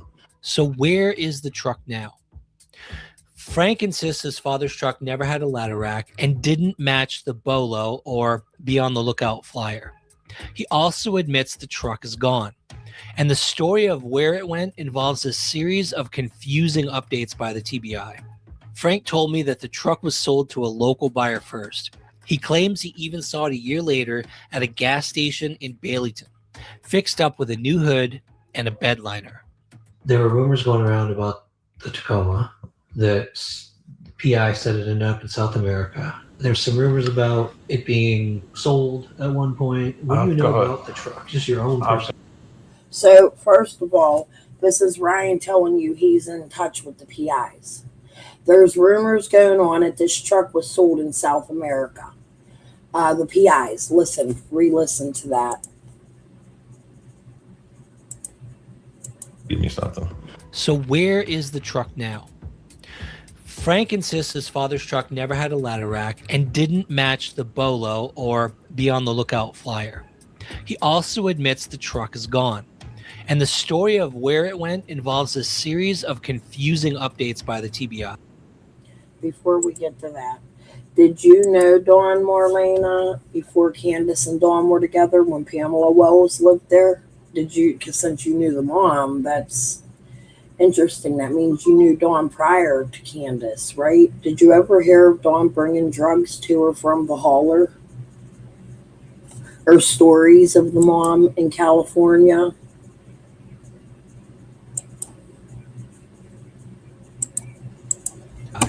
Frank told me that the truck was sold to a local buyer first. He claims he even saw it a year later at a gas station in Baileyton, fixed up with a new hood and a bed liner.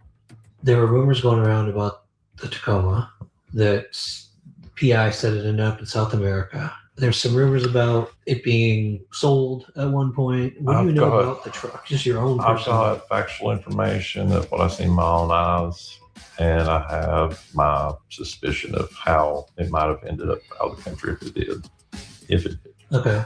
But start with, the truck had like 400,000 miles on it. It was, these were not gentle miles. These were work miles. Farm truck, right? Yes, I'm talking like it was falling apart. The truck it never went up for sale. Someone offered money for it, like they offered to buy it, and it went. I mean, it's that simple. I remember it was at a house in Baileyton for a long time. I remember seeing it like sitting there. Like After you sold it? After your dad sold it? Yeah, after he sold it. It sat there for a long time. And then I seen the guy at the gas station and talked to him just a brief moment, and he was just listing all the things he had to replace on it. And just, it looked a lot better than it did. A whole lot better, actually. So you had actually talked to him about it? Yeah, give me something. So where is the truck now? Frank insists his father's truck never had a ladder rack and didn't match the Bolo or Be on the Lookout flyer. He also admits the truck is gone. And the story of where it went involves a series of confusing updates by the TBI. Frank told me that the truck was sold to a local buyer first. He claims he even saw it a year later at a gas station in Baileyton, fixed up with a new hood and a bed liner. There were rumors going around about the Tacoma that PI said it ended up in South America. There's some rumors about it being sold at one point. What do you know about the truck? Just your own I've personal. got factual information of what I've seen with my own eyes, and I have my suspicion of how it might have ended up out of the country if it did. Okay. But start with, the truck had like 400,000 miles on it. It was, these were not gentle miles. These were work miles. Farm truck, right? Yes, I'm talking like it was falling apart. The truck it never went up for sale. Someone offered money for it, like they offered to buy it, and it went. I mean, it's that simple. I remember it was at a house in Baileyton for a long time. I remember seeing it like sitting there. Like After you sold. Did they own a house in Baileyton?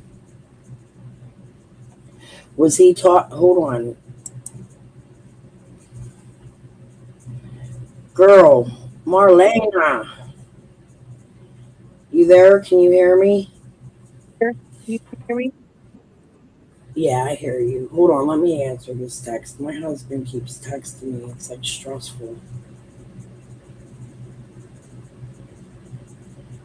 I'm going to let this play. Give commentary. Well, no, just let this play a minute. I'll be right back. Let me answer this text message and end these text messages so I can give you my full attention. Okay? After your dad sold it. Yeah, after he sold it. It sat there for a long time. And then I seen the guy at the gas station and talked to him just a brief moment, and he was just listing all the things he had to replace on it. And just, it looked a lot better than it did. A whole lot better, actually. So you had actually talked to him about it? Yeah. Okay. For 5 minutes in the parking lot, like nothing. This is a person who lives in the neighborhood? I don't know. It was parked at that house, and then after I seen it at the gas station and talked to the guy, I never noticed it at the house again. So your dad did the sale. You don't know who he sold it to? No. Frank describes the situation as a 400,000-mile work truck that was sold locally and likely ended up in a well-known export pipeline to the south. No, this whole South American thing, if you are from the, if anywhere near the interstate, any of the exits, the truck stops, it's not uncommon to see a Toyota or a Nissan pickup, older, used, towing another one. And in the bed of them, there'll be either stuff like boxes moving, or sometimes four-wheelers, motorcycles, whatever, and they're in tow and they're headed south. Why do they do that? Well, you can't take lump sums of money over the border, can you? Well, that's how they bring money. Their payment that they earned here. That's how they bring it across. Yeah. So when you heard about it, you assumed that must have been the case. That's how it ended up there. Yeah, I mean that was the first thing that come to mind. To Frank, this wasn't a conspiracy. It was just the normal life cycle of a beat-up farm truck.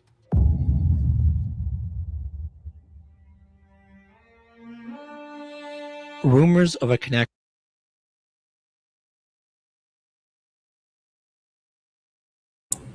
Okay, we're trying to get straight what he's buying me from the store. My friend's going up to get us food and ship for the night. However, he's making it frustrating.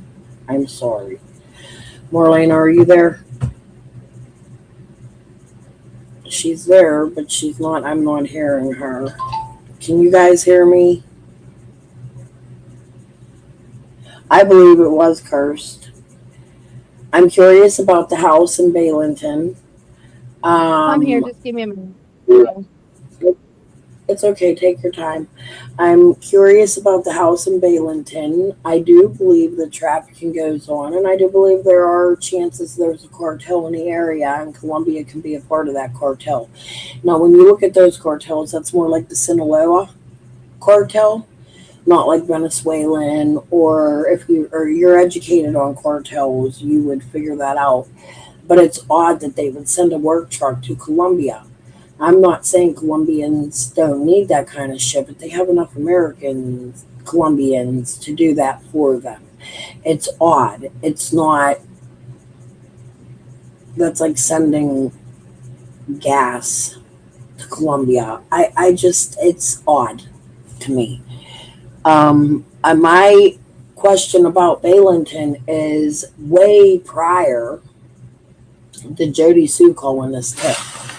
Because she came out here very surprised, going, "Oh, Bailey, oh, I never Frank killed. No, not Bailey. Oh." But for the last 3 years, since I've been putting out Tucker Hollow, Roach Farms, Chicken on a Stick, the airplane, my little fairy tale I come out with because they were suing me at the time, Jody Sue has been doing, and Linda. Jody Sue has been doing nothing but screaming, Balinton, Balinton, Balinton, Balinton. Now we hear more connections to Balinton through Frank Hill. So that's just curious to me. But hello, you were saying Frank Hill gives you creepy jeepies.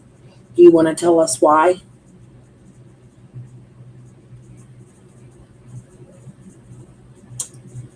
Sorry, I didn't hear you. I took my dog outside, so he wouldn't be barking. You're okay. I just asked. You said Frank Hill makes you feel uncomfortable. Do you want to tell us why?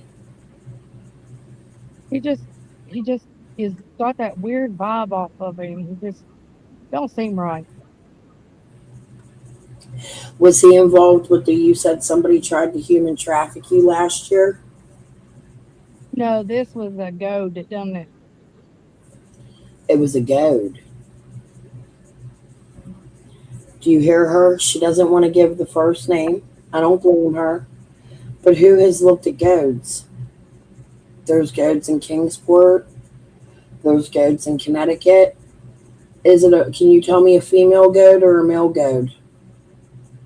Male.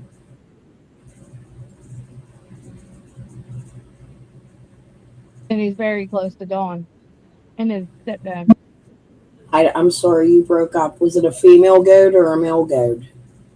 It's a male goat. And he's very close to Dawn and his stepdad. Somebody very close to Dawn and the stepdad. And they would connect to Sherfies, right? And we got little Sherfie out here putting kitty porn all over the internet, correct? I don't have anything to do with the Sherfies either. It don't have nothing to do with the Sherfies. So this is another goat. I don't have anything to do with them. No. That was trying. Now let me tell you guys something. And Marlena can vouch or not vouch for this. When you're in addiction, a lot of time, and I've never been addicted, so I don't know this for fact, but Marlena has. When you're in addiction, a lot of times females will do whatever to get whatever. And a lot of females, this is how drug and prostitution and trafficking works. You see, the drug dealers will feed the addict the dope in order to fuck them up, to get them so addicted that they keep wanting to get the dope. And then it turns into, well, you can make money for the dope, or I'll give you free dope if you sleep with so and so. And that's how it turns into human trafficking. Now, I have heard rumors, Marlena, that Daryl Bernard also participates in this type of behavior. Is that true? Do you know that? Daryl or Donald? Say that again. There's Daryl and there's Donald. Okay, so you're saying Donald, not Daryl. There's two. I'm just saying. Others. There are others. Crystal they're Spencer brothers. women. They're Huh? brothers. Say And there's two one of of them. them. They're brothers. They're brothers So, and there's two of them. There's Donald or Daryl. and they both participate in this type of behavior. I've never known. Well, I know that one has connection with the dope, but the other one doesn't. So Ziggy had come out when Laura had come out of jail, and she was trying to say that Laura was sleeping with Brandon and that Laura was sleeping with others. And then Jody come out, and Karen Elliott had told me that Laura was being prostituted. Somebody had come out and made innuendos that Laura was being prostituted and fed drugs through one of the Bernards after Fred left her and went to Boogie. Do you know any proof? Do you know? Fred had her so wrapped up in dope that it's unreal. And Karen Elliott said that to me too, that Laura would sell her body even when they were together to bring Fred home money for dope. Am I correct? He always had a lot of it. That's all I know. So, and then you add in, this is where Benton comes in, and I would prefer to talk to Marlena privately about that. So I'm not going to do that. We're going to keep it at this today. But Frank Hill, what do you think about them searching his property? I think if there was something there, they would have found it. Yeah, I think if there was something there, they would have found it too. But I'm really creeped out by some of the things this guy says. Like, for instance, he said, I told him I can take them to where she was. And not in them so many words. Let's go back and listen to the beginning of this. And then he says things like, this truck was shipped off to Columbia, but it sat in Baileyton. Do you know, did they have family in Baileyton? Jody claims that Frank and Andy are very close to each other. That they are Well, I mean, family. Frank lived on Van Hill. Frank has lived on Van Hill for years. And that's not even 9 miles. That's not even 9 miles from Summer's house. Right. That's what they're saying. So do you think that maybe they are thinking somebody in that family like Frank Hill did something to Summer? It's sad. It makes me think they're looking for a body. You know? They just need to. I mean, this is what's killing me. I think that, no offense to anybody that is really trying to genuinely help find Summer, but people that is getting on here that doesn't know anything about that area or know anything about their people or how the people work on there shouldn't even be opening their mouth. Right. Well, And I and think even a if lot of stuff wouldn't start. I mean, I'm not saying. I mean, it's just it's always been a rough area, remote area. There's never been no kid that ever went missing down there, and for her to be the first kid to ever go missing, something is definitely wrong with that picture. because Beach Creek always protected us as kids. We always ran. Their parents knew our parents, and they knew where we was at all times. Even if we was up to mischief and no good, they still knew where we were and we were That's I there. So very similar to that. So I get that. Like where I grew up was very similar to that. The parents took care. Like if one parent was doing bad, another parent would take up the slack so that DCS didn't come in and take the kids from the homes and shit. It's like the community raises the kids. That's what small addicted communities are like. And even if without addiction, you have so many bars in your community. Everybody hangs out together to a certain point in life. Your crime goes into each other. You feed off of each other. Your drug addiction, like Marlena's addicted. Her brother Ricky's addicted. He's been arrested. What are your thoughts on your brother? Can we talk about that a little bit more, Lena? Because there is a lot of rumors about Ricky, and nobody's actually sat down to ask you. Don Wells once told me he suspected you. You ain't nothing but meth. You would do anything to get any drugs you would want to get. He said this to me in text messages, and that he wouldn't put a doubt you taking Summer Wells or your brother Ricky. And right before Summer went missing, Ricky was up on the hill cutting trees with Dawn. What are your thoughts on that? for one, Candace offered me Summer before she even was born, and Waylon, I've heard because she that. didn't want to have no more kids by him. And two, I've been in recovery ever since my dad died. That's been 5 years ago. My brother has been arrested for, yes, drug charges in April, but they wasn't his drugs. He got caught in the wrong house at the wrong time. So that's why him and my sister-in-law got arrested. So, do you think that had anything to do with Summer? That they were trailing him, or that they were following him because they suspect Ricky? Well, we would never take another person's kid whatsoever, ever would we? Never. But I had paperwork done back in the day for me to get Waylon. That was for sure. I was supposed to got Waylon because she didn't want to have no more kids. So, but that was in the past.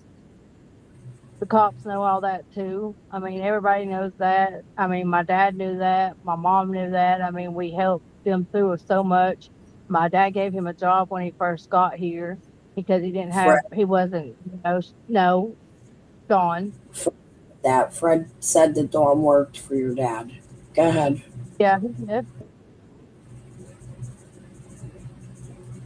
He did. He worked for my dad for several years. I'm so very sorry for the loss of your dad, Marlena. I know that you've had to endure us all putting your dad's obituary out there, and I know that had to be extremely hard for you. Um, I want to know, did your dad deal drugs like Fred says? My dad was a pot dealer. Yes, my daddy did. My daddy sold pot. Big deal. Right. We all have family members in small communities, even in rich communities. My dad Drugs. stopped after so many years.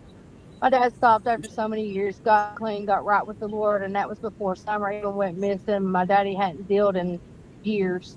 He got clean, got sober, went to church, got right before he even died. So, everybody does everything in their past that we all are not proud of, but it's not where we have been, it's where we are going.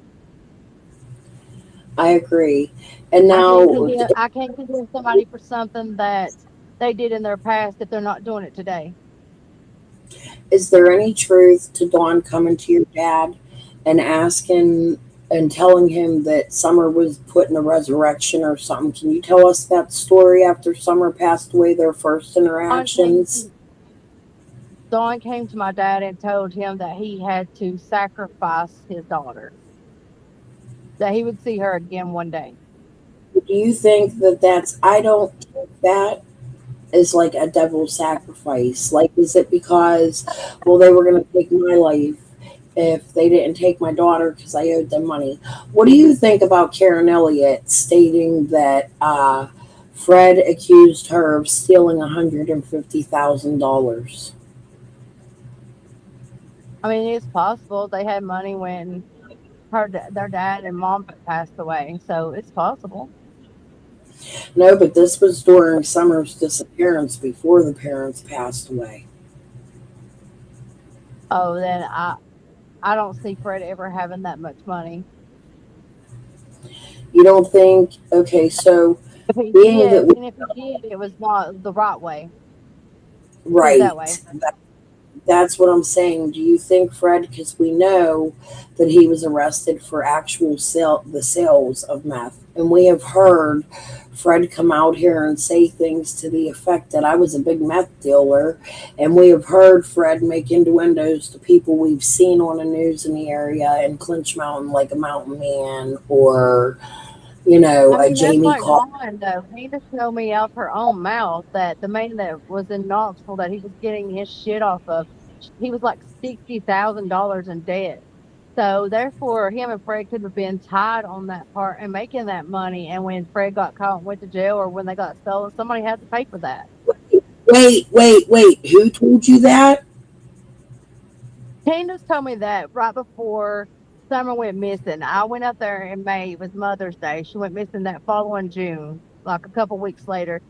She had come out of the hospital for a toothache, and that's when, yeah, we was up there doing Lord tabs. Yeah, I was doing pills back then, but that's beside the point.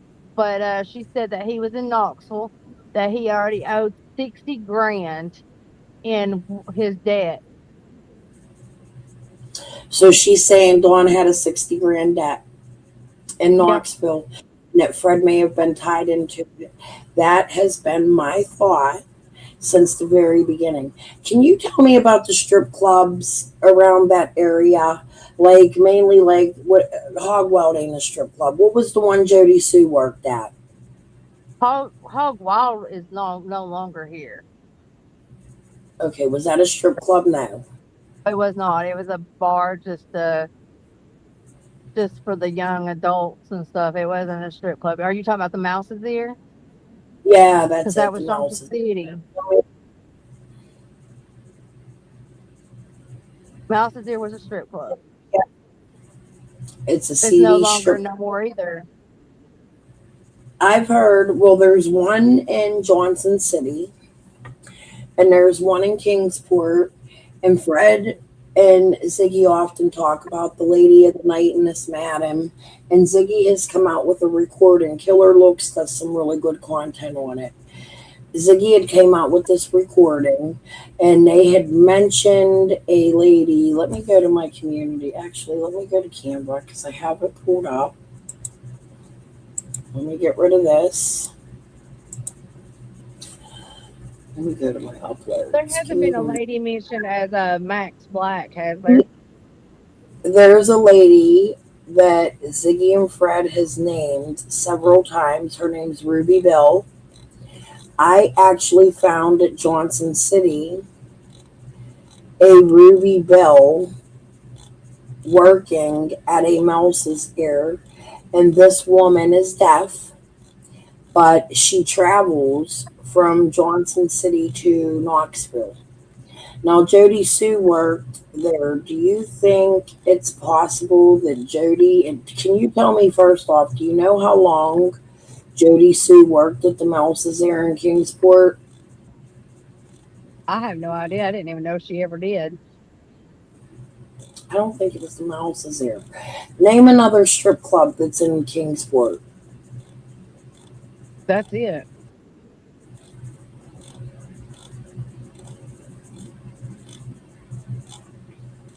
There's a woman called Max Black, and her son, or her daughter, and her husband's been missing for like 5 years.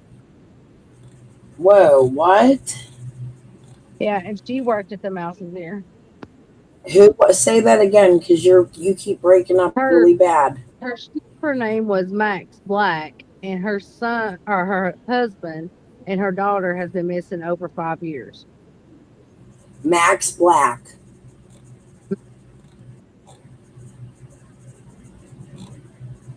Is that what she said? Every time she says a name, it cuts out. Max Black. We'll talk. I'll get the names from you. We're going to talk on the phone. Because you're breaking up. You must be up in the holler. No, I ain't in the holler.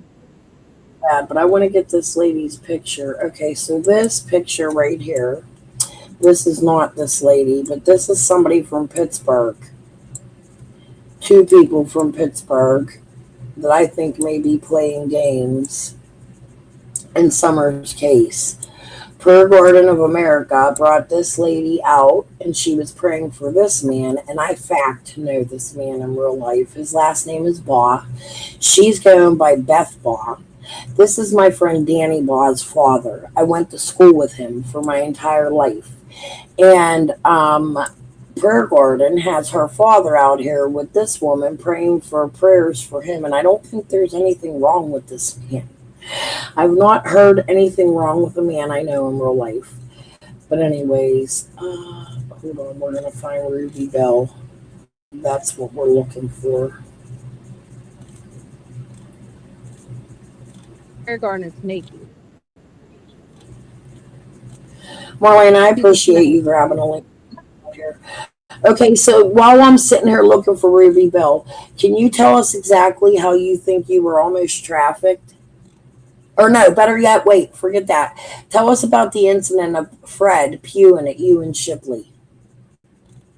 We were riding up the holler, up Ben Hill Holler, and if you go up so far, there's a teepee up there. Me and him had rode up there one day, and we was coming out late. I know it was like getting almost dark.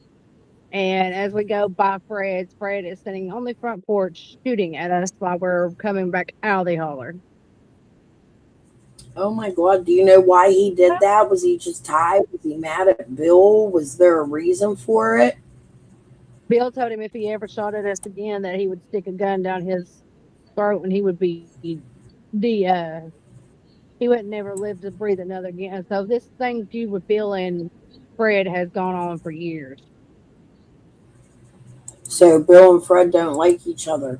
Well, I have you on piano. After I find this Ruby Bell, I think now's a good time. We should go listen to Bill Shipley's wife, or Bill Shipley's sister-in-law. I'm sorry. I am really looking for these pictures of this Ruby Bell. I really want to know if you know this girl, if you've ever seen her, because she's named by Ziggy and Fred so many times, and not only names, but there's actual phone calls with people who state that one was dealing with these people, and he went up there to save this girl. And Jody Sue also talks about Dawn. Did you ever hear anything about Dawn taking the boys to Knoxville? When I was there, Candace had all the kids. So you never witnessed the boys go to Knoxville? I've never seen them go to Knoxville. Okay, hold on. I got Ruby Bell pulled up here, but let me try to zoom it in.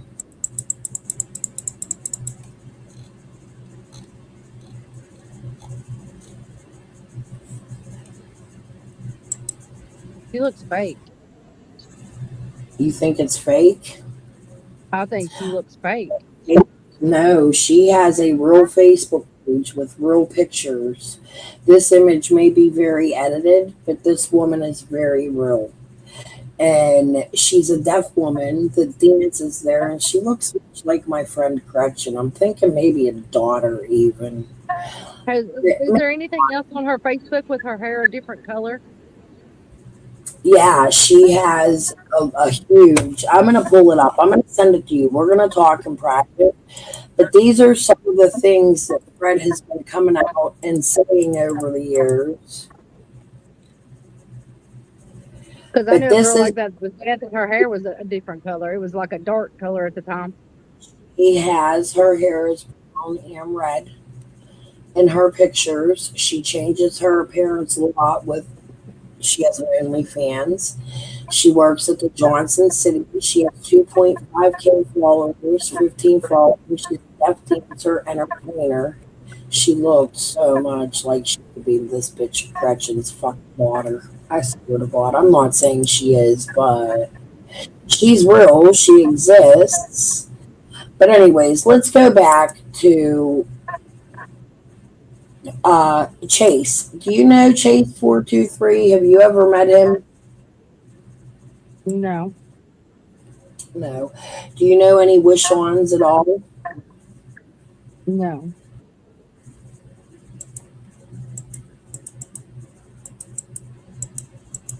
You know, me just being up here, YouTube is going to take off with me being on your panel. YouTube's going to take off. You think they'll take me off? I hope not. PG and everybody will be talking about me being on your panel. Oh, fuck them. Who gives a fuck? What do you know about the Moody's and the Davises? Where the shot? Oh, we talked about that in my chat yesterday. The Jack Dyke shooting. What can you tell us about that? They were fighting over a backhoe. It was A over a stolen back. backhoe with that.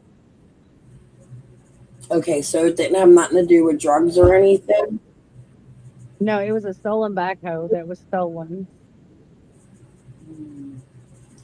So the backhoe was stolen. Who stole it? The Moody's or the Dykes? The Moody's stole it, and they had sold it to Jack, and the son had went to get it, and when it did, it all just went all to hell with them shooting at each other and everything. So I can't believe nobody was fucking charged for that.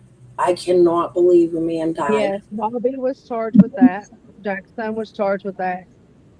He done Jack time. charged for his father's death.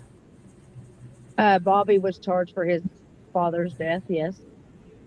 Oh my god. Stanley was also charged because he was a felon with the firearm. And then the Davises, I think they only got like 6 months to a year out of it for killing them. So do you know, are any of those people like the Redmonds or the Davises, are they in witness protection? I don't know the Davisons or I don't know the Redmonds. The Davises are in witness protection. Do you know what their crimes were? Like something to do with the Apple Bank? I don't know. Okay. Now, you don't know nothing about the Redmonds taking the land and explaining you were down by the Redmonds land when he shot at you in Shipley. That's when the Redmonds had they were weird. They were never home, or if they were always locked the door. They never came outside. Did you hear anything about a lot of students coming to visit him, international students, or anything about hay rides up on the Redmonds property during Halloween and fall? No, I wouldn't have never went up that way on a hay ride. Because that's rocky terrain. That's different. That's not a place to ride hay rides at. Yeah, I didn't think so. Did you hear anything about Redmond giving him a hard time about searching his land? I heard that there was a big argument over the land and trying to keep people off of it and all that. Yeah, he didn't want nobody on it. I hear a lot of anger coming from Andy and Fred. Even though they're fighting each other, there's a lot of tension over this land that Redmond bought. And Redmond don't want him on there. He's not doing much. I find Redmond sus. And the fact that he hung out with people that are in witness protection for something with Apple Banks, which we're out here outing them, you ain't too fucking hidden anymore. But that's concerning to me. You know what I mean? Like, why do they have these type of people up in the holler? Did you ever see a lot of like FedEx trucks or delivery trucks going down the holler past Fred's into the Redmonds? There's all kinds of FedEx trucks going down in the holler all the time. It was unusual. Unusual. Did you notice if they were old FedEx trucks or like new ones? How did they look? Like a regular FedEx truck, and like one that you would see running the road. Yeah. A lot of times people will buy old beat up FedEx trucks that are being retired from its job, and it still has its stickers and things on it. And they'll fix them up and make it like it's a FedEx truck and you can use them in crimes. So that's why that's like the I ice cream trucks now. Like how Fred bad the was ice cream trucks was back then, like last year. say Because there that was one that again. followed me all the way to. There was one that followed me all the way to Virginia, and they had never seen an ice cream truck in the trailer park that I was in, staying in. And that night I went over there, there was one that showed up at 9 o'clock at night. Oh my God, do you think you're being followed? This Summer's case. I've been followed since day one. I've been followed ever since PG put me out there and slung me under the bus. And what about like when I forget what I was gonna say. So That's I have great. to When watch what I do, watch where I go. I have to watch who I'm with. I always have to watch my back, and that's not fair to me because I shouldn't be out here trying to figure out where to hide or where to like not hide, just like staying out of people's view that knows them and knows anything to do with them. I try to stay very, very discreet and try to stay on a low profile. I get that, I understand. You know, Karen Renfro made reference to me that you was living in a cemetery. She didn't tell me which cemetery. This was when you were in addiction before you got clean, probably about the time you were fighting to get clean. She said you were living in a cemetery with a man with the last name of Jackson and that he went by Spider and that he was a kingpin. Is there any truth to that? No, my husband is a Jackson. I married him in 2006. We have been separated 20 years, and I do And he not know no dude named Spider whatsoever. And yeah, I do go and sleep on my daddy's grave every now and then because I miss my dad. But other than that, no, nothing. There's no truth to that. okay. That's why I'm here to clear up the rumors, things I've been told, things I've heard, and I can hear it in Marlena's voice. I'm not reading chat, guys. I'm just giving Marlena my full attention because I feel, and I've said this to Marlena the last time she was on my panel, she wasn't given a fair shake. When you go to Prayer Garden's channel, Prayer Garden acts like reality is a movie. She makes shit up. She adds characters. And truth is, Marlene is a real human with a real daughter. And as I spoke last night to you, when Prayer Gordon does shit like that, and when Ziggy does shit like that, they put in Lips, especially Lips with her daughter.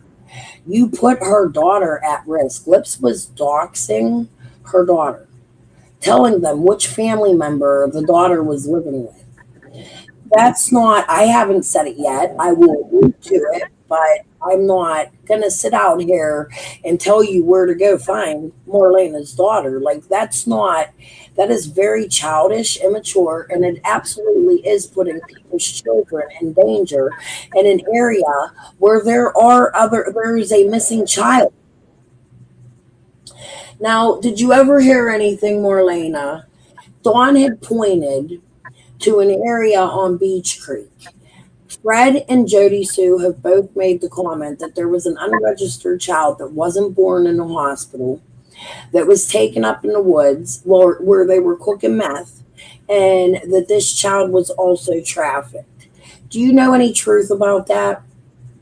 No, I do not. I don't think there's any truth to that because Beach Creek doesn't do that. Okay. Beach Do you Creek's know any? going to get sick and tired of all this. And you know what? This is what I'm going to say about that. Beach Creek is going to reveal when it's all in time. Beach Creek is going to reveal every bad source that was ever there. Everybody that was ever bad in there. They're either going to they're either going to go to prison, or two, they're going to be unalived and they'll be gone missing. Because with this being a kid's case, they don't like that. Exactly. Period. My point out here the whole time that in this area that we live in, much like the area I grew up in, here's what I'm running into. You have different organizations, different people that run different crimes, and then eventually they coincide together at one point or another. It's what I've been trying to show you in the two-plot And case. Beach Creek, Candace is walking towards my siblings' house, and my siblings live really close to her. My daughter lives really close to her. She gets caught on their property. She's not going to like what the outcome is. Can you tell us about at your siblings' house? Can you tell us about prior to Summer going missing, the friendship between Bill, Chad, Candace, and Dawn? What about it?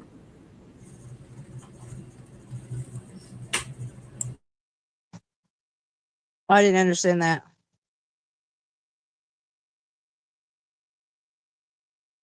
It's gonna She's stop. breaking up so bad. It's gonna We stop can't hear her. soon. Hold on. She'll be back. She'll click back on.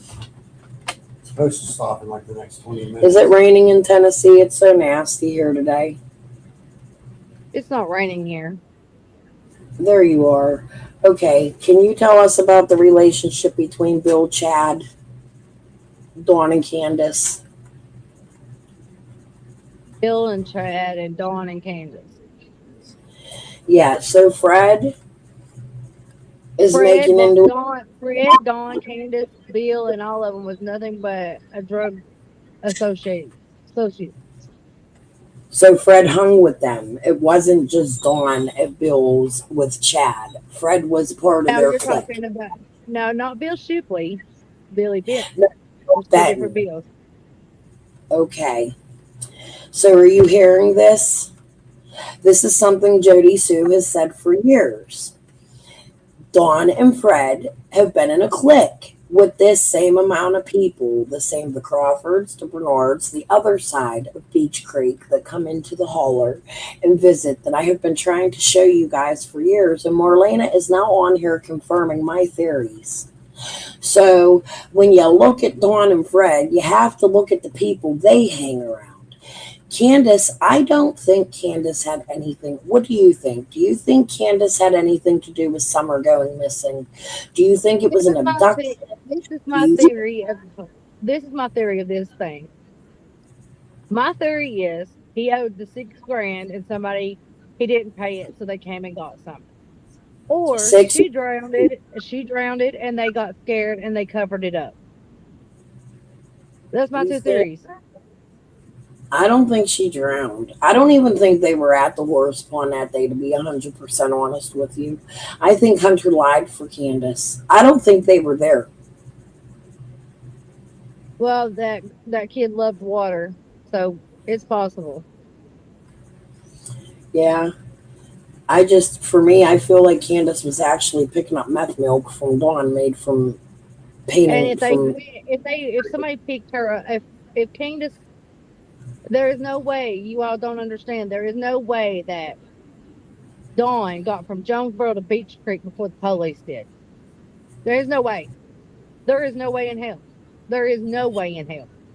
Well, he said that he called, and the police dispatch said that there was a 911 call from Dawn in Jonesboro. So we know he was there because there were 911 calls that came in, and one came in from Jonesboro. So he had to have been there. But there is no way that he beat him. I mean, he could be coming on the outskirts of Jonesboro before he called. There is no way in hell he beat the police to his house. Here's where it concerns me. Dawn left twice that day. He said he left at 3:30 for lunch, but other co-workers have come out at some point. I don't remember when or where, but they had said Dawn left at 11:30 for lunch. Wait a minute. Let me say this. When I was up there in May, the day it was Mother's Day, and well, it was like Mother's Day or the day before Mother's Day, and the DCS worker was there. They had showed up. So they definitely had CPS because I helped hang up like 7 friggin' totes of clothes. I did 15 loads of laundry that day. I know I was there when they showed up. Do you know why they were involved in their life? I don't think it had anything to do with BB guns. It wasn't nothing to do with BB guns. It was the kids missing school. They was having lies. They were dirty when they were sent to school. There was different accusations that they were going through.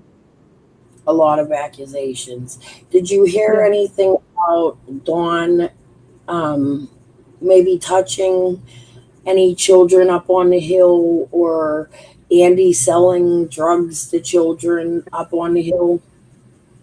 I know that Don used to shower with all of his kids.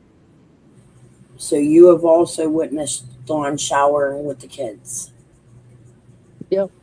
Even the boys? Even the boys. Josie included? Yep.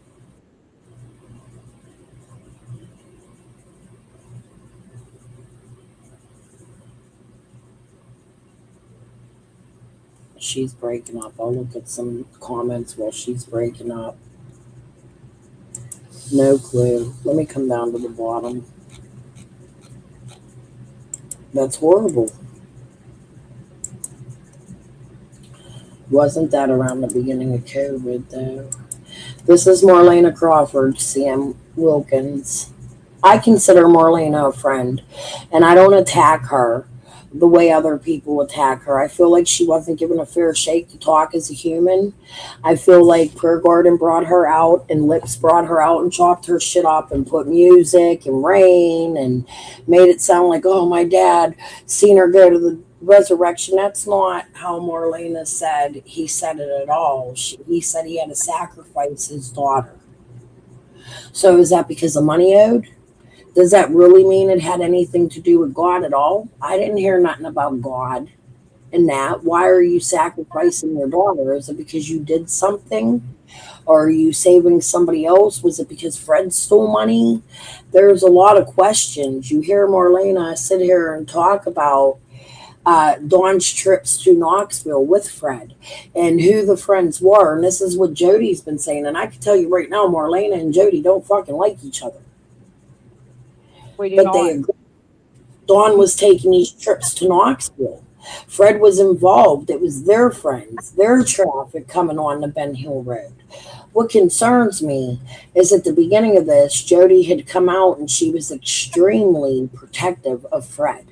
Just as much so as Andy, even talking about kicking shells in the creek when Fred shot Fanning. What can you tell us about the Fanning situation, Marlena? The what? Something happened. I might have to kick her and she might have to come back.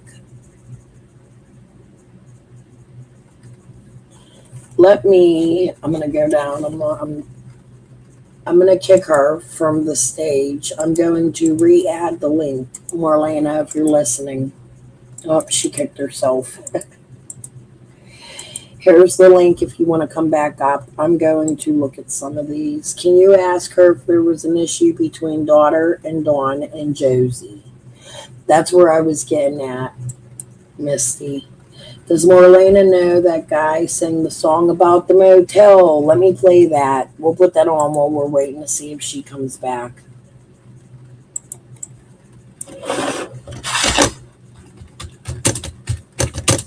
I have some questions. I'm going to talk to Marlena privately and get more answers where it's more.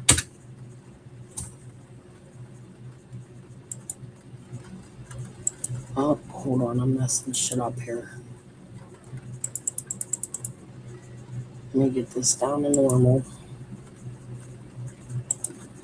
Look, I typed in West Side Inn. How about instead of the song, we sit here and watch a couple news reports about the West Side Inn? The Kingsport community could see an increase in the homeless population due to the evictions from West Side Inn. News 5's Johnny and Nordello spoke with community organizations about what they're doing to help combat the issue. Many people used to call West Side Inn their home, but that is no longer the case. Residents received a letter advising them to vacate their rooms. Many who lived there had no backup plan. West Side Inn was a place indoors for people to stay, and this is exacerbating the homeless issue that we already have in Kingsport. According to Erica Qualls, a case manager for the Family Promise of Greater Kingsport, a majority of the residents are considered low income or have a disability. With rent prices increasing, it's made it nearly impossible for them to find a new place to live. When you're working 40 hours a week at minimum wage and you still can't afford shelter for your family, let alone food and all the other necessities. It's absolutely heartbreaking. They're only bringing in $943 or $1,000 a month, and how are they going to live on that? Qualls is currently helping 15 people from West Side Inn find a place to stay. However, this has proven to be a difficult task. Thus far, we've not housed one family yet. We can't find anything. Oasis is a local nonprofit organization that helps women. Leaders tell me they're also facing some unforeseen obstacles. Recently, when people have gotten vouchers, they are not being able to find apartments who accept their vouchers. We are having issues right now, even with people being on 2 and 3 year waiting list times. Leaders tell me that many residents have stayed in the inn despite being asked to leave. The main issue being lack of places for people to stay. But the problem is we really don't have a place to send people. So if they're living out on the street, where are we supposed to send them? A lot of times you see people staying in cycles of addiction and staying in cycles of illegal behavior and things like that, because what are we doing to offer them something better? However, they believe there can be a solution to this problem. Look at our community as a whole and make more affordable housing options. Local organization leaders tell me that they're going to continue their efforts to make sure that everybody that used to live at Westside Inn has a place to live. In Kingsport, Johnny Nordello, News 5, WCYB.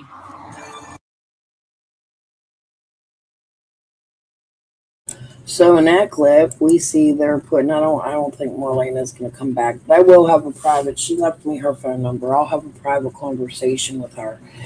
That was a lot of good information coming from her just in that little bit of time. Fred pewed at her. Dawn and Fred were all friends with the betting and the fight and all that shit that was going on. We heard about the trips to Knoxville, the real not resurrection sacrifice. We heard about Fred pewing at her and Shipley. As Fred's out here, and I do want to get to, maybe I can get her up here one day to go over Kirst's video with the other Shipley lady. As you can see, the West Side Inn has a lot of problems. It's demolition. 2 years ago, they shut it down since Summer went missing. But there was a lot of issues at the West Side Inn where Fred hauled this motorcycle to, he says. I was told he visited a Jamie Cox to take it to. Fred says DW kept coming to his house. Lisa Kay said the candy took dope to Fred's. He refused to give it back. I didn't hear that. I'd be interested in hearing what Lisa Kay's thoughts are on that. Wow. Dawn said Andy went to South or North Carolina. Yeah, and Ziggy was saying he went to Knoxville to work on a carnival ride. Just look at the precious face. How can any of these people area not find what happened? What do you hear? I don't think that's the truth, Glenview. Did you hear what Marlena said? She said, small towns like this, yeah, they do have crimes like that. And when all is said and done and they find out what the fuck happened this summer, after all the people being doxxed out here, and they don't take kindly in that area to children being hurt. Whereas Fred and them are saying there were children trafficked. So that would be Fred's friends that's trafficking them children. I'm on Marlena's side. I believe that not everybody there is bad. And I was trying to get into the Fanning shooting with her. I would have loved to hear so much more about that, but we can talk about that later. So much. You don't understand the questions I have for Marlena. I could be here for hours and hours and hours. Misty, she said long ago that her daughter wasn't messed with. They took her to, yes. Marlena has said that. I think she even said that on my channel. Where on Van Hill did Red Hunter's girlfriend's mother live? She lived on Ben Hill, I thought. Not Van Hill. She was a goat. Hunter's girlfriend was actually a goat. It was Sherfy's girlfriend's daughter, if I remember correctly.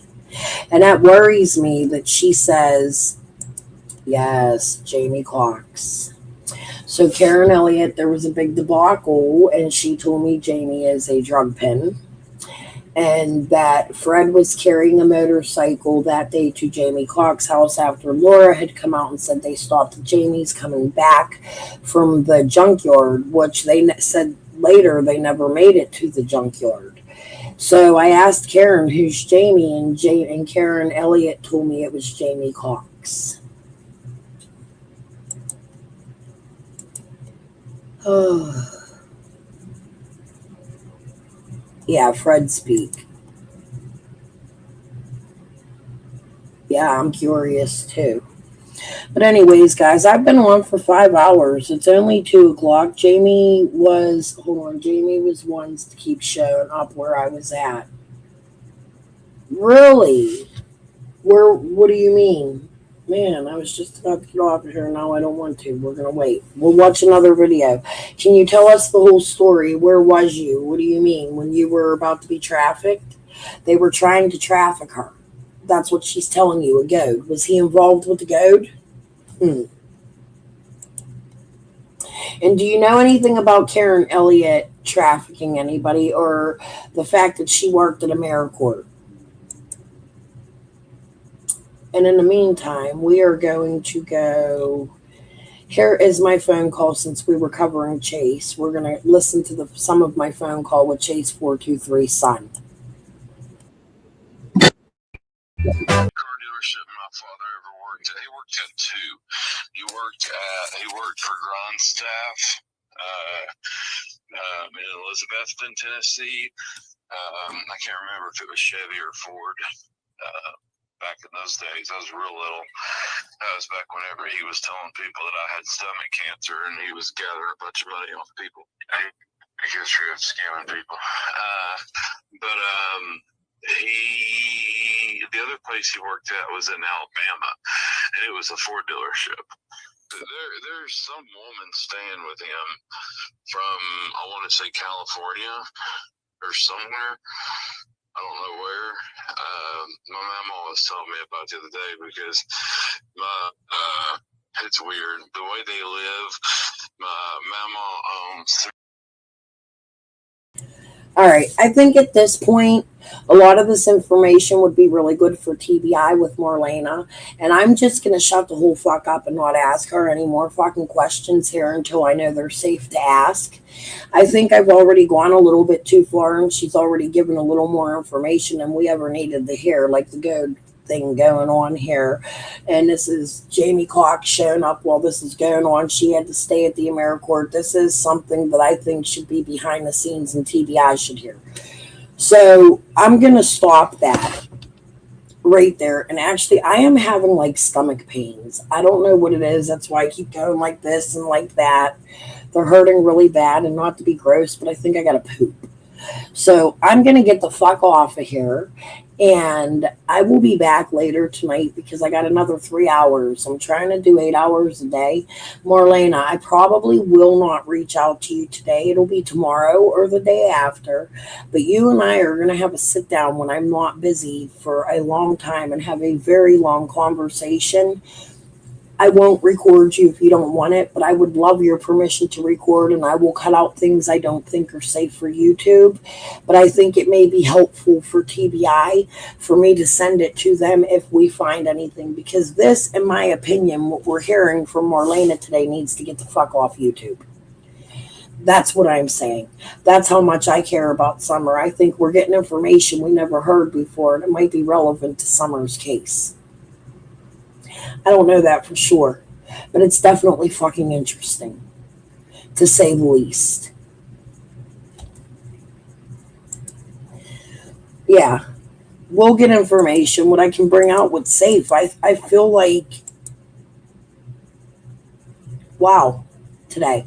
We're going to listen to Shipley. I'll pick out some things Marlena and I can listen to together, and she can come back up on panel. Yes. That's what I'm saying. I feel like Marlena gave us a little more today than YouTube needed to hear, and I am so grateful for you. Yes, Marlena. I will be talking to you within the next 2 or 3 days. Okay. If I don't hear from you, make sure you're calling my number. I'm going to definitely go over tonight and send you my here. I'm going to give it to you now in case I forget.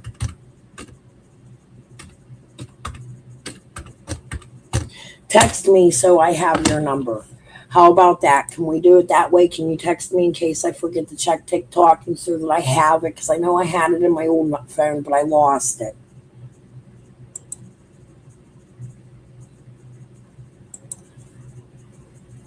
Yeah. Where did Red rank on Van Hill? Glenview wants to know. She can answer that later. Guys, I feel like I'm nauseous. I got to go to the bathroom or something. So I'm going to head off of here. But thank you all for being here. Pesamore. Peace and love. I will see you all later tonight.